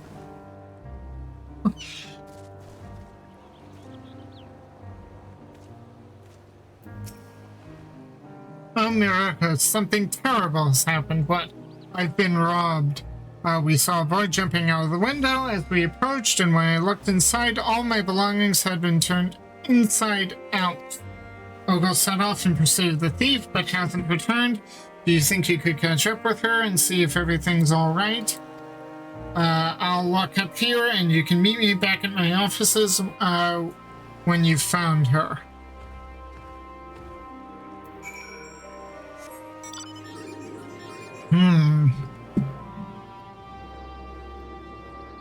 Thievery is rampant here. I mean, yes, times are bad, but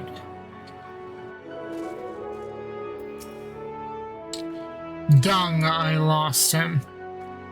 I swear it was the same Huron boy who made off with my coin purse.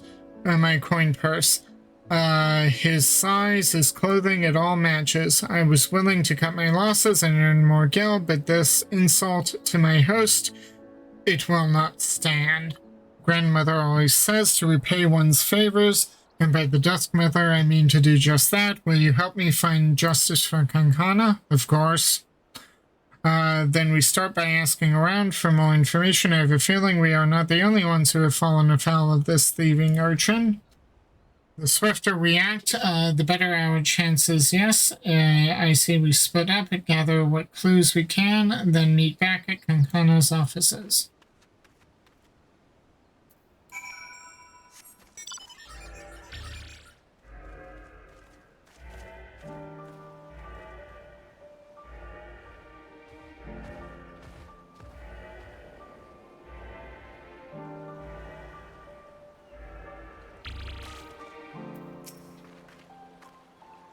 There was another robbery. I wonder if it's the same boy I found in my house the other day. He yelled that he was sorry, and when I saw the desperation on his face, I didn't have the heart to chase after him.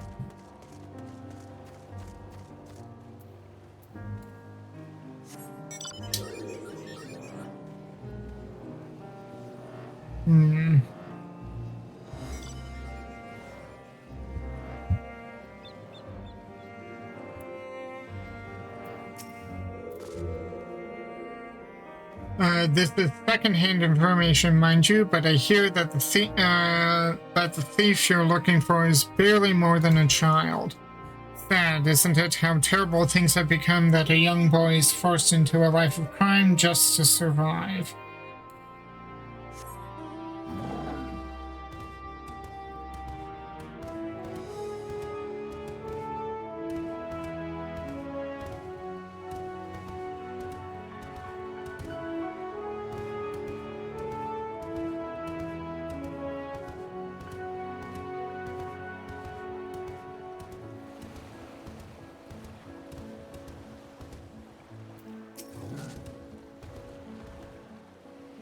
The recent rash of pickpocketing? Oh yes, I've heard several stories. They say it's likely the work of the same criminal.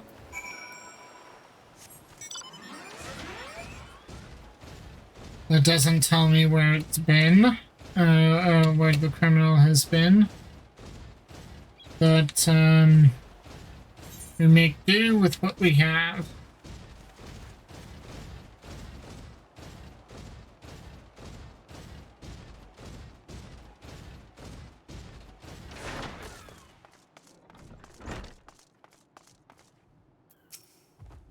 I'm afraid that meal will have to wait. Well, champion, what have you discovered? So our tale was a familiar one, and what I heard from the local children was even more disturbing. They tell me a stranger, approached them with the promise of work and easy coin. I have no proof this offer is connected with the recent robberies, but it does seem suspicious. And if this stranger truly is recruiting young ones to steal for him, then he is the one I would punish for these crimes.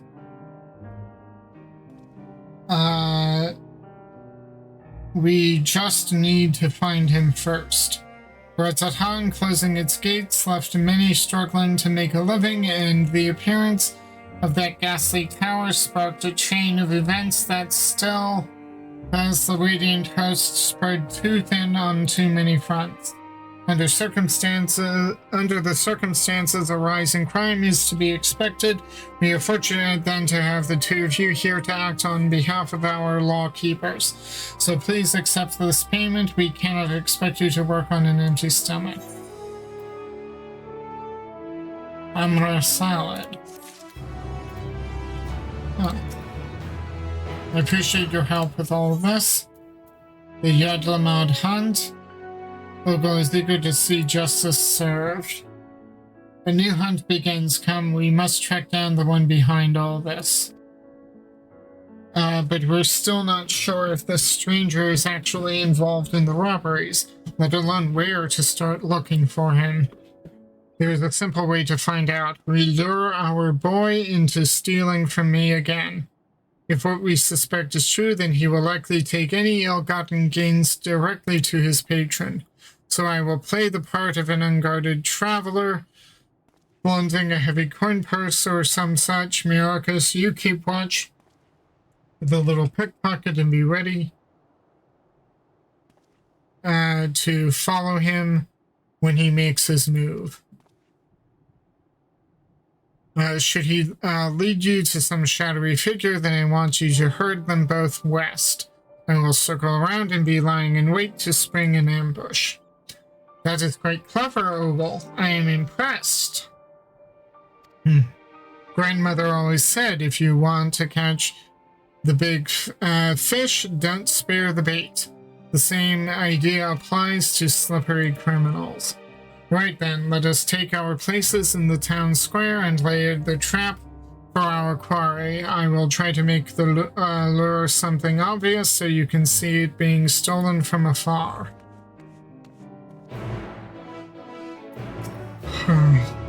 Do be careful, won't you? Sure. This is kind of an interesting questline. I mean, thievery is not... yeah.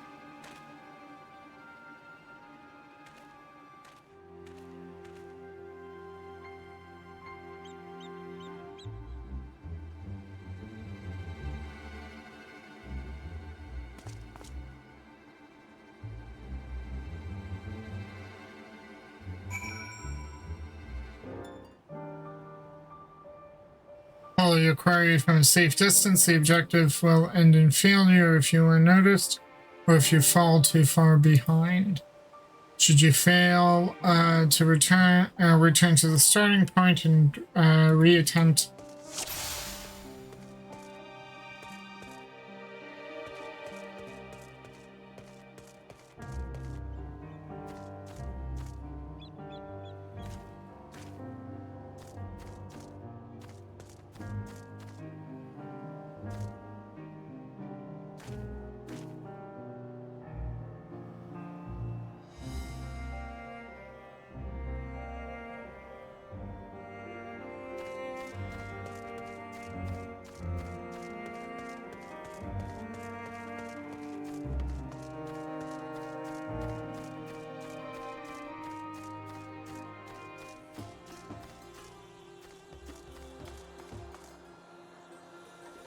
Oh no. Damn it. Too soon. Okay, stay behind this rock. So, here, then the rock.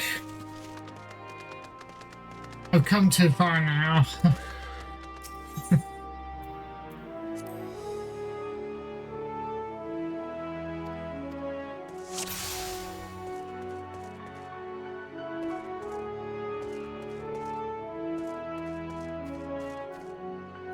Damn it, I just...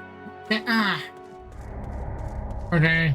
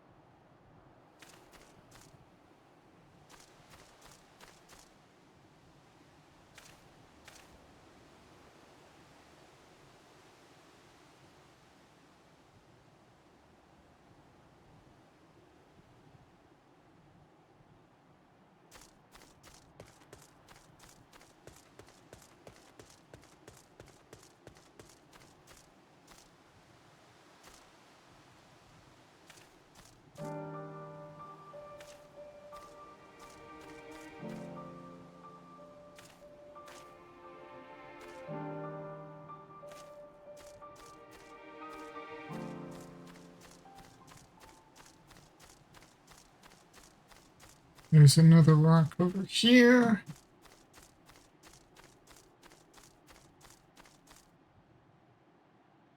Both has led you to a suspicious-looking Arcasadara man. Ooh.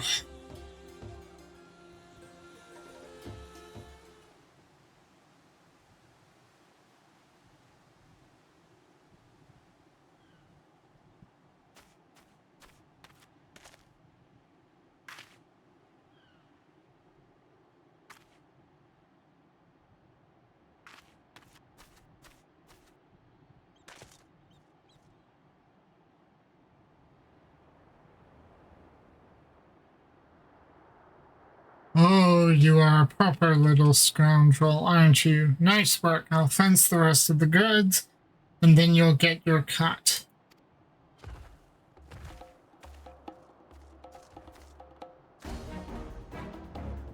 God damn it, Orkashi, I told you to check for tails. You want your family to learn of our arrangement? Well, now run. The robbers have fled westward, chase after them.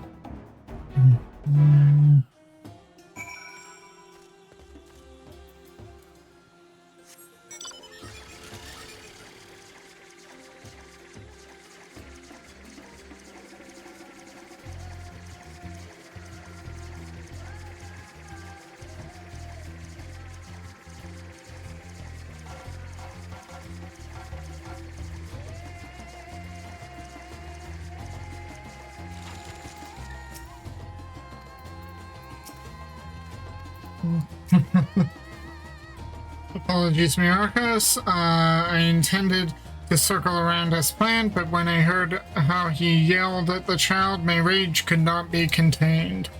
Grandmother always said those who prey on the weak are undeserving of mercy, so I beat him senseless.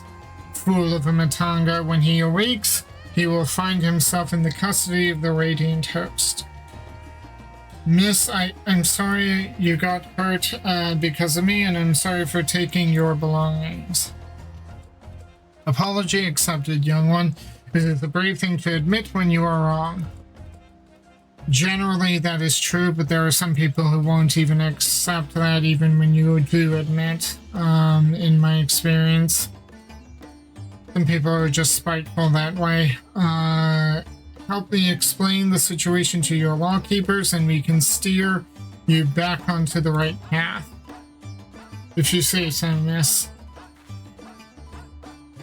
I will cart this refuse to the nearest guardhouse, praying for Kankana of our success. I'll tell the soldiers everything, I promise. Another heavy load. Perhaps I should invest in a wagon or sled or... maybe.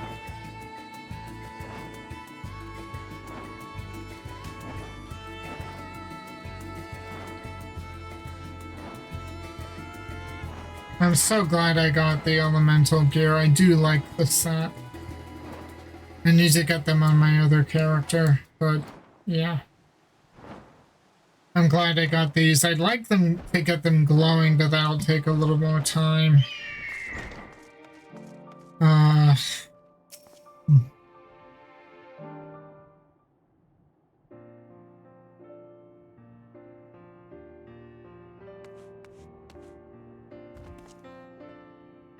Ogle, is everything alright? Myrokos, tell me what happened. All is well. They began interrogating the man before I left, and he was blubbering about where he stashed the stolen goods. The soldiers plan to recover the cash and return the items to their rightful owners. Praise be to the sisters. There were certain personal articles, things very dear to me, that I had thought lost forever. Oh, I should also mention Rakashir, our boy thief. It seems his parents were out of work and begging for scraps. His were crimes of necessity, and after seeing the considerable remorse he showed for his actions, I decided to let him keep the coin he took from me, as well as my share of the reward from the Radiant Host. Oh, that's generous of her. As grandmother always said, children are the greatest treasure of all. I can hardly let him and his family starve now, can I?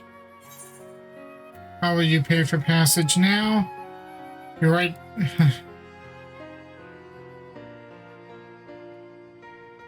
I can earn it back again easily enough, and since I've tamed my fear of the Orcasadara, there is no need to rush. I will take my time and explore all the wonders this island has to offer.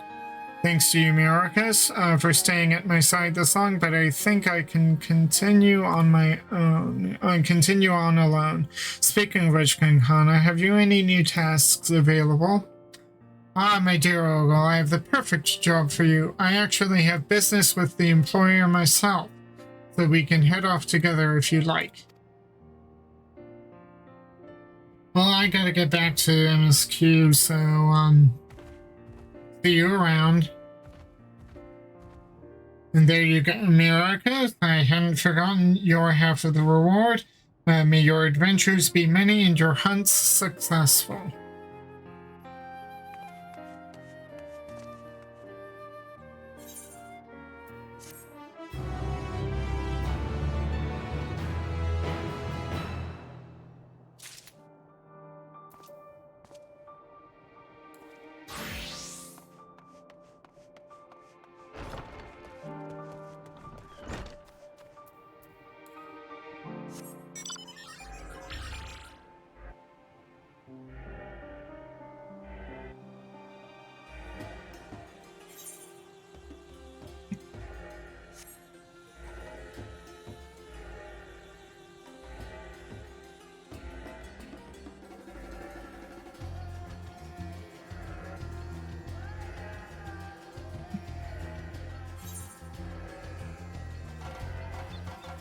And with that little bit done, back to MSQ.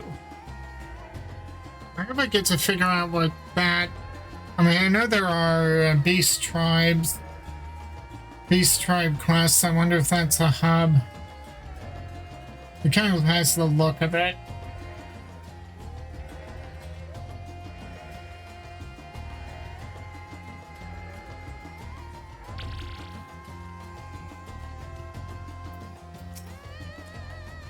There you are. Learned a thing or two about our gods, I trust. While you were off talking to the others, I remembered something that may be of interest. If you could let your friends know, I'll go and fetch it from my home at once. Okay.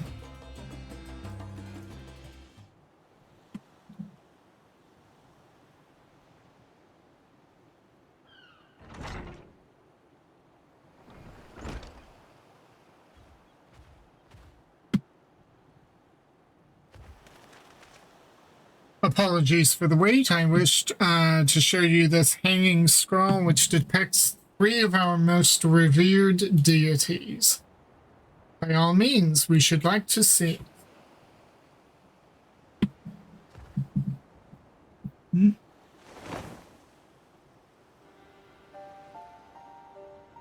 They are the Manusya. You heard about them already, yes? 3 sisters. The center one is the eldest, Cinderella, a goddess of wisdom. For this, alchemists hold her in the highest. To her right is the middle sister, Sandorula.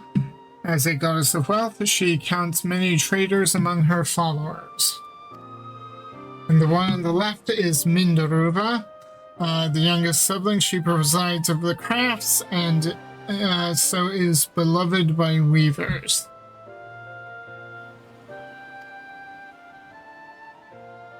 Although each is worshipped for different reasons, the sisters are usually portrayed together in these works, which people keep in their homes for good fortune.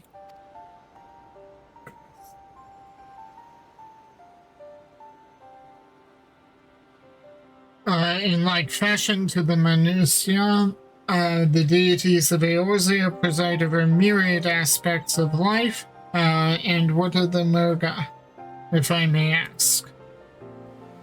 The Myrga hold power over nature. In ages past, they were revered as guardian deities in times of conflict.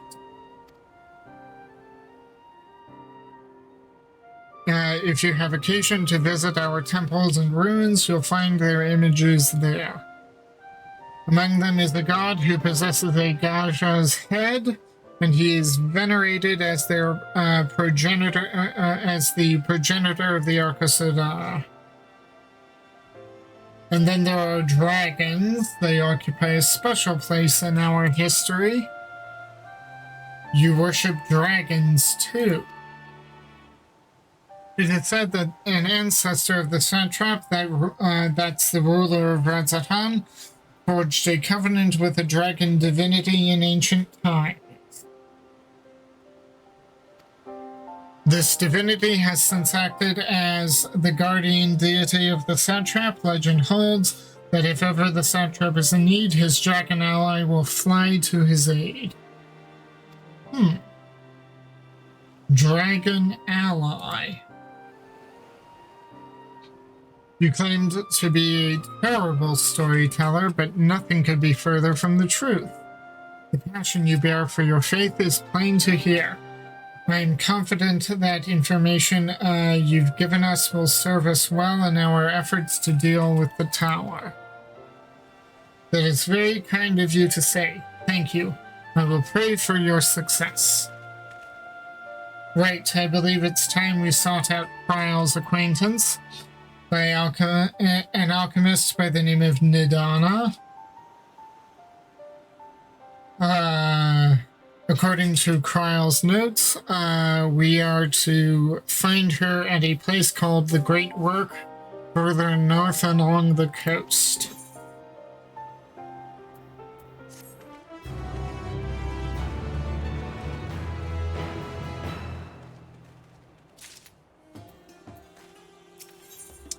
The Great Work. Matsuya has a shine in his eyes that wasn't there before.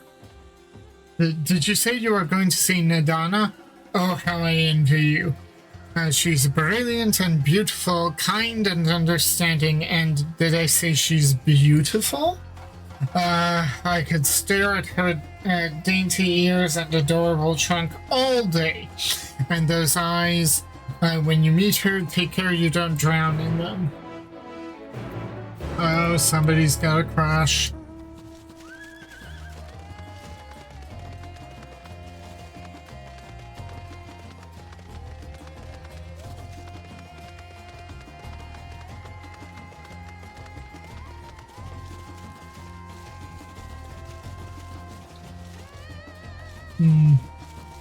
Not sure I have time to attract every one of those Gaja's,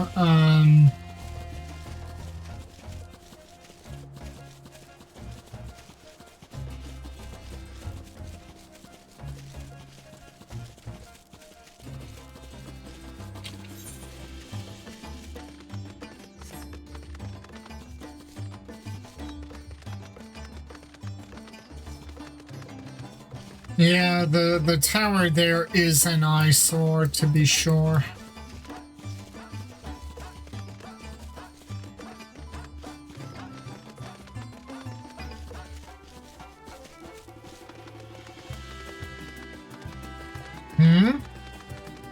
Oh dear.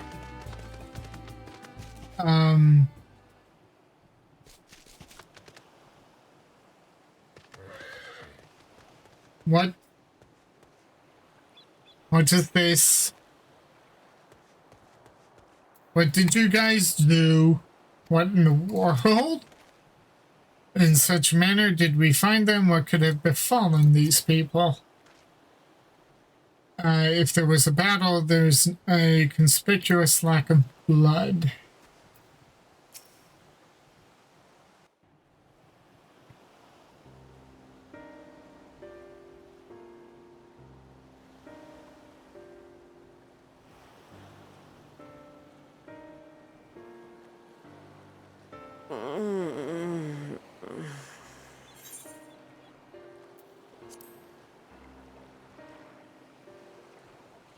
We have a live one. What happened here?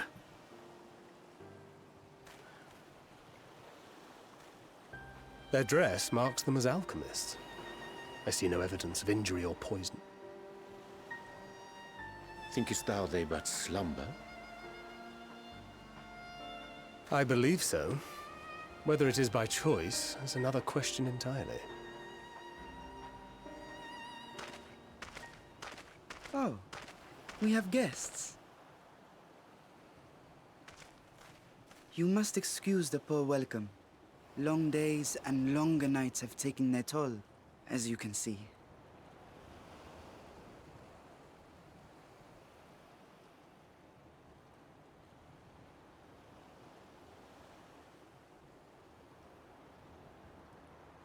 I am Vashan, servant to the satrap. My task was, in fact, to wake these good men and women, if you will allow.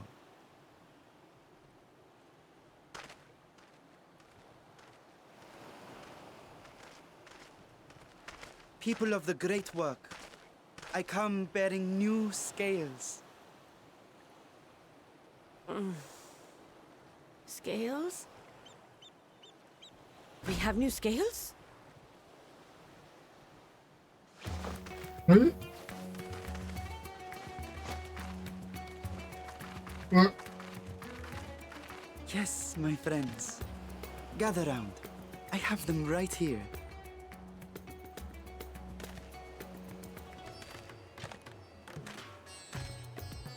Oh, happy day. Now I can continue my experiment. Many thanks. One for me.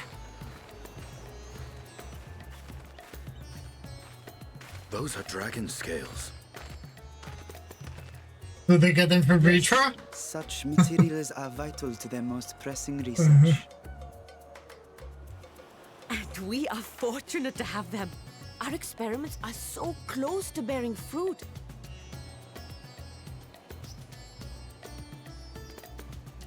Soon we will have a talisman capable of nullifying the etheric emissions from that accursed tower. Oh. Did I say something wrong? Are you not here with Varshan? Wait, who are you people?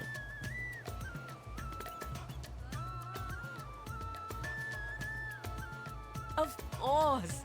You're the one Kryl sent. The warrior of light we've been waiting for. Oh, this is a day of celebration. Praise be to Cinderova!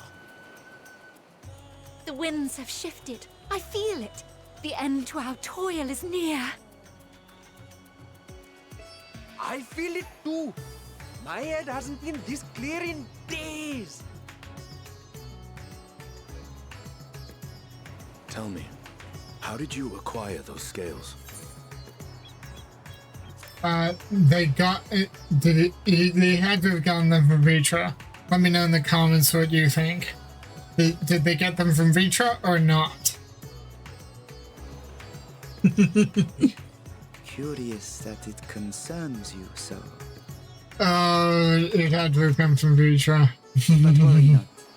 They were freely given by the dragon with whom our satrap has forged a lawful pact. Okay.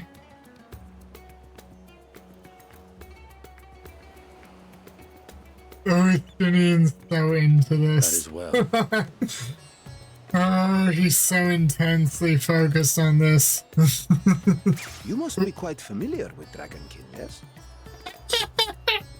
Oh, this is just got... Is this their congealed blood I see on your weapon? Oh, he's so uncomfortable. Speaking of dragon blood, you yourself have been infused with it, have you not? Oh, he's so uncomfortable right now. Oh my god. I should like to draw a file or two, if so. Oh, this is... yes. Now, see here. Come along, come along. I must insist that you visit our laboratory. Bye, Stinian. Cease your shoving, or so help me. Oh, Andre pays respects. Oh dear, your poor companion. What with the new scales and your timely arrival, my colleagues are a little giddy with excitement. Little?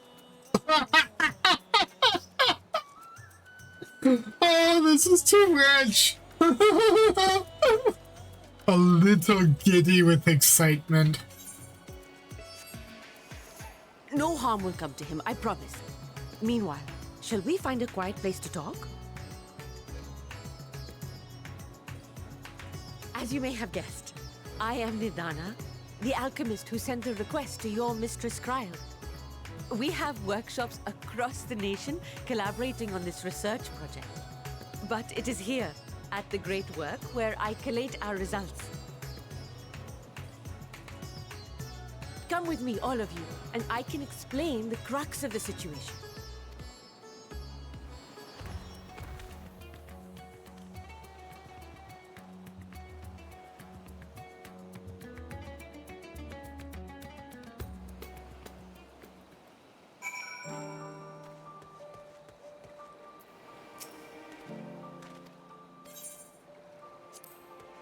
Okay, there's an aetherite. Attune. We must always attune to aetherites.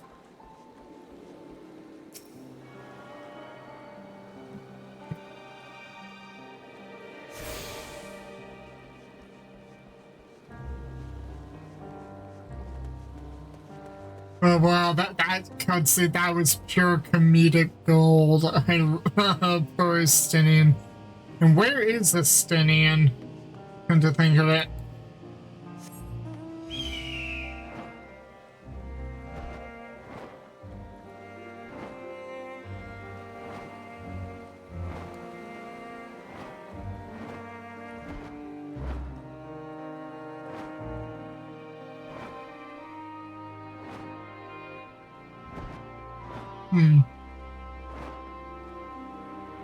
Nothing over here.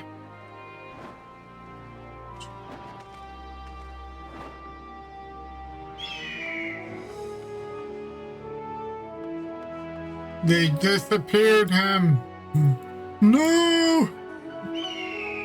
Well, really, bye, Estinian. It was nice having you, but... yeah, it was nice having you with us. You will be missed. It's said that that shellfish is ideal for those who have suffered blood loss. Mayhap we should have acquired some from Matsya. Oh, for the days when I enjoyed such fervent adoration, but on this occasion I am glad to entrust the burden of popularity to Estinian. Pray pay me no mind. I'm here that I may be of service, nothing more. Are you sure? Allow me to thank you for answering our call. Many towers have appeared around the world, and we are grateful that you would assist us with ours. Though Kryl herself is tied up with another investigation, Myrokos is an eminently capable substitute, and we will spare no effort to aid you. So if I understand correctly, you seek to make talismans that can nullify etheric emissions? Indeed we do. As you know, the tower emits vast concentrations of ether. One cannot go anywhere near it without being tempered. As such, we can only study the tower from afar and are powerless to deal with it in any consequential way. In order to strike back, the satrap bade us alchemists create enchanted talismans that will allow our soldiers to venture into the tower, even should they lack innate protection. Could such a thing be possible? Admittedly, we are still in the midst of testing, but we are quite confident. Even prior to this, our people have long pursued countermeasures against the etheric corruption of primals. Of the methods tested to date, those utilizing dragon scales proved the most promising. Owing to their etheric density, the scales are highly resistant to disruptive forces. The mightier the dragon, the greater the resistance. We seek to amplify this protective property through our alchemy. Thanks to the scales provided by His Excellency, we have been able to make steady progress with the talisman. Soon we will be ready to conduct a field test, and here is where you and your Blessing of Light come in. Whatever it is, just leave it to me. What exactly is it that you need me to do? Better than having my blood drawn, I suppose. Huh.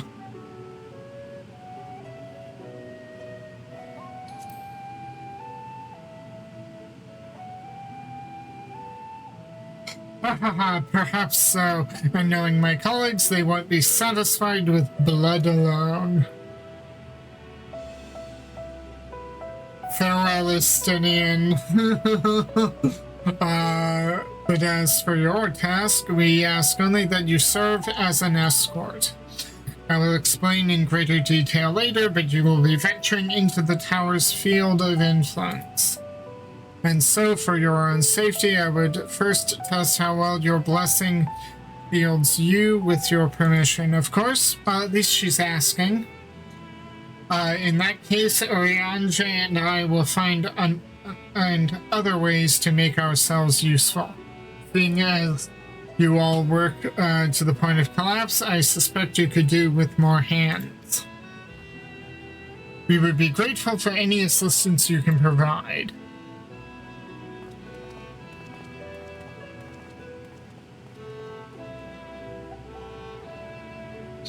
If you are ready, then let us put your blessing to the proof.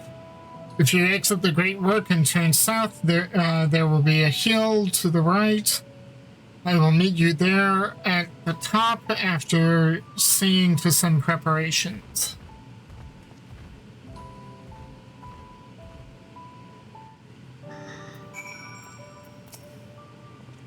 Good luck with the test. I shall remain here to assist the other alchemists.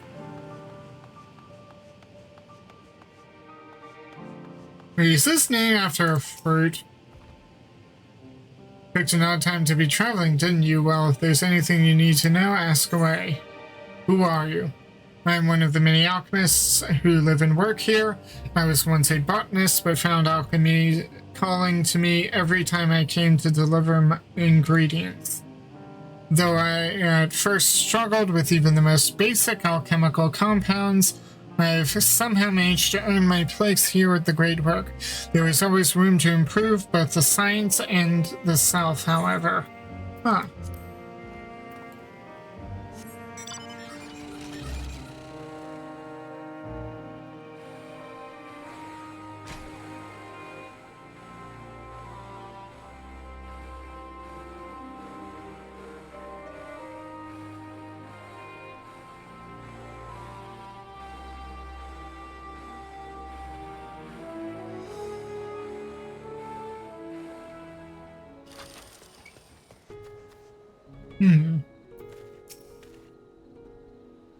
You see a lantern designed in the local style.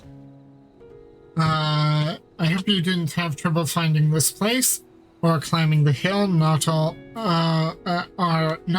are accustomed to the physical strain. They give you the fruit of our sweat, tears, and many a sleepless night. The drunken Deepa. The Deepa is a lantern presented to the gods as an offering. Taking inspiration from the tradition, we created this device to test the talisman's efficacy. Upon activation, it will move a certain distance before emitting a powerful blast of ether. In lieu of corruption, those lacking sufficient protection will experience severe ether sickness. Oh no, not more ether sickness. For your test, you will be exposed 4 times. That should be enough to ascertain your blessing's protective capability. Please begin whenever you are ready. I shall be observing from a safe distance.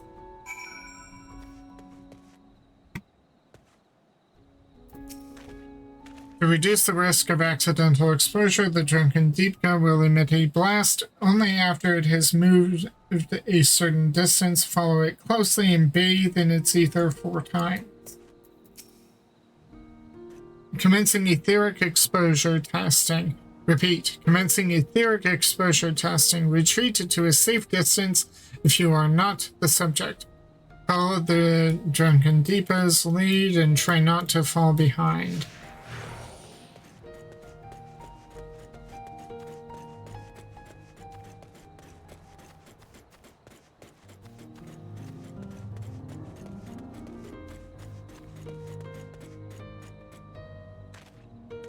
Ready, ether, please stand back.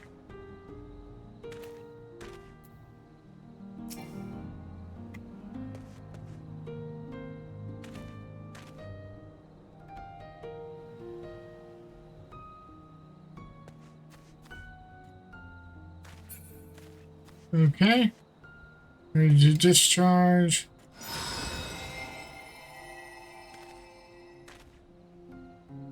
You are struck by a powerful blast of ether, but suffer no ill effect.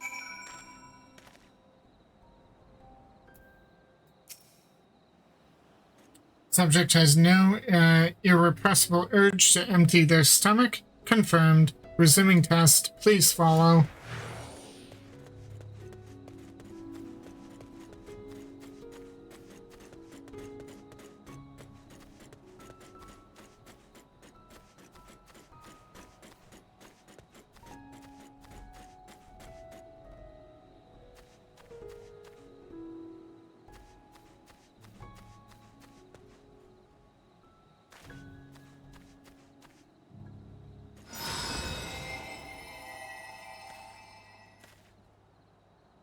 You are struck by another powerful blast of ether, but suffer no ill effect.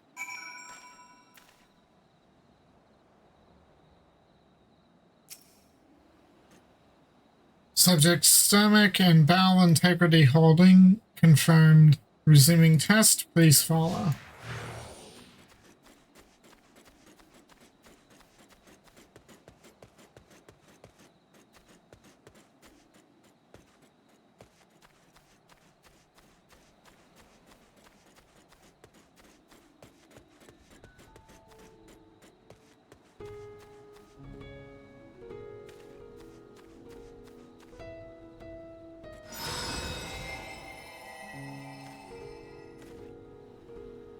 You are struck by yet another powerful blast of ether, but suffer no ill effect. The blessing of light appears to be keeping you safe from harm. Subject fortitude rated impressive. No irregularities confirmed. Resuming test. Please follow and brace for final discharge.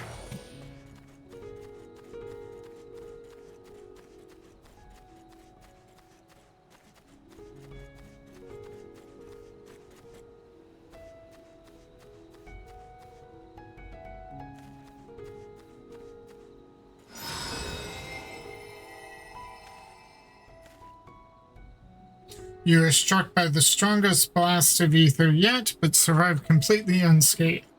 Etheric exposure testing concluded. Please collect and deliver me to the supervising alchemist. Congratulations on retaining your composure and your humors. Lovely. And I like the reference to the 4 bodily humors. Yeah.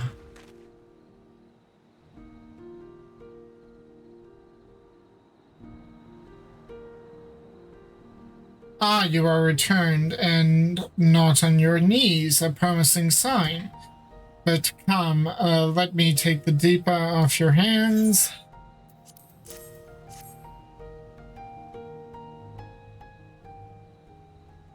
Thank you, I shall replenish its ether for when we test the talisman. So no dizziness or nausea or anything of the sort, you're feeling perfectly fine? Then the strength of your blessing is beyond doubt. There is no risk that the tower will corrupt your ether. With this, we can request your aid for the task ahead with easy heart.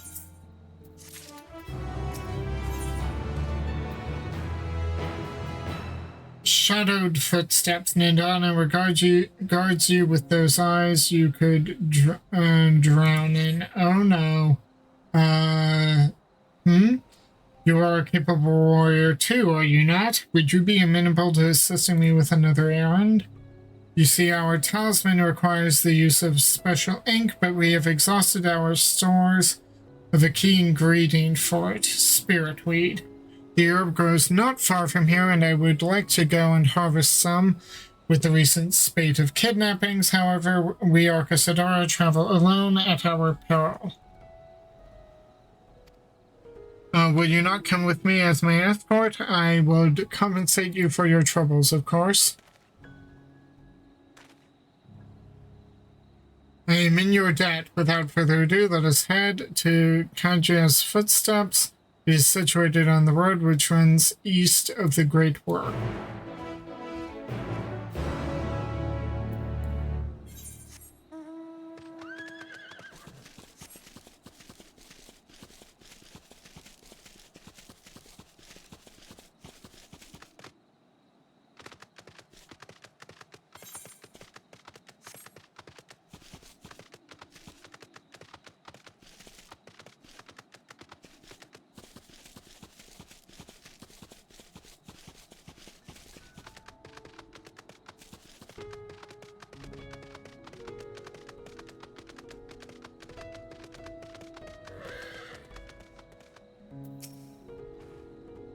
I may simply be imagining it, but I feel as though we are being followed.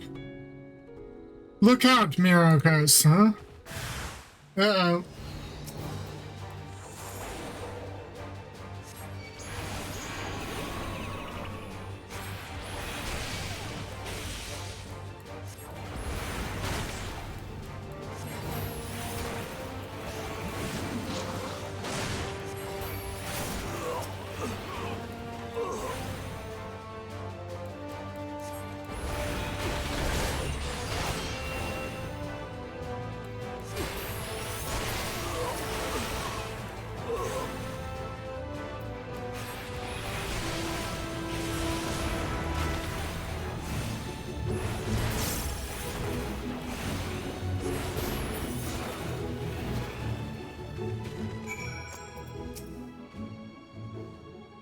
Gods, but that gave me a fright to think that the moment I ventured outside of the safety of the great work.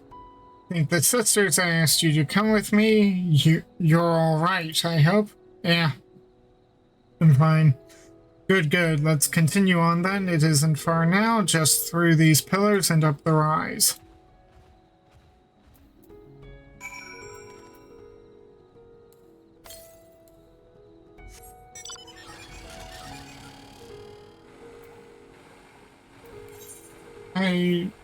I've only gotten one of the quest things. I don't have any of the location stuff.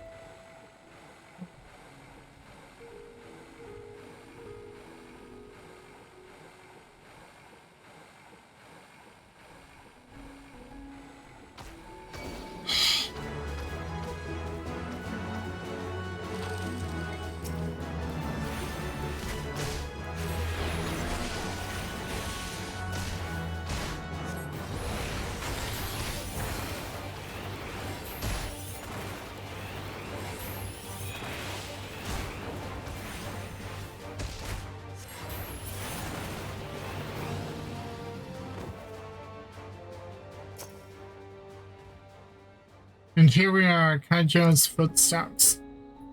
Kaja was a great dancer, and those who follow in her, well, you know, they come to this place to train and dedicate their dance to their ancestors. Oh, so this is where the, is this where the dancing troupe comes from? Is this where they normally train when they're at home? The happy benefit of this is that spear reed grows here in abundance. I will set about harvesting at once if you would be so good as to stand guard. The kidnappers aren't like to return soon, but better safe than sorry.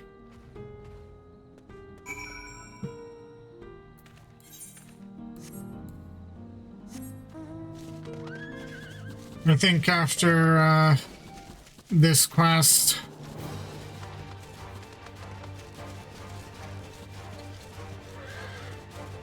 alright, I think after this quest I'll take a break because lunchtime and I've been going for quite a while.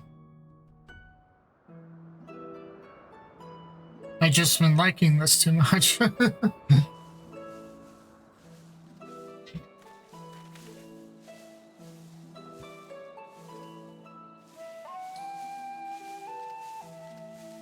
Yes, that would be Radzad Khan. Hardly anyone has been allowed in or out since our troubles with the tower began.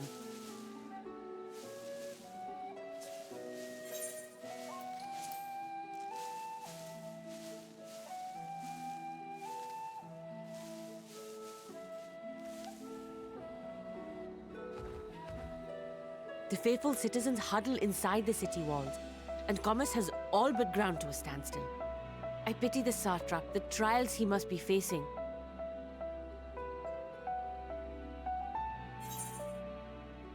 But can you tell me of the satrap? Oh. Well, he is the most important person in Radzad Khan. Long ago, this island was home to two tribes of Matanga, the Gajasura and the Arkasodra. When the Aura came to these shores, it was the Arkasodra with whom they joined forces. Together they defeated the warlike Gajasura, forcing them to flee Thavnair altogether. Peace and prosperity reigned for a time, until a clan of Hjor from the mainland decided they wanted the island for themselves. It was a direct ancestor of the present satrap who arbitrated that conflict and welded the warring factions into the nation we know today. And ever since, a member of that esteemed lineage has inherited this somewhat unique position. You see, by and large, the state is run by the people, but when problems arise, it is the satrap who mediates a solution. The stability provided by the satrap is what has allowed Radzad-Han to thrive all these years. And it was the satrap himself who entrusted us with this duty. We will not fail him, nor our countrymen. Just as an observation, that sounds eerily similar to the way Dalmasca operates its government. It has its bureaucracy, but that ultimately works its way up to the principal governing council, the Blue Council. But in the event the Blue Council can't reach a decision, then the king or queen, who's ruling over Dalmasca, gets the final word as the final arbitrator.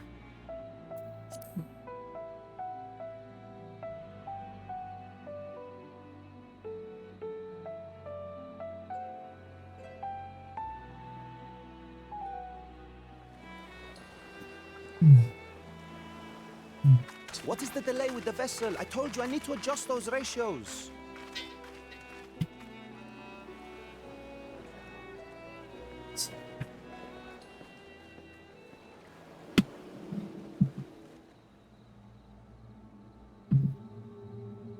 Uh-oh.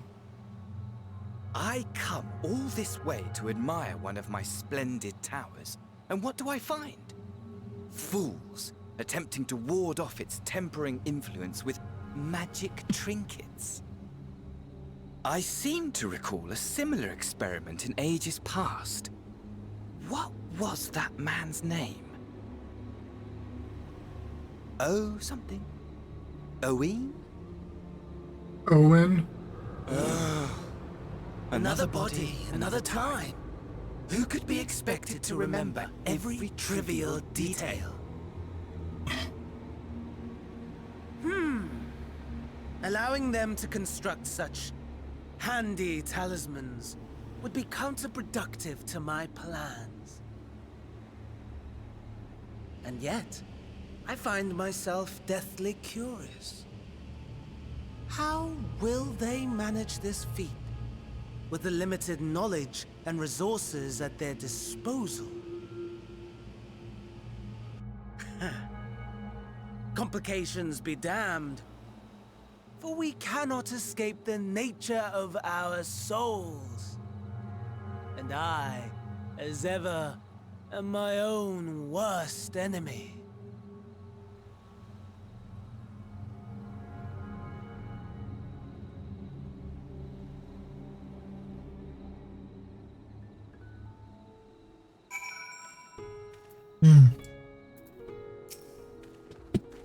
I have enough spirit weed to last us a good while. Thank you for keeping watch. Let us head back to the great work, shall we?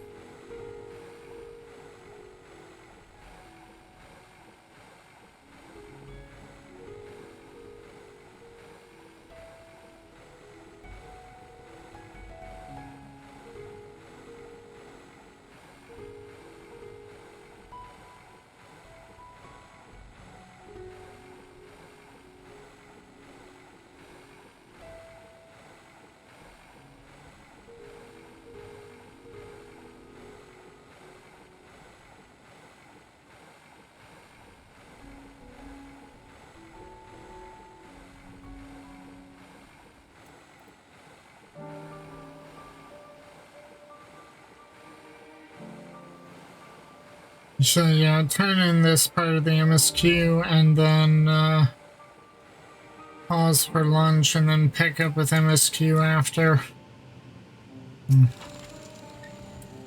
Myrokos, my thanks again for your assistance. With your help, we're a little bit closer to completing our talisman. This isn't much, but please accept it as a token of my gratitude. And another blue quest. here. So with that, we'll bring this part to a close. If you liked what you saw at any point, please like, share, and subscribe. On YouTube, give me a follow on Twitch, hit the notification bells. It's a small thing from you, but it means a lot to the channels. Thank you, thank you, thank you. And with that, I shall see you anon, friends.